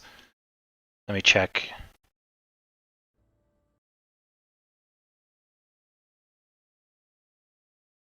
Yeah, SPY's S&P ETF.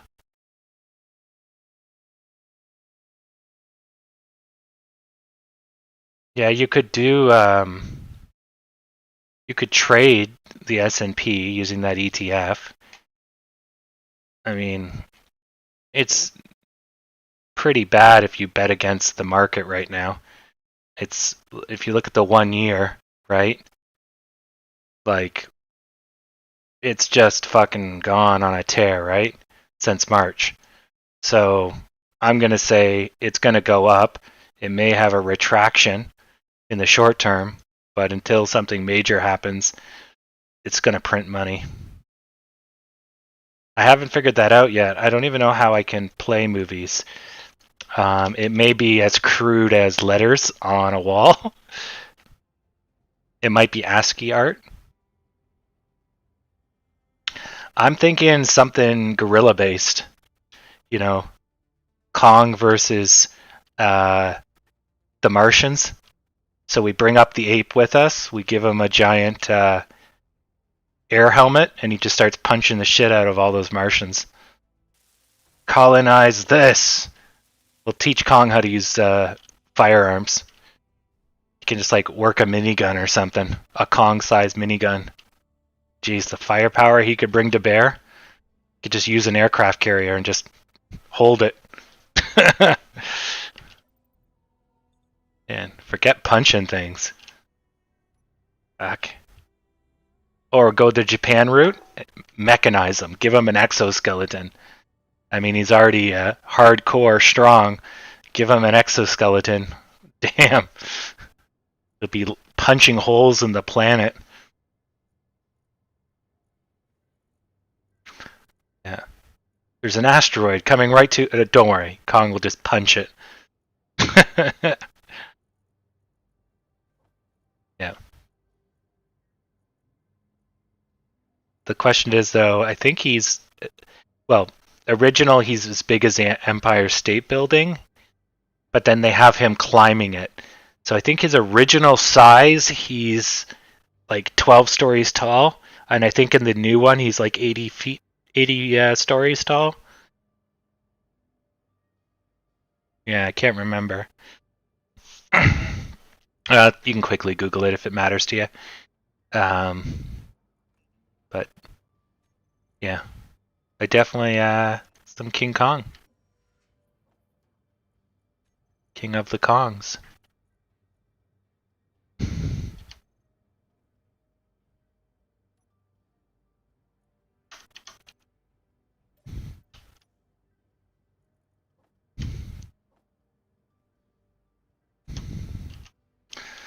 So I gotta do some drilling. Oh, I'm sorry, I'm looking at the S&P. Let's go back to AMC. I was wondering why the AMC was not moving properly. Because it's not the right one. So yeah, it's still following the U shape. That's good.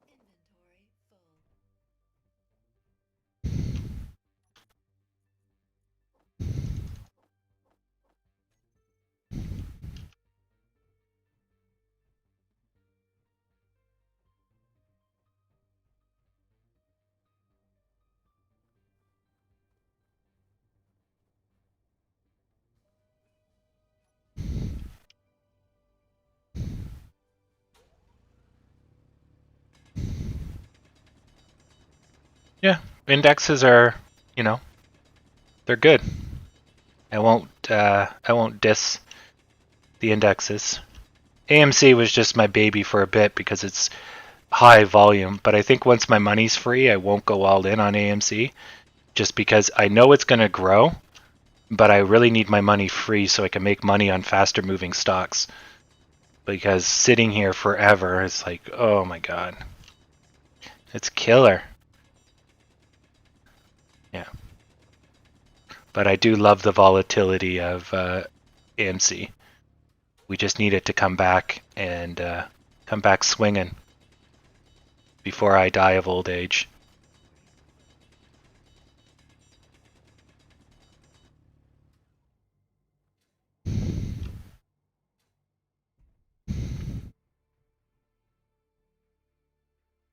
No, links don't show up in the chat. They purposely block them on YouTube. Just put the link in the Thousandaire Club if you have Reddit. Then I can see. Then I can see it.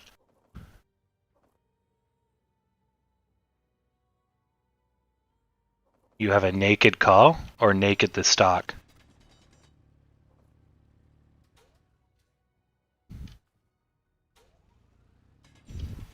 Plus, it looks like you're talking about options. So you have to decide if you don't think things are going to turn around in the period of time. And I don't know what 70 is.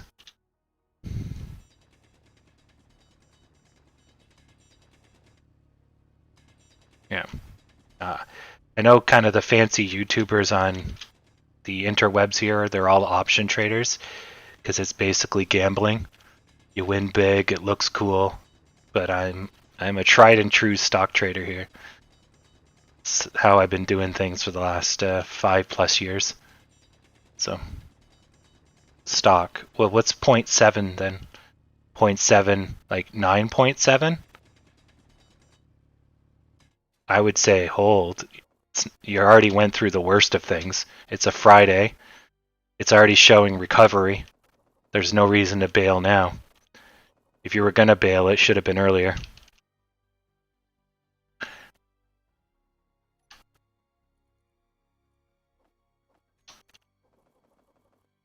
Yeah. That's if what you're talking about is 9.7. You can see there's still sell-off energy, but we're on the recovery phase, so it could still turn around, but your likelihood of going down severely has been removed. So it's up to you to figure out your risk portfolio, but personally I would probably stay in.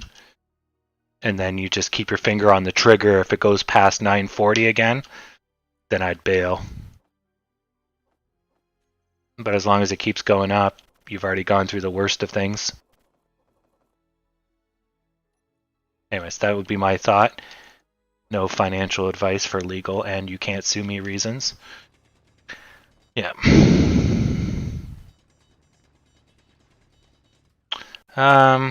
Let's take a look.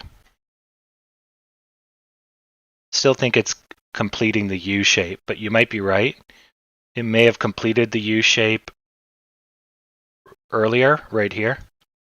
So if I erase all this stuff, this could have been the corner of the U shape and now it's curving, but then that's why you just watch it, right? If it gets down and goes any deeper, then bail on it. If it breaks up, the next resistance is 46, and then we're going up to 953. So you just have to kind of play it by ear. But it's definitely, it's coming out of its U shape. And the question is, which shoulder is it going to turn at? This one's probably going to give it trouble. So when it goes to close this gap, then it'll bounce. Then it will go again if things are good, or it's going to drop down and land on one of these lines here on its way down. So we'll see how that plays out. But I don't know which way it wants to go because it's all based on volume. The volume's a little bit better, so we should trend normally, which means we should go up. But we'll see.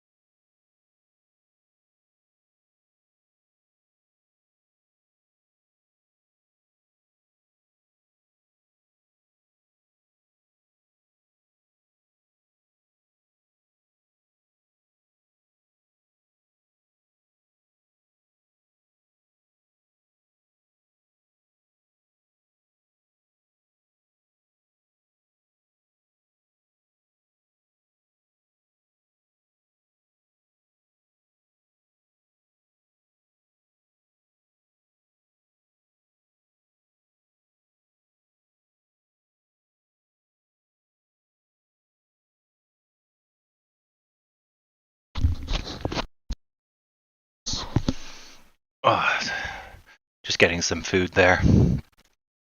So it's definitely getting some trouble. It's making a negative S shape here.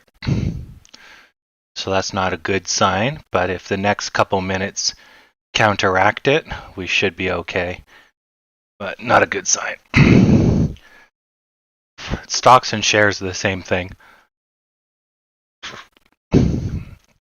So a stock is an object.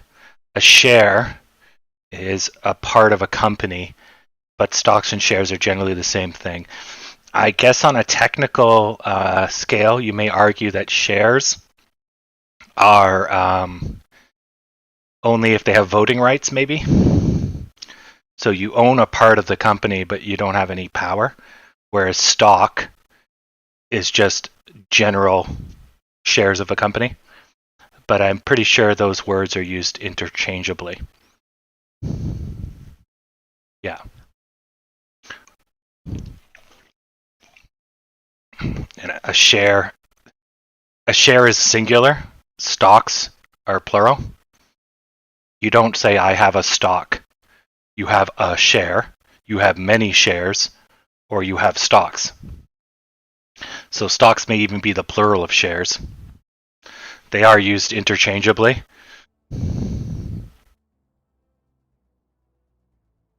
Yeah. And they're also referred to as voting shares and non-voting shares, right? So I think it's just interchangeably used, the word. Because at one time you're buying stock, which means quantity, or you're buying inventory of a company, right? Stock, that's where the word comes from. And then it became you're buying a share of a company for investment purposes. So I don't know when the world flips. But anyways, the only other thing you need to know is options. It's basically stocks and shares and options.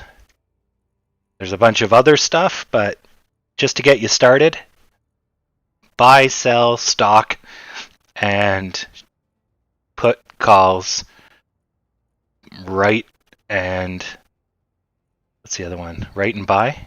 No. There's a writer and the buyer. Yeah.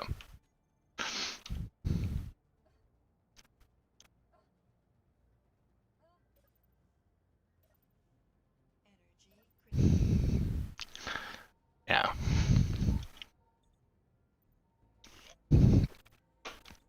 At least we're not circling the drain at the end of the day, which is good.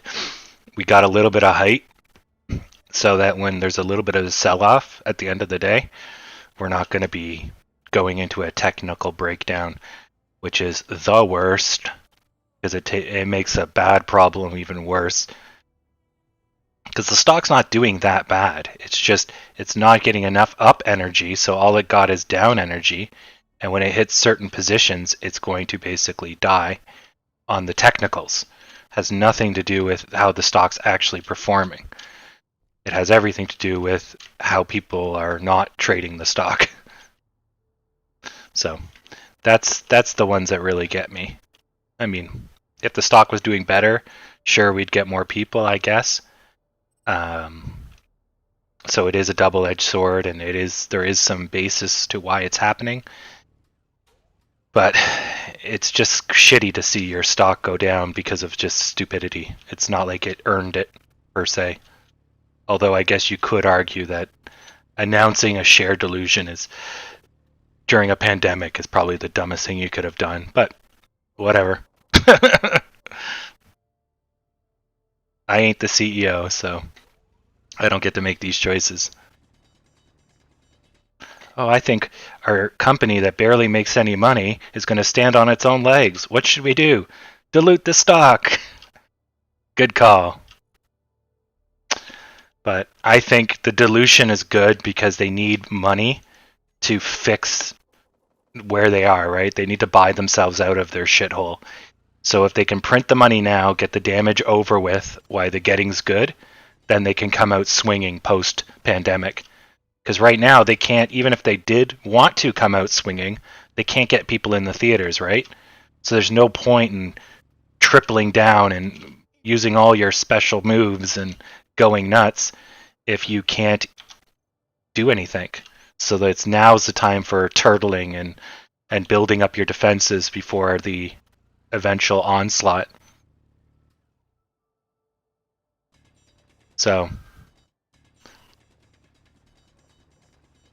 I don't know, but that's my guess. Some old lady just got ambulanced out of my back door. Hopefully she's COVID okay.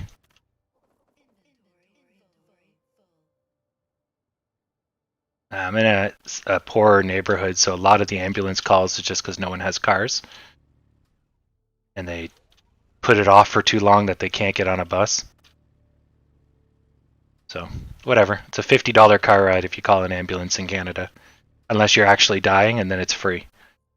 But if they determine that you have not died, then they charge you $50. And if they determine you're not Canadian, they charge you like $500. They kick you in the nuts. Yeah. If you are Canadian but not from the same province, I think they charge you $250. Yeah.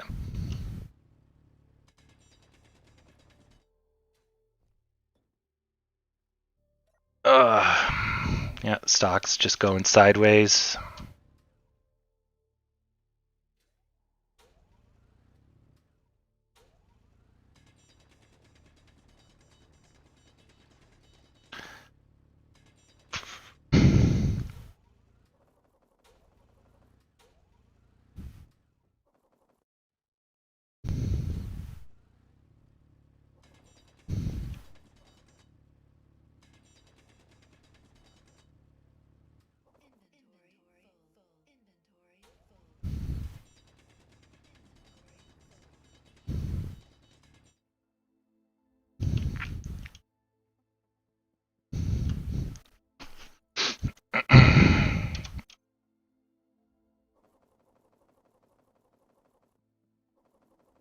Okay, so now we're in the last 30 minutes of our programming day.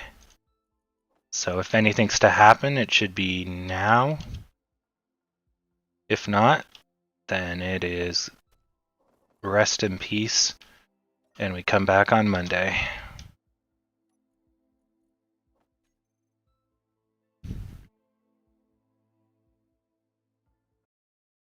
Let's take a look.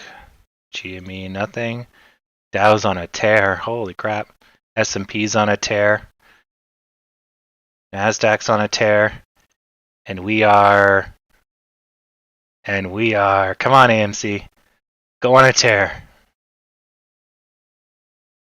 Look at that. Holy shit. They're just cranking the gas pedal. Look at that. Something positive. Wow. That is quite the gas pedal for the Dow, at least. And where the fuck is our money? Where's my money? Come on. Sad pandas. We could have been a contender. Could have had something, AMC. And this is how you treat me?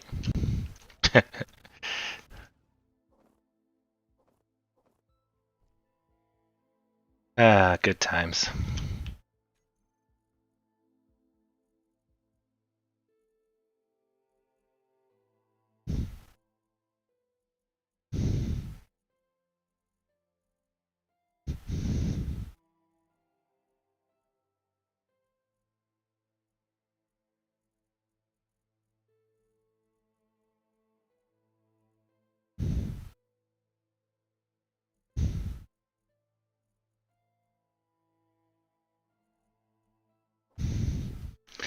Yeah, that was my.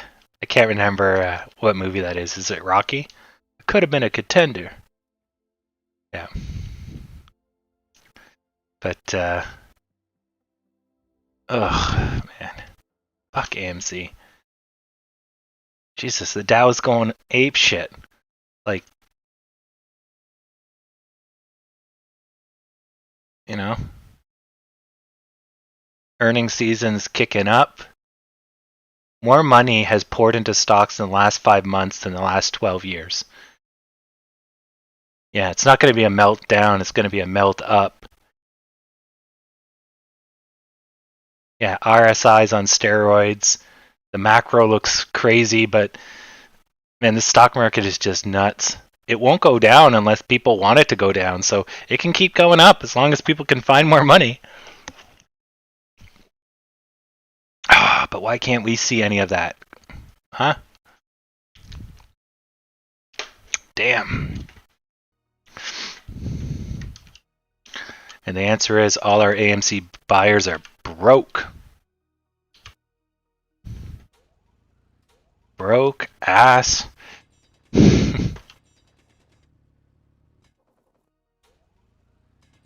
Wonder how deep I can dig into the center of the earth in this game. Or I come out the other side.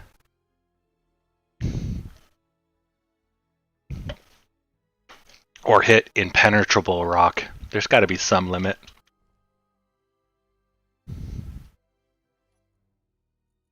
I guess I'm going to be journeying to the center of the earth soon.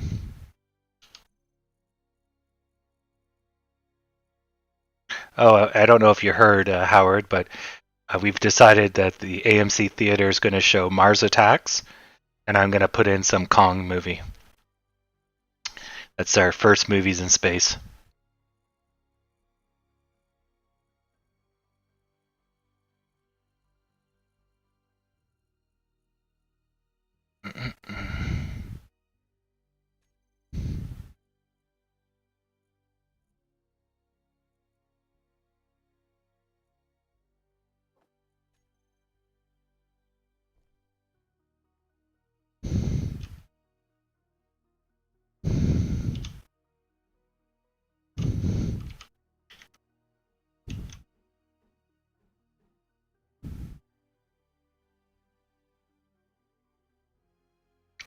I don't know if you can. I know you can put up ASCII stuff, and I know you can also do. You can have a screen showing a JPEG with some DLC, I believe. But my guess is there's probably a way to show photos. Yeah, I don't know. If it can do a GIF, I'll just have like a GIF of Kong smashing aliens.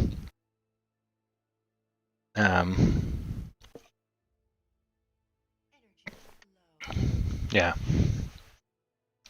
But I'm going to make it happen. I got one theater 90%. Now, let's say floor plan is 90%. Actual building of the theater is probably 20. There's no vertical height. But it's getting there. It's getting there. Not bad for a stock market day's work. Yeah, actually, that's it. Yeah. Well, it gives me something to do. Excuse me while I wait for this thing to crash and burn. But there, I'll just give you a quick glance. So that's Theater 1. And then Theater 2 is going to start on the side here. So that's the walkway in. I'm going to try putting the projector here. And then I haven't done walkway 2 out. But we'll see. I got to figure out how to, or what the scale of things is going to be. So I didn't want to build too much. But this is my little refinery factory storage. So I'm just mining me some rocks, filling this bad boy up with silver screen material. But that'll be today's after market project. I am attempting to build a hole. Then I will shove a collector in the bottom of this hole, and the rocks will fall into it. So I don't even have to do this anymore. But I'm too new to this game, so I don't know how to quite get this working the best way possible. And this shit's clearly difficult. There we go. I need interior plate.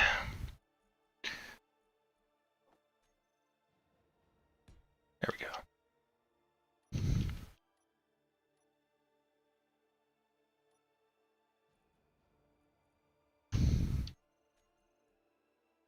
I somehow threw away my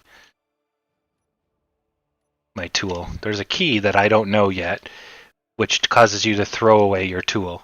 And I don't know what key it is, but I just throw away my stuff at random. It's got to be close to the X key. Is my tool around here? Ouch. Oh, well.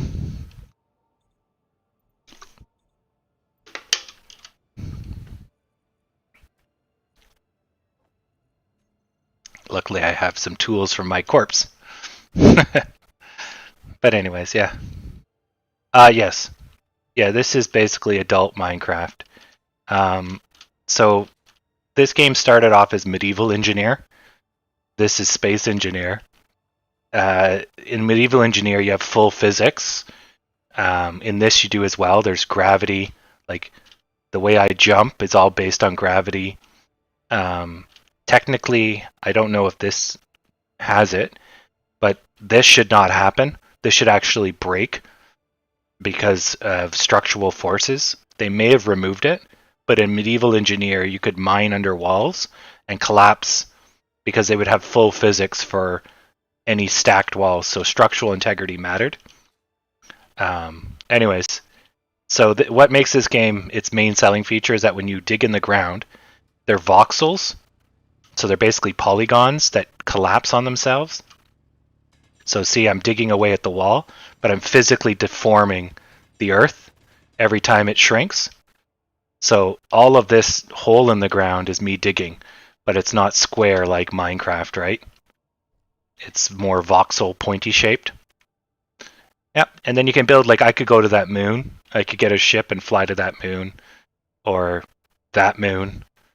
I think there's supposed to be an Earth planet and a whole bunch of other stuff. So they put in guns and spaceships. It originally started as all in space. So like you'd fly a ship and someone would like crash into it, and then you could fight inside your own ship, which are made out of these components. But I like being on solid ground instead of drifting in space. Every time you fuck up, all your shit blows out the airlock and you go with it, and then you're like, ah, crap. So anytime you make a hole in the wall, the whole place depressurizes, right? Oh, explosive depressurization is the worst. You're like, ah, la, la, sucked out. You're gone. Yeah. And actually, this game does simulate that. If you open a door to an oxygen-filled environment, it'll blow you backwards. If you rush the door, you can't get through because of the air. So it's that kind of level of attention to detail. I think there's some mods that put in like electricity, all the stuff Minecraft kind of did in the last few years. You can have buttons, speakers, wire up basic programming. There's a lot you can do. I just figured I'll waste some time by building a theater, and this is the game to do it. I'm going to put an AMC in space. Not because it's easy, but because it is hard. Yeah, and I think it's 8-player multiplayer, so you can have up to 8 people show up and dink around. And if I took the time, I could probably get an automated builder going here. So I could get a truck that just grinds the earth. No, it's it would be more memory intensive because it doesn't do any calculations on.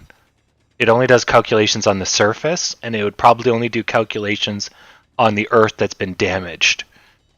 So it doesn't have to remember all the voxels. Just has to remember the ones that have been touched.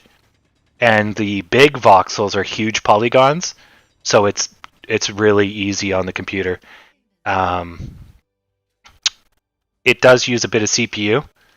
I'm on an i5, about a 9-year-old CPU, 2013 or so, and it uses about 50%. Yeah. I built a working car in Medieval Engineer. I took a wooden cart and I loaded it up with rocks, and then I would let go of the rocks, and the rocks would just propel me because of the physics difference. And so I'd have like a boost.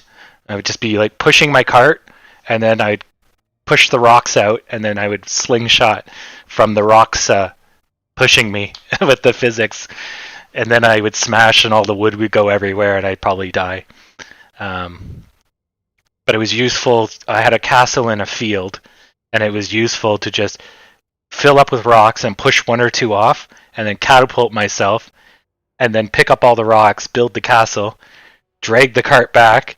Instead of trying to push this really heavy cart, I could just fire my cart to wherever I need it. Oh, it's all good.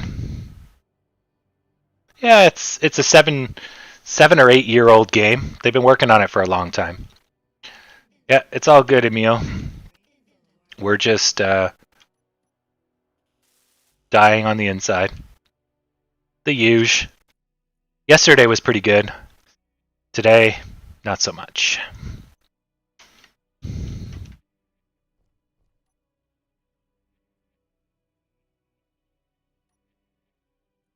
Oh, excuse me.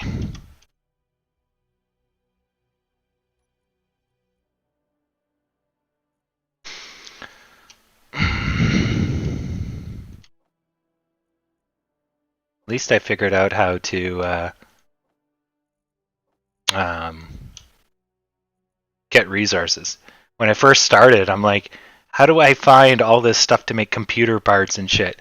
Turns out your fancy refinery can just manufacture anything out of stone.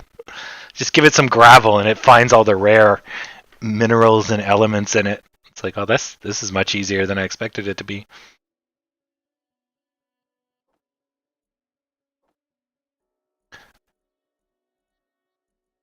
But that was yesterday's problem. I probably spent about. I never YouTube anything, and so I spent probably 3 hours running around in circles, restarting the game, trying to figure out how to build or do anything. The menu, the UI is really clunky in this game. Like this whole inventory with all these, it doesn't make sense when you first start. Could be done a lot better.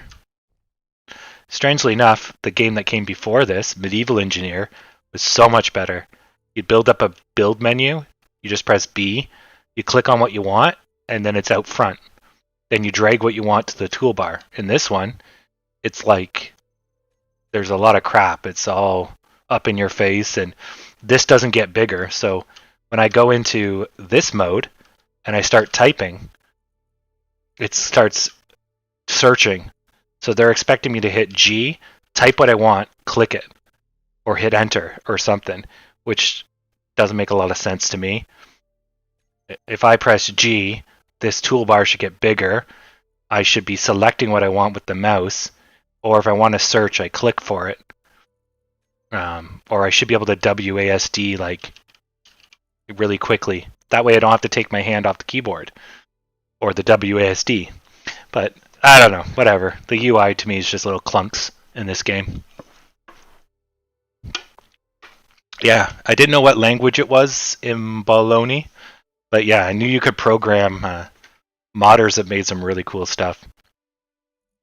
So, yeah. Anyways, it was 30% off.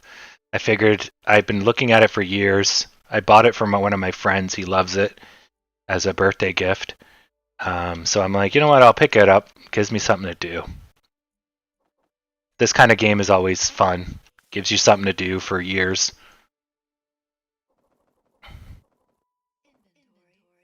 Yeah.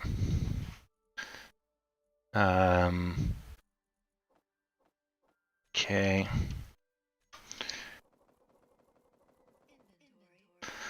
Plus, putting an AMC theater on Mars? Come on. That's worth $20.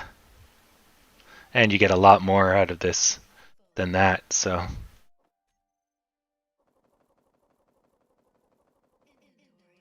It's like any good city builder. It doesn't matter what the cost is. You're going to get hundreds and hundreds of hours out of it. You know, Tropico. You could buy Tropico full price and you'd get your money's worth every time. Even though the game doesn't change, you're going to sink hundreds of hours into it. So, oh, I should check on my steaks. I got a couple of steaks cooking. I figured today might suck with 10 minutes left, but I'm still going to treat myself right with dem steaks.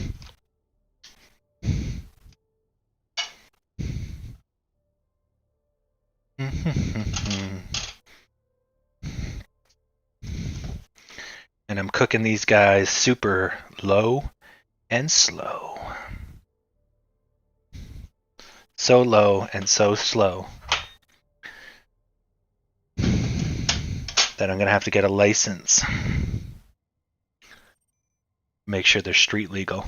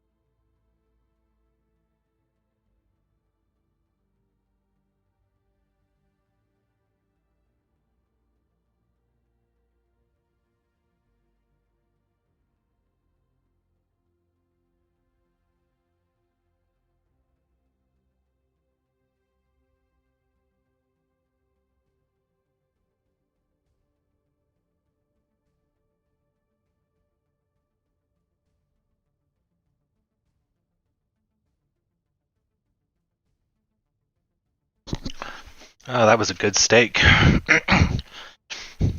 Yeah. Steaks for me are cooked either super, super, super hot and super fast, or they do them really slow. And then you're just like sucking back the meat juices. Although this one was a little irony. It, excuse me. 1 second.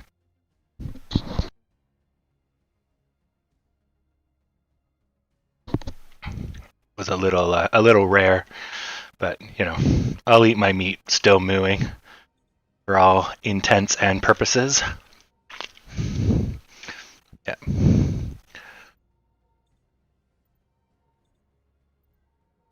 Yeah, I know about the Dyson Sphere backstop. I re-looked at it after you mentioned it. A good city or factory. Yeah. I picked up this, and I picked up Colony Ship, which is like a Fallout, original Fallout style click RPG, but it needs a lot of polish. People were hyping up way more than it was. They're all like, "Oh, it's so great," and I'm like, "It's so empty and bland. It doesn't have a lot of life to it." And I guess people nowadays think, you know, branching dialogue counts as world building. I mean, has anybody ever played the original Baldur Gates Neverwinter Nights? Holy crap. Neverwinter Nights is absolutely amazing. Like, unbelievably good. And it's like, like I hold things to a candlestick to that. Like, people are telling me, oh, and then it's like nothing compares. Like, I don't even have the words to describe it. It's not even close to being Neverwinter Nights. And now the bar, oh, that's what I should be saying. The bar is set so high. It's like, nah, not interested with your filthy half-ass games. You'll never be good as my beautiful Neverwinter Nights. Or even Diablo 2, like, nowadays it's pretty empty, but you have buy-in, the characters seem real, the world has depth, you know. Even though it's really linear, it's got something going for it. So, anyways, last 5 minutes and going sideways. Excuse me.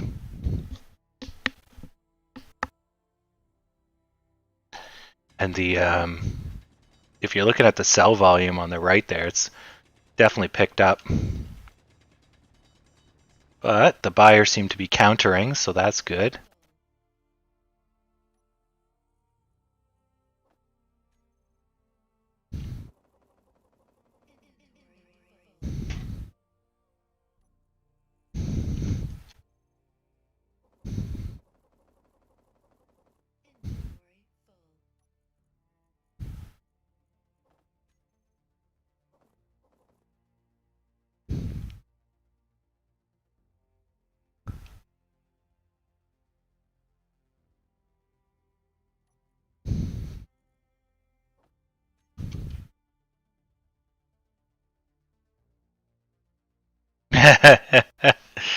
Yeah. Well, that's the way to look at it. It's like the stocks could be 1,000 times worse. So at least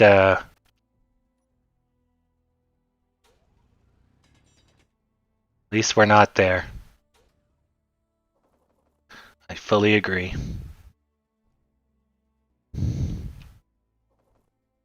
So you want it to go down on Monday for what? The S&P? 414 and the 413 numbers.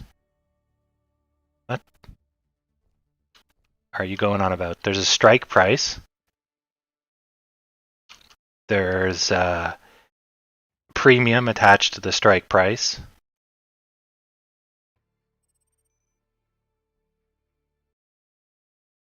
Yeah.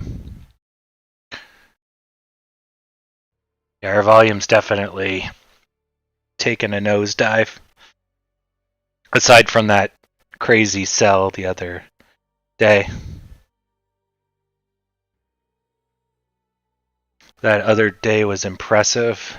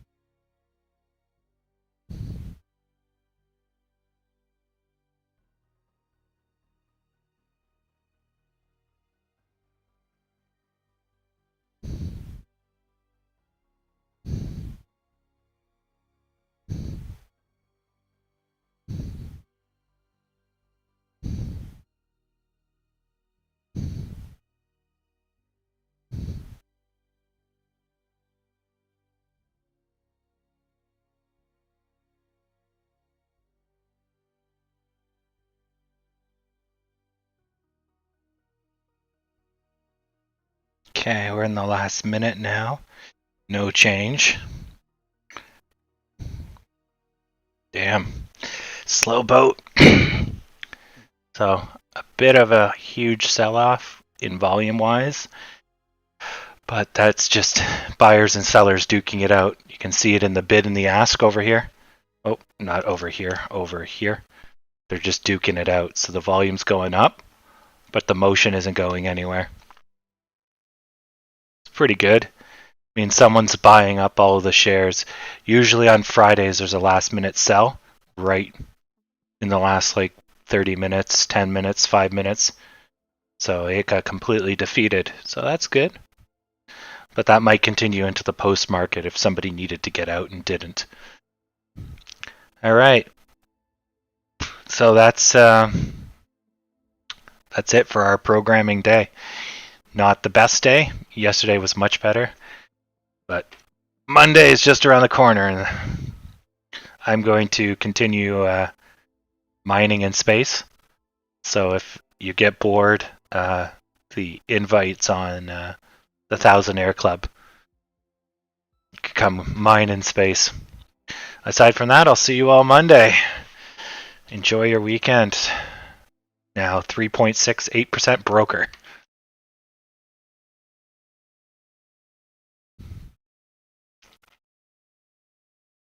I just saw the Reddit chat. Hedgies are... oh, fuck. What was that? Let me just see. Interact.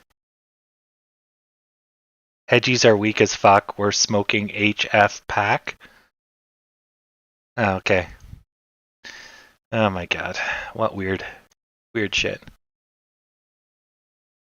Yeah, it's not the worst Friday we had. And it probably won't be the last, but it can only go up from here. Yeah.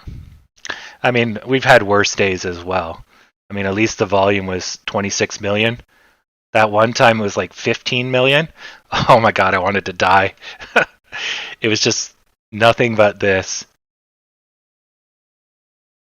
And it was no motion, like zero, and then crash. And then crash. It was just, fuck. That was just so bad.